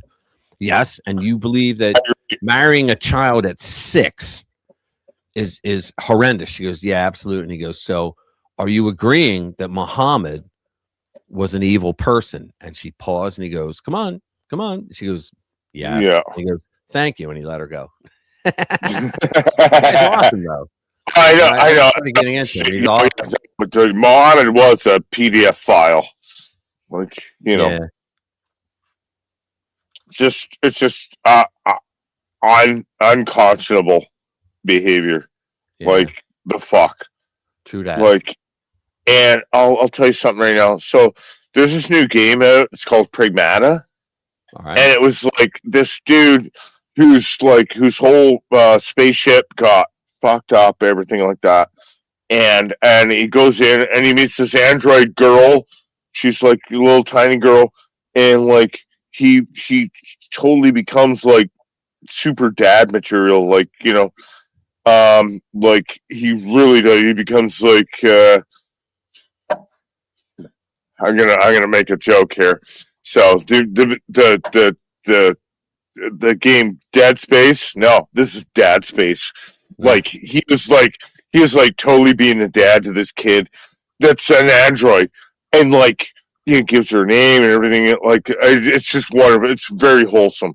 Like, and it's Capcom that did it. Like, I am so impressed by these guys. Like they were doing a great job, and everybody's like, oh, but yeah, and they're all trying to like put this thing on whoever likes this game as predators or pedos and shit like that. And it's like no, fucking like I have kids here on my property that like they'll make me art and I hang it on my toolbox, okay? Like, because it's like it's wholesome and I love it. Like, holy shit! Like these kids care about me that much, like that I want to display that for everybody, and it's just ridiculous. Like, why would you think like this? Why would you think it's predatory? That's disturbing, And but here we are. Yeah, I'm gonna play a video. I found one I want to play. Okay, very good. Cam Higbee. Here we go. I won't play the whole thing. It's like 19 minutes, but you'll get the gist of them. Ready? Native Americans decided they want their land back, and they started fighting Americans for the land. He's a Palestinian guy. Look at him putting the headdress on. I know. It's his blanket. Dubs. I mean, yeah, of course they will not. You know what? It's a tablecloth. You ever seen an F-22 Raptor? They would lose. It'd be easy dubs, right? So what I would say is like the Palestinians in 1948, the slate was clean. There was a partition plan. The Arabs were unhappy with the partition plan. They started a war. The entire Arab world descended on Israel, and they fought the Jewish agency, who was fighting for a much smaller portion of the country that they ultimately ended up walking away with. And the Arab world lost. And it sucks to suck. History has winners and losers. Here we go. What's up, bro? What's up? How you doing, bro? Can you rate my friend for me? No, you want to talk about Israel? I'm down to talk about Israel. Yeah, let's do it. and guys, just chill. Oh, let him talk. Epic. They're the buffer. I will. In radical Islam. They don't. They test all our weapons for us. They're locked into a contract. They have to buy our aircraft. They can't produce Matter of fact, their I'm own. gonna kill this one because I know some of you guys. I don't need to I don't need to turn it that way right now. Okay, so let me just get another one.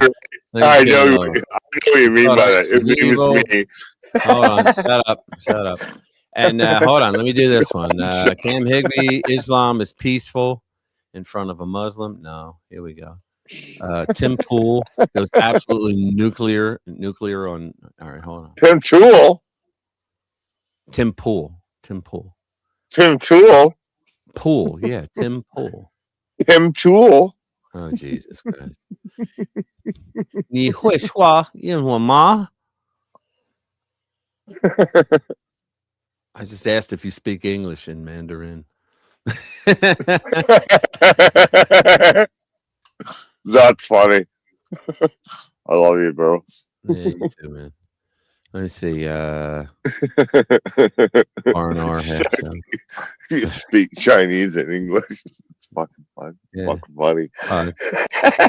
Niche Like, spot, fucking, you know? I'm gonna fucking ask you that question. Jesus Christ, that's fucking funny. Yeah. Let me see. Let's see. Let's do this one. Late to this meeting, and I need to understand, what could have caused that, because this kind of delay is not something we've been lately. Completely understand. I'm really sorry. No switch, you We had fuck. a fire, and the alarm went off, and we had to evacuate everywhere. And I was, we have a duplex, so I was sitting outside for an hour Okay. while I handled the situation. So Okay. No, I'm so sorry, but I hope everyone's okay. But yeah, next time, just message me, or I guess you were outside if you have a work phone, so you couldn't join. You were outside. I didn't have my laptop. I was kind of focused on making sure everyone and everything was okay. No, I understand, but you have a work phone. That's the point of the work phone when you're on the go or if something comes up. But I understand that things are stressful. But from a work standpoint, it's not. I wouldn't say that's the most valid reason to miss a meeting, or at least not even tell me, right? You weren't going to come. We expect people to handle their responsibilities. Strong. When situations come up, then you should be able to manage those around work. Manage like around a fire. Yeah, I mean, again, I'm not expecting you should have joined. I'm just saying, send me a message from your work phone that something's come up, right? Then I'm not caught red-handed. I could have prepared a bit more for the. Bastard. Again, I do apologize about the circumstance. I mean, if a fire isn't considered a valid reason, then I think that says everything I need to know. So I'm transparently, I'm going to hop on Sprout. I'm going to auto apply somewhere else and work for a company that has a bit more common sense than this. Okay. Look, if you want to do that and you wanted to drop everything and leave, go ahead. But we have a real fire going on here at work, and we would really use the support. Okay. I guess. That's hilarious. That was funny. I guess. Yeah. dude. So I sent you one on StreamYards there. Sent you a link. It's a really what's up, cool Loafer? one. Hold on, we got Loafer who came in. Awesome. How you doing, man? Brother? Hello, folks. How's my sound levels? Are they okay? Yeah, you sound great, man. Awesome. I love the keck flag. Awesome. I gotta turn him down. Ignore the No, you. Too loud. Yeah, I know. I don't tell lies. I just emailed you. There's a copy of the book, Bastard State, How America Runs Britain. And I had to go to my book. Wearing my Brahma hat because it sounds that day at the moment. I've got these other books as well. Oh, I didn't. You wrote them? That way. Oh. And Geddy Lee. There you go. Yeah. I'm a fucking huge Rush fan. But so am I. So am I. Yeah, I played in a band. We used to do any Rush song. Yeah. That's cool, dude. I play lead guitar. No, I got the guitars right back there. You play lead guitar? Okay, I do too. Yeah, I play lead guitar for a band. I play lead guitar. I ran a jam band, when I was working at the bar, so it was fun. I opened for Dr. Hook. Did you? Yeah. You guys can't say that shit. That's cool. Fuckers. Yeah, no. And then we went and partied for Well, dude, wait a minute. You know Led Zeppelin, right? I bought all their albums. Days with Dr. Hook, doing fucking rails the size of railroad tracks and shit like that. It was fun. These guys were awesome. Yeah. They were fun. They were fun as fuck. I'm not gonna lie. These guys were. That's the second time I was hungover. I'm serious. I don't get hangovers. That was really? the first time. Many mornings, I wish I could have said that. First time my aunt got me drunk on Southern Comfort, Janis Joplin juice, and I was like, I was done. And then the second time was hanging out with freaking Dr. Hook. Yeah. With them for 4 fucking days. I was hungover, and then after that, never a hangover again. Not even kidding. Never hangover again. My first son's godfather was friends with Janis Joplin. He was actually friends with her. Oh, really? Wow. And and Loafer, if you have your doggy in the tab background there? open for YouTube, you got to mute it because you're getting an echo. Yeah, just mute that that other tab. Loafer, is that a little doggy in the background there? Because I would love to see the doggy. Because I'm like that. Yeah, he's weird like that. Yeah. Yeah, I know. I love doggies. I've got the microphone going through. I've muted. You're good. No, you're good. It's not you. You're good, Loafer. Don't worry about it. No, Don't worry, whatever bro. you did, you fixed it. Whatever you did, because I don't hear it anymore. I'm getting some feedback off my 30-year-old Sony amplifier. I just pressed the source direct button. That seemed to sort it out. Cool. Hello, Linda. Ugly face. No, Linda's awesome, isn't she? Right? even though Linda comes from that imaginary country called Australia, we love Linda. Yeah. Well, Linda's a staple. Yeah, Linda is a staple. She's a staple. Yeah, like you gotta have. Oh, Linda. I love Linda. Not a stream unless and I'm being serious. She has some great lines. Like she's not a good stream unless Linda's there. Like, she's so wonderful. She's got really good lines that she comes up with. A lot of times I'm like just reading through and I'm like laughing. I'm like, all right, she said something funny, but I got to know what led to it. So that's why sometimes you see me just going. I'm scrolling up trying to find out what the conversation was.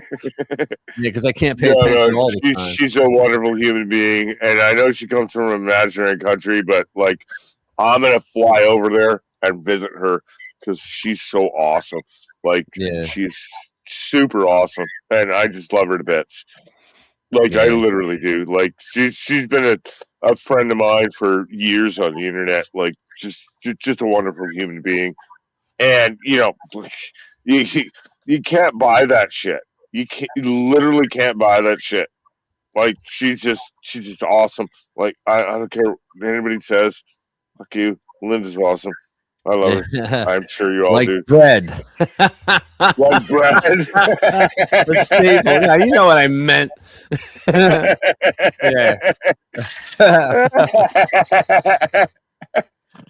Yeah, I know. Yeah. That's funny. I'm sorry, I don't mean to take over your show here. Like, please. You didn't. I still got the button. I still got the button, you cancel me anytime. Yeah. I know. Yeah. I know. Well, I'm just no, but it's important to me to talk to folks and let them know, like, hey, I don't mean anything by it, kind of thing. Yeah. So, and for all you folks out there, like, know that I love Rich immensely. Like, you have no idea. Like, no homo. Right. Yeah. No homo. Yeah. No homo. Yeah. No homo. Yeah. No, I love him. I love him to bits. I love him to bits. Like, he's like my brother from another mother, right? Kind of thing. Yeah.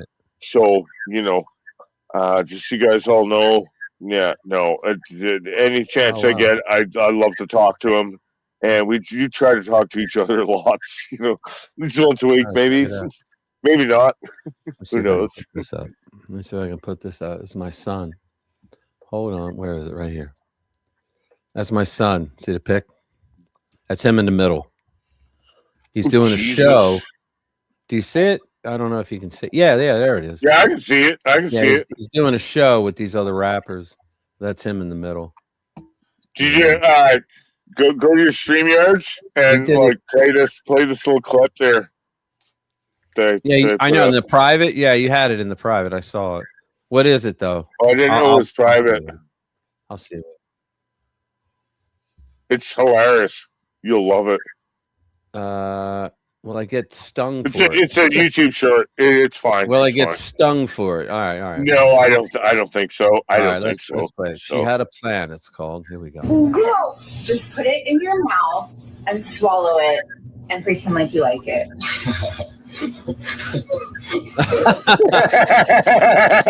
That's it. That's hilarious.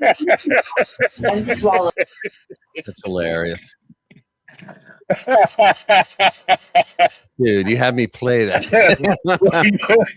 when she realized, Hey, what's up, Louie? like what she was saying. Welcome back, bro. Oh my god. Yeah. Let me see. What else can we play? I'm gonna find. It's a shame because I would be playing Rush songs now that Loafer's here, but I would get smacked for that. Oh yeah, he definitely would. What? By who? By who? No, I like YouTube. Rush. YouTube would like. Oh yeah. Oh, they would demonetize me. Yeah. No, I get that. Part. I understand. Yeah. I got content IDs on songs too, and so I understand. Here's You know what's funny is unpopular opinion. Anna Canals. I mean, they got together. Geddy and Alex have got back together, and they're touring. Yeah. And got this new drummer, and it was absolutely monstrously good. Really? I didn't hear that. German lass. She used to play with Jeff Beck. Okay. Other people. She's very good. She's a very good drummer.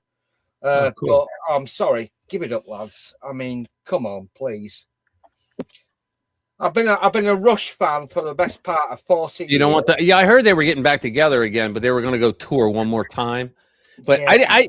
I kind of thought to myself, do I really want to see them end it like that? You know what I mean? Because they were 50 years as a band, and it's like, do I really want to see them be like those old guys that say, yeah, we're going to do one more tour every year for the next 10 years? I don't know if I wanted to see that because they were a class band. Oh, I mean, Geddy's voice is failing. He's not, yeah, of course. He's not where he was at the end of the day. Yeah, somebody have to kick him in the nuts in order to get up that high these days, you know. And you can imagine doing that the whole show. Yeah. Even though Geddy is, I would tell you what, this book. Well, what have I done with my books? Throw them down here. I mean, like, I effing like Geddy Lee. Right. What a horrible life story he's brought me. You know, he's had to endure. What happened? Really is. But anyway, we can't blame all of them, can we? Okay. Jeez. No. No, where do you hail from, Loafer? Oh, I'm originally from Lancashire, but I met and fell in love with my missus, and she wanted to move back over here to Yorkshire. So about 20 years ago, me and the missus hooked up, got married, moved over to Yorkshire, and now we're in Sheffield. Okay. It's only around about 6 miles away from Rotherham. Yeah, but we don't talk about that, do we? I guess not, eh? Let me see what else I can bring up. Trying to find.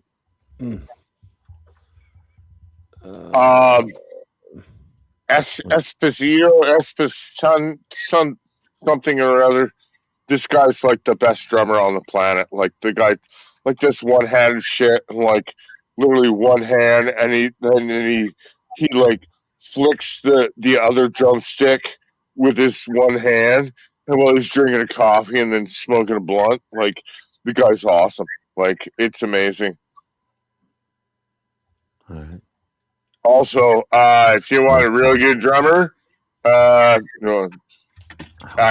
sure, like, you know, Special K knows all that shit because he's a good drummer too.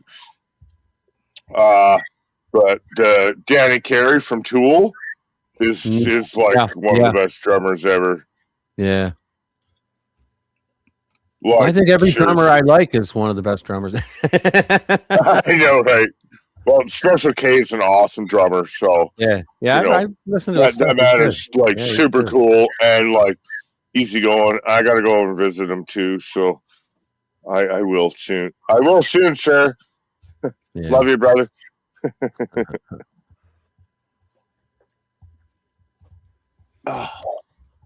Fucking hell! I hate my life sometimes. Why? Yeah, I'm a mechanic by trade, so like, yeah. Yeah, well, it's a nightmare. Fucking. So I'm dealing with this 2005 Toyota Tacoma. I've got 3 plugs changed already. Got to put the coil packs back in. I'm Right. dealing with the other half, and it's a nightmare. It's a fucking nightmare. Oh, Like wow. nothing is cooperating. Let's just say that. That sucks. So yeah, I know.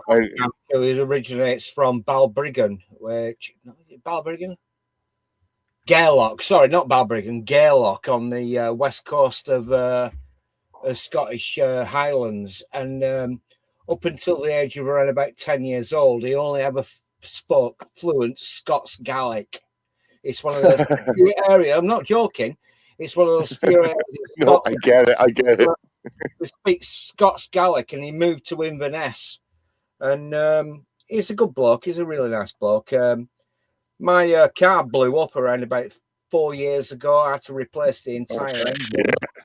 Wow. And I went on you. I just basically emailed him and said, I'm not going to mention his name for obvious reasons. I said, my car's just got a complete and utter spurg out. What's gone wrong? And within about half an hour, he actually emailed me and said, there's a VW Golf Estate Mark III around about 6 miles away from where you live. And it's been totaled, rear-ended, written off. And it's got less mileage on the engine than yours. You can get it for around about $2.5 grand. And so I went into mechanic and said, look, I've got my mate who speaks fluent Scots Gaelic. His first English is Scots Gaelic. His first language is Scots Gaelic. He had to learn English when he moved to Inverness, right? So he sent me this email, and apparently there's an engine around about 6 miles away, less mileage than my car at the moment, and it's available for so much. Just bloody well go and fit it. Although engaging in conversation about the history of the Scottish and the Northern Irish is very difficult to navigate on account of the fact that something happened around about 300 years ago in Northern Ireland between the people who were Scots who were disenfranchised of their property rights, thrown off before all the explosives. Forced to live nice. in Northern Ireland, so a big, massive, fucking sectarian feud between the Scottish Protestants, the former Scottish Protestants that took up land in Ulster, and the people in the Republic of Ireland who were Catholics. Something happened about 300 years ago. Plantation of Ireland, something about that. Anyway, I've had a lot of beer, as you can probably If 40 were here, he could have told us. He would remember. Yeah. He would remember. What? How we remember what? Like how much beer fucking loafers had? Helps. I'm sorry, I couldn't help it. You opened the door for that one.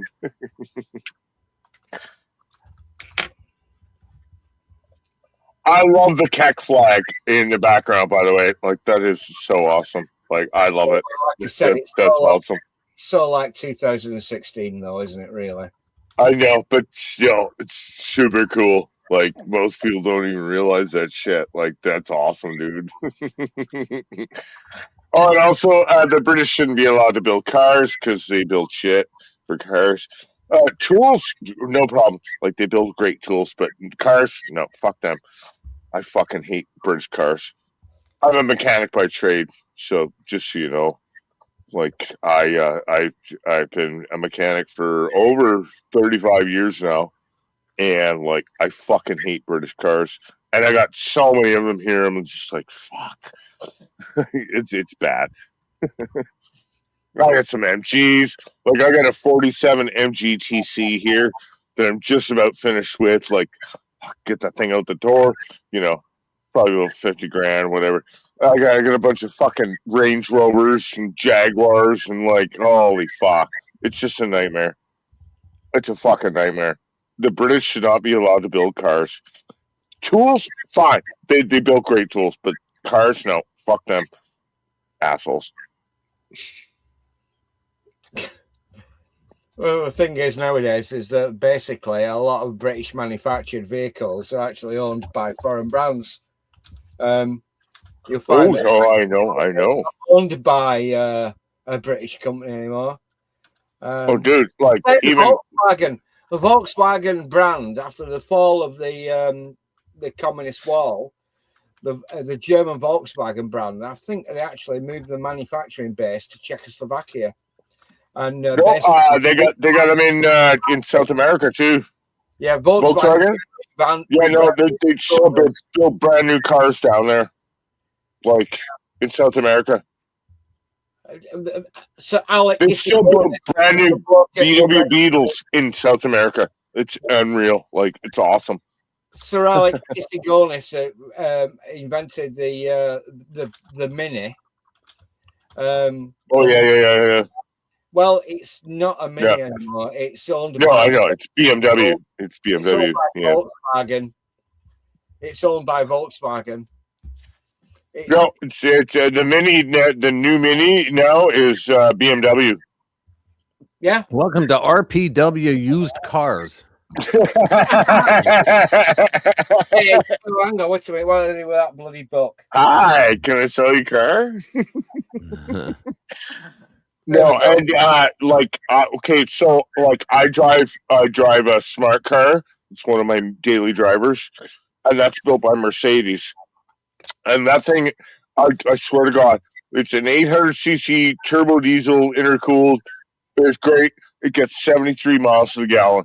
I'm not going to complain. Like, that thing is awesome.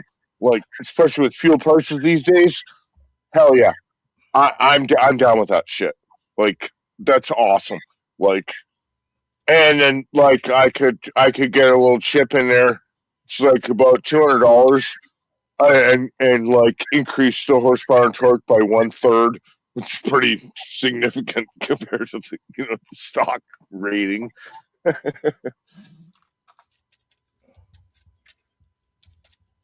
Interesting. Oh, hold on. Here's a draft on me. Thank you, Louis. Thanks, brother. I appreciate that. Thank you. What How you doing, by the way, Lou? How you doing? What did he say? I missed that. Oh, he said, "Here's a draft on me." He donated. Oh, nice. That was Lou. Yeah. Thanks, Lou. That was Louis. Yeah. That's cool. Sorry, Lou. I'm on Streamlabs here, so I can't see all the. My YouTube thing is getting. Yeah. I bought an extra monitor, by the way. StreamYard now allows me to pull the chat out off the screen and put it on my other monitor, so I can watch over there. Well, that's funny because you missed my fucking first coffee thing. No, I didn't. The coffee. I don't get notified on that. Okay, well, you know, I they don't notify you that. Like, do you want me to give you some more money so you can read? No, brother. No. All right. Can you go have a look? Like,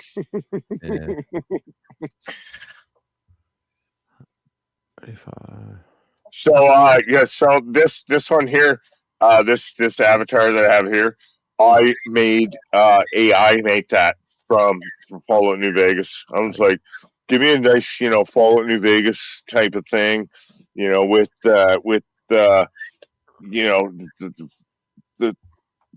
elite trooper, and so that was the best one that they had. So I used that. Sorry, I didn't have my Commander Classified thing. So, I also started a new one called Commander Certified. Right. Yeah, because I like alliteration, so it was awesome. Like, so, yeah, I've got that. So I'm gonna do that with because my Commander Classified and Commander Mathematiker, they're all for Elite Dangerous. I don't know if you know that game. It's a space game, and I have like about 7,000 hours in that fucking game. It's awesome. Yeah. Oh yeah. Yeah. And it's all in VR. Dude, Like I all but wrote 200. All but I wrote 200 hours is software. in VR. I wrote software for just about every game that I played on with my clan, and like in other words, when we played, we're talking years ago. We played Allied Assault, right? Medal of Honor Allied Assault. I know. I know Games those games. did not put cheat detection in that, so we wrote one, and we we gave it to the OGL to use, and like I wrote one for I worked with a guy. What the hell was his name? He was a preacher out in Arizona, a pastor out in Arizona. Scott, I forget his last name. Scott Jones.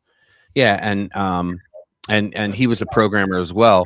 And he wrote a thing for Medal of Honor, and then I saw what he did and thought that was really cool. So I wrote it for Call of Duty 4. And then with the OGL, the World Online Gaming League, what they did is they liked it so much. Of course, I was an admin there as well, but they liked it so much that they put it on their realism ladder so that people couldn't cheat.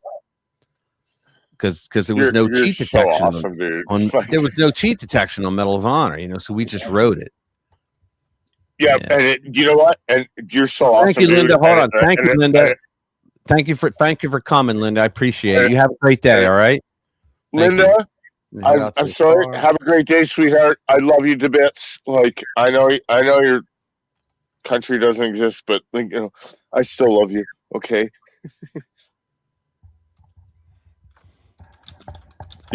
Rich. No, that's awesome. Like to hear that. Like that's great, dude.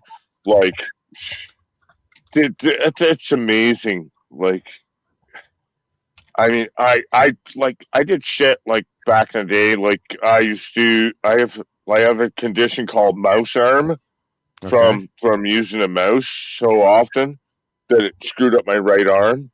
Like literally, like my arm is fucked. Like from that. Yeah. It's other things too, but and like it was all from doing 3D like CAD work, right? Like so 3ds Max and AutoCAD, and it was literally for working like and doing stuff for people like making pieces for their machines. So like literally making pieces for these people's machines, and that's why I screwed up my arm. All of it. But anyways, like, and I can't tell you about it because I'm still under NDA for all of it. Oh wow. Oh yeah. No. It's. But I make parts for people. Like I'm good at that. I'm good at that on CAD programs. Like I'm not an artist, but like I am a good draftsman and I can make shit for everybody. Like no problem. You want parts made? I'll make you some parts. Oh wow. Like it's that easy. That's good. Well, that's good, man. It kind of sucks. I'd like to get back into it, and I would like to. I think what I'm going to do is get a trackball instead of a mouse. Get a trackball and do that. There's also the 3D mouse, which is really nice, but it costs a lot. But I don't care. Like I really don't care because like I play. So guys, so all you know, like I do play space games, and I play that all in VR. Oh wow! So cool. I'm in VR all the time, right? So, and so well, you know Pam who comes in here. Yeah. My friend, Ice Green Pam. Yeah. She was one of my generals in. Dude, in Medal of Honor, she was a badass. Oh yeah, I made her one of my generals. We had 3 teams. We had Bravo, Alpha, and then X-Ray. Bravo was the top-notch guy. They were top-notch guys. Alpha was guys that their job was to get good enough to get into to Bravo, and then X-Ray, they were the misfits, and she was the general of X-Ray, and we had like 3 servers, right? I paid for 3 servers that we leased monthly, and we dedicated one for X-Ray so that she could train them how to play, and a lot of them came out really good. Like she was badass in that game. Like really Nice. good. I didn't realize that, dude. That's so awesome. Yeah, Like, no, Pam is so cool. Like, like she's always been super cool with me. So, yeah. No, that's awesome, dude. Oh, cool. Motors AMX Javelin. Oh, okay. Cool. That's awesome. Yeah, so like again, like I was saying earlier, I've about 7,000 hours in Elite Dangerous, and all of it is in VR. Wow. Yeah, most people don't believe that. Like, wow. Really? I'm like, oh yeah. So it's the way I roll. And it was so fun. Yeah, I don't even have one. What's that? I don't even have one. I don't have a VR. VR? Yeah. Oh, dude. Yeah, I stopped gaming years ago, though. I'm so busy now with everything I do. I don't have time. I wish I did, but I don't. In fact, I got to go to bed soon. I got to get up early. Oh, I'm sure you do. Yeah. So like I started out with the Oculus DK2, the Developer Kit 2, and then I went to the Oculus Rift, and then now I'm on the Pimax 5K Plus. It's basically it's 5K, 2.5K in each eye, like two separate. It's awesome. Like it's wicked. So like, if you guys haven't experienced VR at all, I know it's going to take a little bit of time to get used to it, but it's really incredible. Like it's really incredible. Cool. Yeah, no, it's really incredible. That's awesome. And like flying a spaceship in VR is it's like nothing else like you've ever experienced before. Wow. It's amazing. Like I'm serious, dude. Like all you folks in the chat, like get a VR headset and fly a space game like Elite Dangerous. Like, and it always goes on sale like real cheap too. So like, just fucking get it and play. Just fly the spaceship, and I would be happy to help all of you out to get up to speed as well. So like, but flying in VR is just a whole nother level.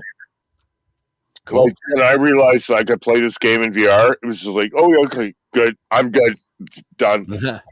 And like I said, I spent probably about 200 hours in the game, normal, like on Pancake Vision, and then I got 7,000 hours in VR. Guys, I think I'm gonna have to call it a night. I've been here 4.5 hours and I'm tired and I gotta get up. I'm going to a wedding tomorrow. Very good, sir. I'm sorry for taking up a lot of your time too. Loafer. And Commander, thank you for coming in. Appreciate it, man. You guys are awesome. I appreciate you, sir. Good to see your face. You're wonderful. Put a face to the name, Loafer. Good to put a face to a name. Yeah. Yes, and I love the cat flag. I love that shit. Yeah. You can always get a hold of me on Discord or email anybody. So join our Discord. I love you all. Do I have? I love the whole chat. I love the whole chat. You guys. The are address wonderful. to our Discord is out on the regular. It's on the homepage, but I'll start putting it in the description. It's very magnanimous of you to allow me up because always be aware that people might want to join your live stream could nuke your channel. Yeah, because they're bad actors, bad faith actors. Oh yeah. Well, you've been in here a number of times and you've never caused any trouble, so thank you. Yeah. No Not yet. 3 in the morning, I need to go to bed. If there's any Antipodeans, happy Anzacs Day. I'm out. Good night, folks. Thank you, sir. All right, Love see you guys. Lover. Hey guys, You do me a have a favor, great hit that night, like sir. button if you haven't already. Oh, I appreciate the like it. button was hit before my first comment, sir. Yep. And watch our videos. Come by next week. I'm gonna try to get Allison in if we can get her up to date on a webcam. I would love that. That would be great. Fill in for we go way back, man. We used to fight the little Nazi commies in Facebook awesome. years ago. I love it. Years I ago. love Mark it. was a part I of it did- too. Mark Davis, he was a part of our group. Yeah, it was pretty cool. Rich, I did not see that coming. Oh yeah. Yeah. All right, guys. Have a I good love you, one. brother. Love you Oh, too, and brother. chat, I love you all too. All Like, right. See you guys. believe me, I love you all, chat. Yeah. Have a good great day. weekend, guys. See you next week. All right. Bye.